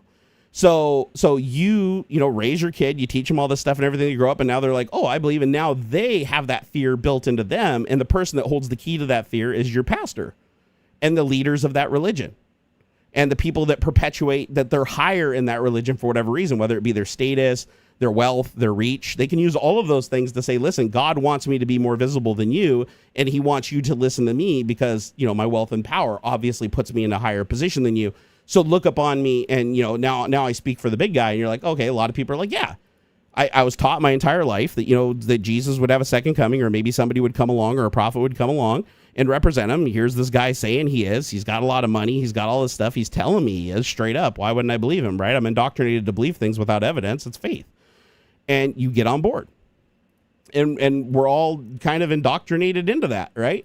And if it's not religion, it's society. Society does the same thing. That's why I said there's a lot of parallels. It's like in government, you're raised and you're taught the laws of the land. You're taught what's acceptable and unacceptable depending on where you live. You're taught the state laws and federal laws in public school or from your parents so that you don't go to jail by doing something that you think's okay but isn't okay because you don't realize it's hurting other people.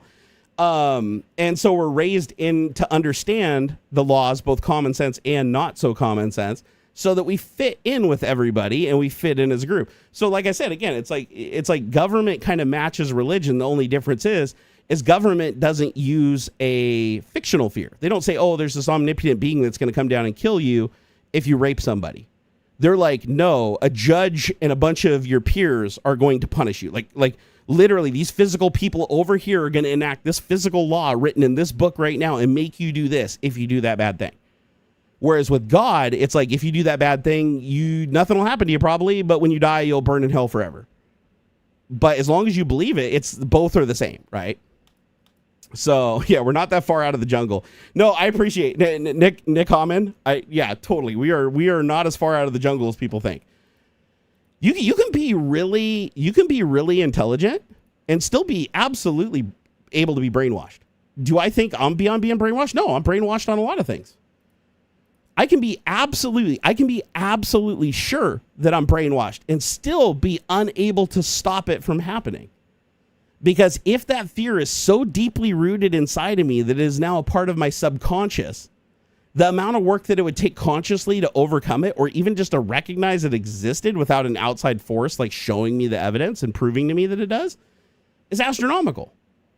So yeah, I'm not excluding myself from any of this. I'm not putting myself up. I'm not doing a Trump where it's like, oh, you're a low IQ individual, I'm a high IQ individual. No, it's not like that. It doesn't matter how fucking smart you are, how many IQ points you have. It just depends on how you were raised, what your core memories were that were installed when your brain was developing versus later on, and how those early memories that were implanted that didn't require any factual evidence because you literally trust people, right? We implicitly trust our parents and the people around us that raise us and feed us, right? It's like, it's a natural thing. You tend to trust the thing that allows you to live because of our survival instinct. So if they tell you a bunch of shit and you grow up, you're going to believe that stuff, right? And then it's going to take something that's even greater than that to overcome that. Like somebody's going to have to give you more than just proof plus, and maybe even some trauma has to happen so that your subconscious memory that was like programmed as a child doesn't kick in and shoot down your ability to look at something logically. And that's the difference. Is like, there's a cool study that was done where they basically brought people in a room and they asked them a series of questions. But instead of saying God, they just said this guy. So that's literally, it's like, this guy over here wants you to get down on your knees and pray. Or like, this guy over here wants you to get down on your knees and pray over there right now. Do it. And they're like, why would I do that? He wants you to. He said he's your leader, and you need to get down and pray towards Mecca. Get down, pray your ass off. The fuck, you're an idiot, right? Anybody would say that. Anyway, it doesn't matter what religion you're indoctrinated into. Doesn't matter. You're a fucking idiot. I don't know this guy. I don't owe this guy shit. Okay? Bring another person into the room that's religious. Your religious figure that you have never observed with your own eyes in your entire life, that you've never conversed with in your own life, that the only thing that you know about are the contradictions from a book mixed with the interpretation of several other people that benefited directly here in this life by you believing that and serving them, want you to stand in that direction and pray. No problem. No problem. That's a part of the religion. I would have done it anyways. Didn't even have to ask. Right? It's the same situation. The only difference is you're unable to see the logic in one situation because it's primal memory that was indoctrinated during a time where you relied on other people to survive. So your survival instinct is tied to trusting whatever these people told you, no matter how nonsensical bullshit it is. But that survival instinct, that subconscious kicks in and overrides your actual logic. And that's why you're unable to see that they're the same situation. Because one comes in and you're like, well, I have no indoctrination towards this specific fellow. So it doesn't make sense that I do what he wants me to say, even if he says he's my leader.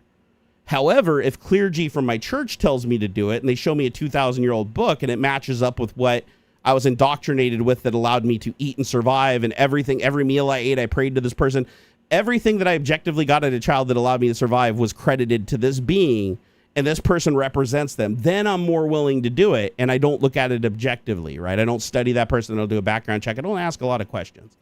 But if it's just a rando off the street, then I do, even though it's the same situation. So that's the problem with indoctrination, is when you instill a fear into somebody subconsciously, regardless of how rational or not it is, it tends to override their rational judgment. Like, they'll come to that conclusion before they're willing to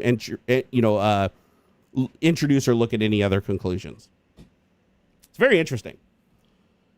It's just psychology. Human psychology is crazy.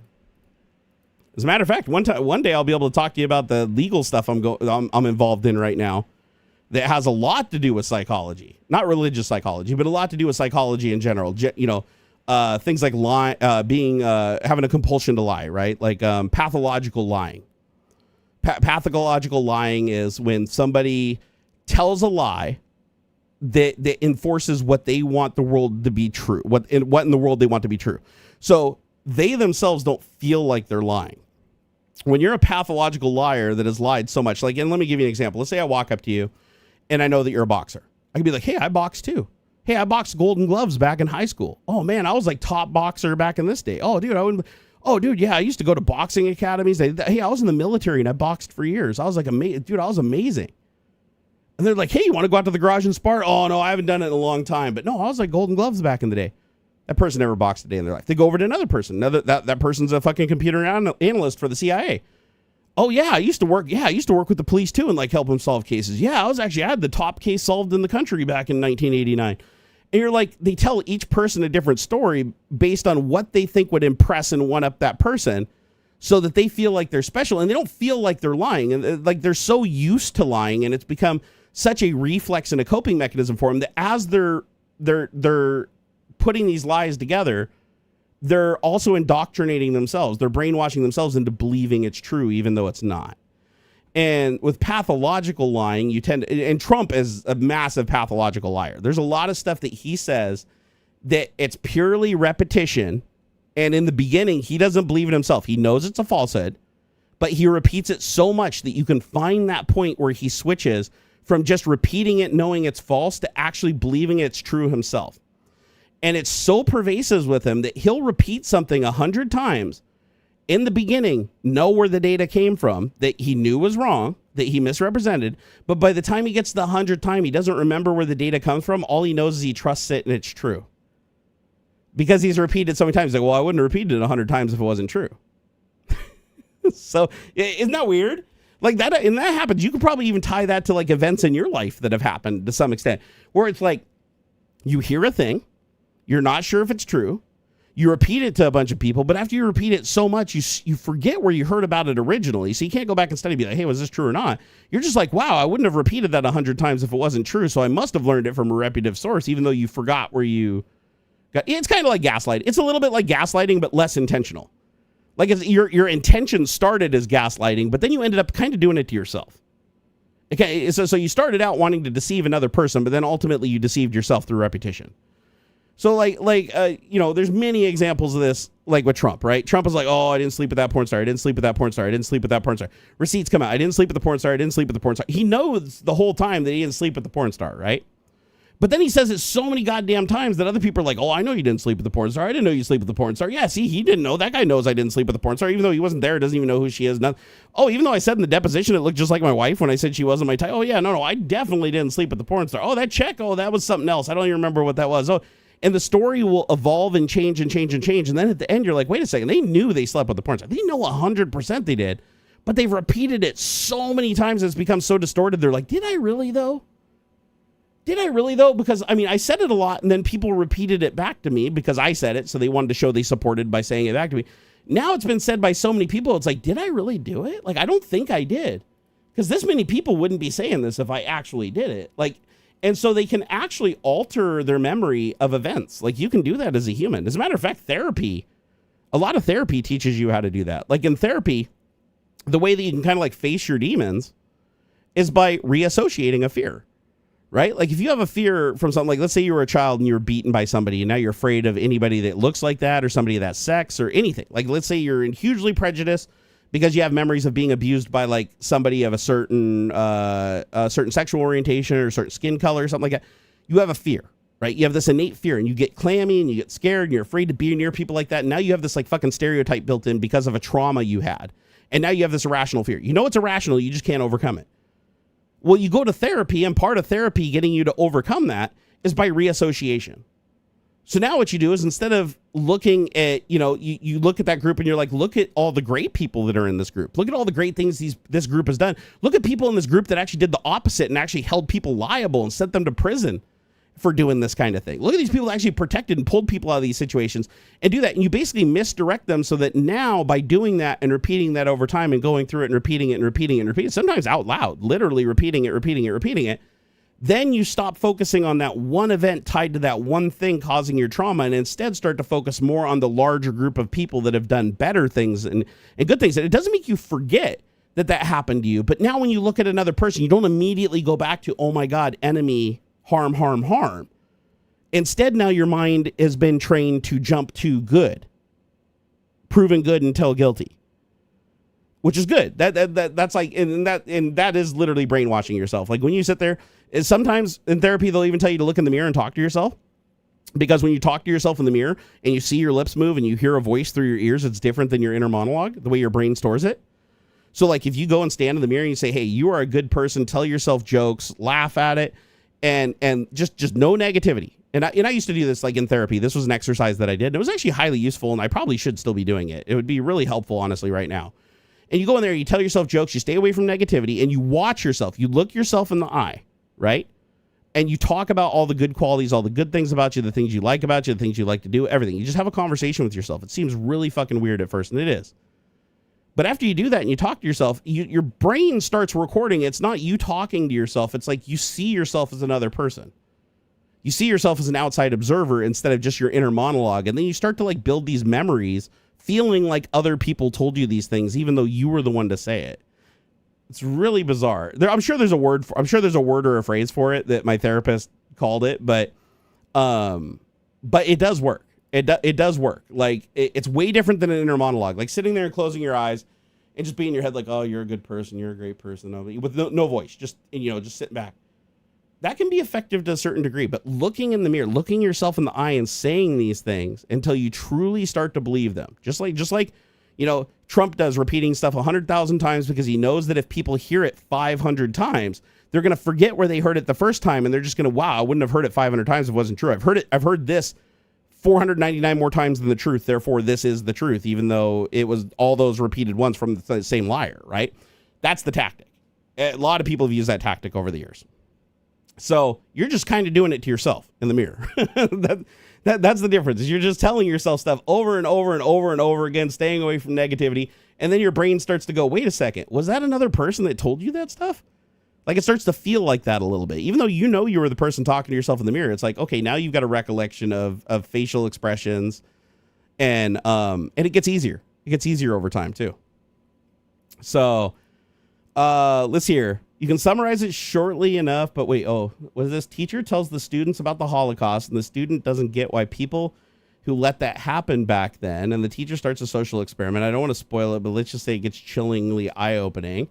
It was used for education here in Denmark. Teach us to form our own opinions and not just follow others blindly. Yeah, we have a tendency to follow the group. If we feel that the group knows more than we do, we will just follow the group subconsciously. Right. And a great example of this is, and I don't recommend you ever do this, but there are videos of this on YouTube. If you're in a crowded area and you just go, oh my God, run, and just take off in a direction, the vast majority of the group will instantly follow you. No questions asked, no looking around, no observations. The vast majority of the group will just run and follow you or bolt off in a direction. And that's because your fight or flight response is more deeply ingrained in you because of things that have happened throughout your life and how you've learned things the hard way. Most people, that's deeply ingrained in you to the point where your subconscious fear and your reaction to that fear is more powerful than you intellectually processing the situation and figuring out what to logically do next. And it's herd mentality. It is. That's the most rawest form of herd mentality. I actually gave you guys a pretty cool example of herd mentality that I've put to the test personally. And I'm sure there's probably video of this in one of my Comic-Con videos, because we used to do this all the time at like Comic-Con and PAX and stuff, is I'd have my friend walk up, because this happened to me all the time. I'd have a person walk up to me, ask for an autograph, and then 20 other people would walk up and ask me for an autograph or a selfie. It was always one person, though. One person would approach, then a bunch of other people that were in the area and already knew I was there, then they approach. They're like, oh man, that's so cool to finally meet you. Here, take a picture. And I started asking these people, I'm like, hey, what do I do? Oh, okay, fine, you got me. I'll be honest. I just saw that person, they got your autograph and famous. And I didn't want to miss out on the opportunity. Because they're like, somebody's getting his signature, he must be famous. Right? That's the herd mentality that's programmed into you. We've all been saying, oh, if that person's important and somebody wants to get their picture with them and get an autograph and everything, says, oh my God, he's a big deal. You overhear that and you're like, wow, I don't want to miss out. Fear of missing out. Your very first instinct is, ooh, I don't want to miss this opportunity to get over there and do it, even though they don't know. Hey, Optimus Perky, what's up, brother? So check this out. This works for everybody. You don't have to be famous. Like, just walk out of a bar. Have your friend walk out of a bar. Do this sometime. If you're ever at a bar, you're ever at the mall, any place where there's just maybe like, let's say 10 plus people within an area earshot. Go into that area, have your friend or you walk up to your friend and be like, oh my God, dude, I love you on YouTube. Oh my God, dude, I cannot believe you're here. Holy crap.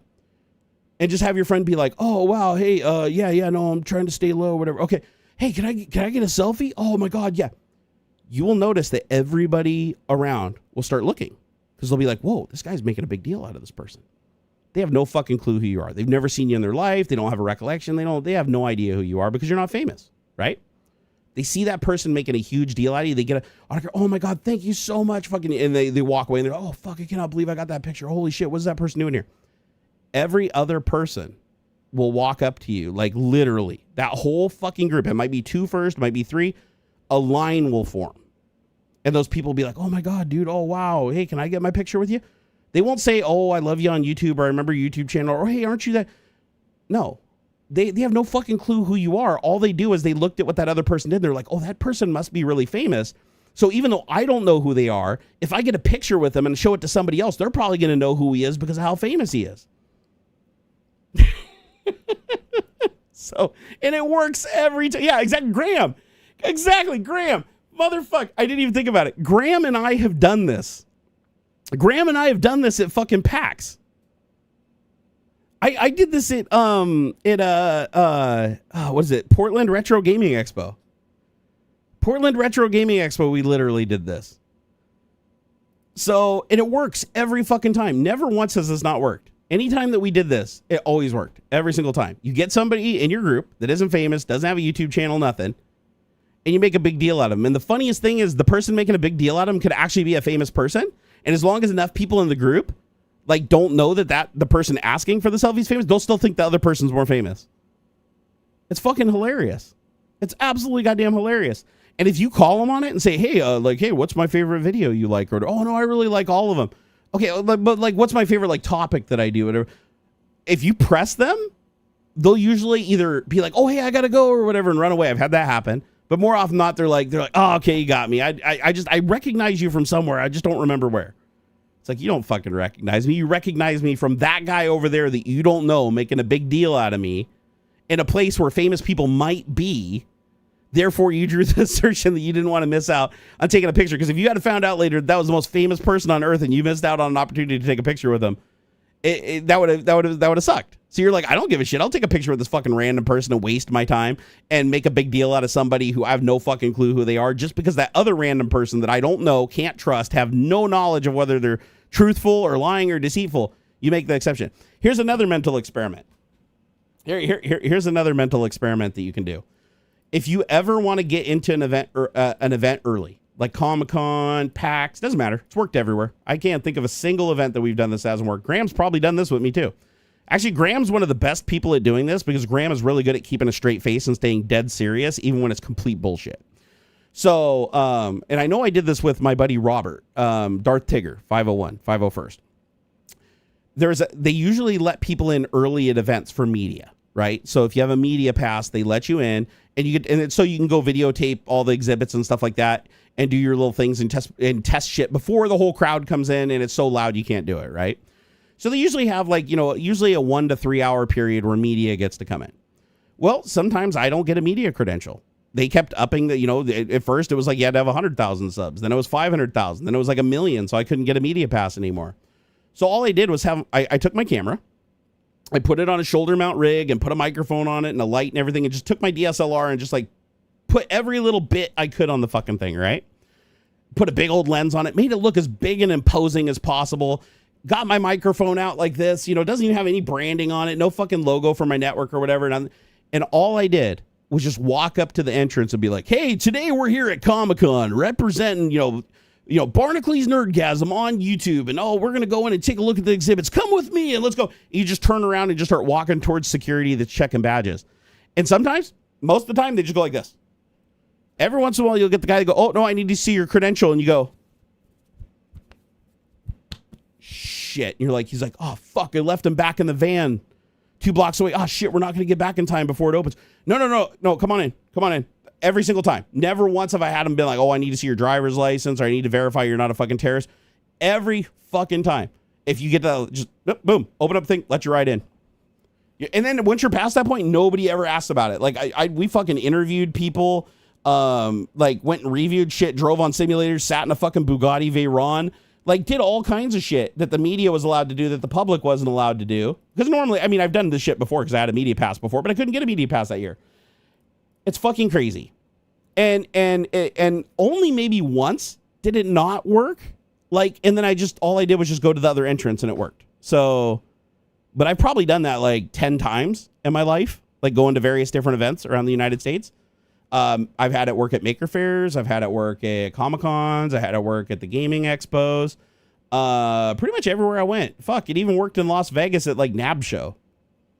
So, yeah, you can, if you are confident, you have to be confident though. You have to sell it. If you walk up and you're like, oh, it's a YouTube, hey, come on, my YouTube channel, yay. And your person holding the camera is like, no. You have to own that shit and look like, if that person does not let you into the event, that you're going to be like, oh, sorry guys, we couldn't cover this entire event on our multi-billion-dollar network and it cost this company $3 trillion. You have to literally make it seem like you have to be there. Like, it is fucking critical that you get in there. And it works. It absolutely works every single time.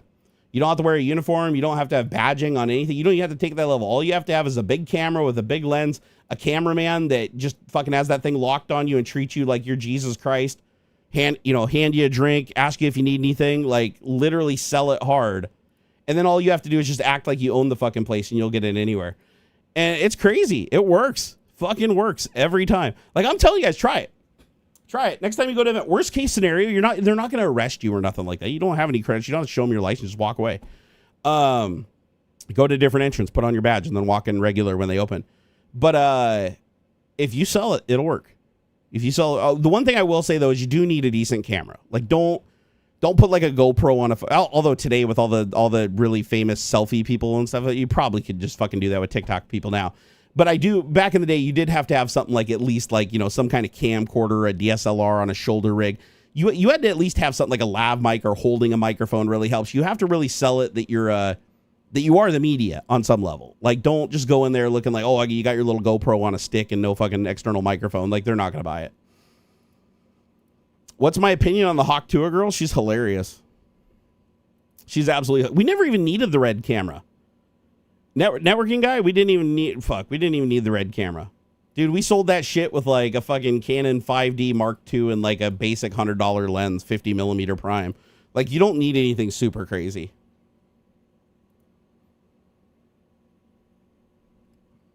Let's see here. My mom used to help during the summer vacay backstage at Samso Festival. Would hang out with Aqua and Danish bands. Oh, Aqua's awesome. I haven't heard of them in a long time. That's really cool, man. Yeah, I've got to hang out with some pretty cool people over the years. Like, I've met a lot of really, really cool people. I just wish that my health didn't fuck it up, so I didn't get to experience more. But hey, I'm still alive. As long as I'm still alive, there's always a chance, right? So I can always make a comeback. Actually, I have no choice now. I have to make a comeback. So it's easy to make a comeback when you have to, literally, or you're fucked. Ron Gao said, I often talk to myself because I often need the advice of an expert. That's awesome. I love it. I love it, bro. Big dick energy. All right, guys. Well, I gotta get downstairs because my son, I promised him today we're gonna play some not Forza. What am I talking about? Fucking Gran Turismo. So we're gonna play some Gran Turismo, maybe some Dirt Rally in VR and PSVR 4. Well, Mama's out hanging out with her friend today, so Xander's been really patient downstairs, hanging out and being really quiet and doing his thing. And I told him that I'd come down right after the stream. So I just wanted to spend a little bit more time with you guys. Actually, it was more than a little bit more time. I was supposed to leave it too. Oops. He's been really good. I'm surprised he didn't come up and knock on the door and be like, Dad, it's time to game. Get down here. He's so funny. He's so funny. Yeah, it's been a long time, Optimus Perky. It's good to see you, though, brother. It really is. Well, I hope you guys enjoyed the show today. I did. I really did. I loved it. I loved every minute of it. I want to thank everybody who did a super chat. Daniel Terry, again, thank you. The Tech Chef 420, Histario, Exorius Burrito, Nigel Watton, Don Kellogg, Ian Scott Johnson, and Joe Taji. Thank you, each and every one of you guys, for the super chats. You guys are absolute legends. I really do appreciate it. I'm working on getting back to Twitch. That's been a little bit hard because my back has been really fucking up. But you know what? My pain level is only about a 4 out of 10. That's why I'm like sweating so bad right now. My pain's about a 4 out of 10, which is kind of getting up there, and it's going to creep up. But it's getting actually better. Like after like 6 months of it just getting worse and worse and worse, and the doctor's saying they can't do anything about it, and the pain medication not really working anymore. I've had one day where it was completely pain-free. I had another day where I woke up and it was completely pain-free, but only for about an hour, and then it came back, and then I was pissed. And today it's been fairly constant to start, and then it started to build over the last hour, like where it's really started hurting. So I think it is kind of getting better. So I'm going to keep doing whatever it is I'm doing, trying to get up, be a little more active, move around a little more, have my wife run the massager on me like really, really hard on my hip. And I'm just going to keep recycling that as much as I can and see if I keep getting a little bit better and a little bit better and a little bit better, because the more I can get up and move, the better. That's what I got to do. But hey, try out some of those psychology experiments that I told you guys about. It's a lot of fun.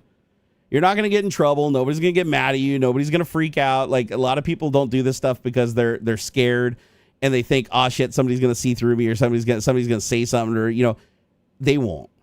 They won't. What you're doing is absolutely harmless. I'm not saying yell, you know, fire and run out of an area or something like that. I'm saying just have your friend walk up to you, or you walk up to your friend. Just separate for like a minute, like, and go to another area so that people don't know that you've been together the whole time.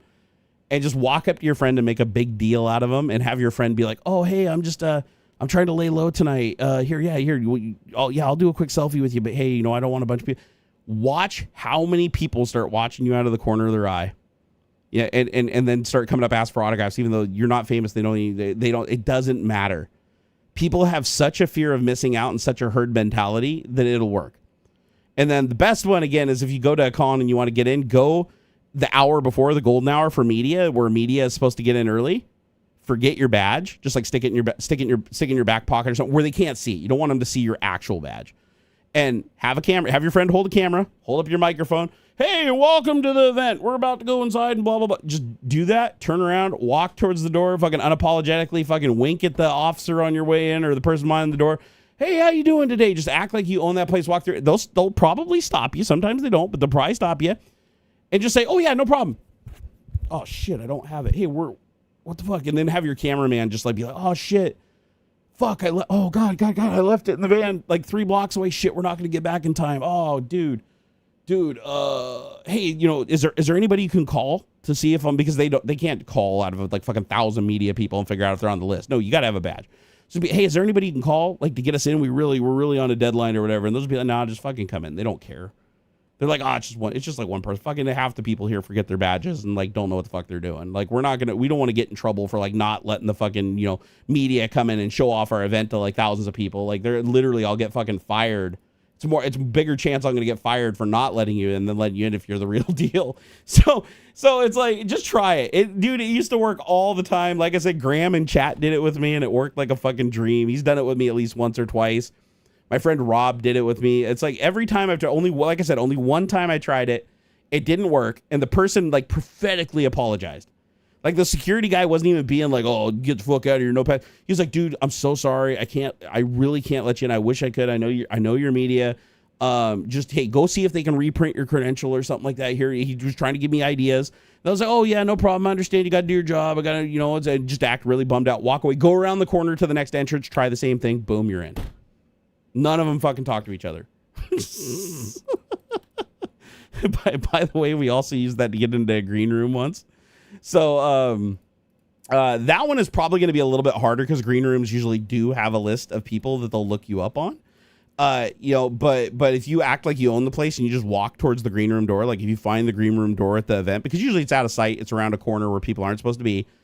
If you just walk towards that thing like you fucking own the place, talking into a camera.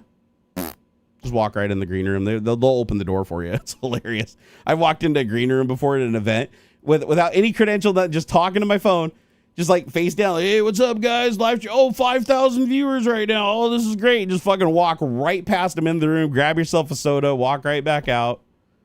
Like nobody will call you on it. Half the people in these green rooms at these events have no fucking idea who the other people are anyways, because they're always in different genres that they never watch and stuff. Like you walk in there, nobody's going to give a shit. Everybody just assumes everybody else is famous if they're in the green room. So if you get past the person, you're in the green room, you're holding the phone talking about it, you put it down, start drinking a soda, sit down, fucking nobody's going to care. Oh, Necromancer said, what is the green room? Oh, the green room. So anytime you go to an event where famous people are, they usually have a room where the famous people can go and chill out to get away from the crowds. And there's usually like sodas, drinks, food, stuff like that. They call that the green room. Think of it like backstage, right? It's only for the people that are famous so that they can basically get away from being mobbed by fans and like recharge. Even they all have it too. Like every event I've ever been to, PAX had a green room. Emerald City Comic Con had a green room. Several of them. Linus Tech Tips Expo had a green room. Let's see, all of the vlogger fairs had a green room. So yeah, it's a place and it's usually not advertised. They usually don't put the door and like a plain spot. It's usually like occluded behind something, or they'll put like a curtain up or something. They don't make it obvious that it's the green room. They just tell the people when you come in, like that's where the green room is. If you ask and you're like, you know, you're a celebrity, hey, where's the green room? They'll just show you and point to it. But they all have it. They all have it. And usually they have a security guard posted, not always, surprisingly, but usually they have a security guard posted at the door at the green room. And when you walk in, you show them your creator credential or whatever to prove, because, you know, that is the only credential that gets you into that room. You basically have to prove that you're an invited VIP. And, but again, if you don't have your badge and you just talking to your phone, like, hey, 5,000 viewers, blah, blah, blah. And if they ask for your credential, just be like, oh, fuck. I set it downstairs. Oh shit, I can't believe I set it downstairs. I bet you like one of my fans stole it. Fuck. Okay, where do I go to get another one or whatever? You know, and oh no, just go ahead, go in. It's fine. Like they don't want to get fired. They don't want that. That's the thing. Like if you were like really supposed to be there and they didn't let you in, and you were not having a great day at their event where you're a VIP, and then you fucking call the event and be like, yeah, this fucking security guard wouldn't let me into the green room. I got stuck out there, you know, getting mobbed by fans and shit like that. They're not going to want that, right? That is way less dangerous than just a rando who looks like they're supposed to be there going in the green room, grabbing a soda and leaving. You know, now if you go into the green room, you start, you know, talking to people and they figure out that you're not famous and you start like grabbing food and soda and acting like you're not supposed to be there and shit. Yeah, then probably something's going to happen if you overstay your welcome. But no, if you just go there, grab a soda, grab some food, sit down, watch TV, act like you own the fucking place, pull out your phone, talk to it like you're live streaming. Like, well, actually, usually green rooms don't allow live streaming or pictures or anything like that because it's usually a way to get away from that. But yeah, I've seen crazy shit go on in the green room too. I got to go. I'll tell you about it, but remind me next time. I'll tell you some green room stories. Some of the craziest green room stories I have were from Vlogger Fair. From Vlogger Fair. Vlogger Fair was literally the craziest fucking green room backstage event I've ever been into in my entire life. Like for 2 of the years I went. The last year though was the fucking craziest by far. Like dudes literally got arrested for fighting. Like dude got arrested, fucking kicked out of the event. Like an actual YouTuber with like millions of followers got literally like the cops had to come and grab him and drag him outside and fucking uncuff him and cut him loose. Because he ripped off his shirt and was like trying to fight people. And it was a Christian family vlogger who cheated on his wife. Oh my God. Oh my God. Good times. Good times. All right, guys. I'm going to take it easy. I'm going to take off. I'm going to go hang out with my son now and play some video games. I love you guys. Thank you for everything. Seriously. You guys are everything I got, and I super appreciate it. And I'll see you again on Monday. I might even see you tomorrow. I think honestly, since I've been gone from Twitch so long, it probably wouldn't be a bad idea to do a live stream somewhat early on a Sunday. So if you guys want me to do that, hassle me on X to do that, and that'll probably like help get me up over the edge. And hopefully I can take enough pain medicine to get my back to play ball for a couple of hours at least. All right, guys, take it easy, and until next time. Woo! Later. Oh, by the way, I'm Barnacules on X. So here, everybody go follow me. I'm trying to get more people over there because people keep leaving, so I need to get like new people. So if you have an X account or an alt account on there, or a troll account, or whatever, I don't care. Just follow me with it. All right, peace out, guys. Hey, Oystein, what's up, brother? Oh, dude, I'm so glad I got to see you before I left. But hey, go back and watch the VOD. It was a good show. Oystein's like X. What is that? Twitter. Go to Twitter. Twitter.com. It'll redirect to X. Oh, Rena, you're going to create an account just to follow me? Oh, that's awesome. I appreciate that. All right. Take it easy, guys. Later. I got to go hang out with Xander. I missed the little booger, and I want to go play some video games with him.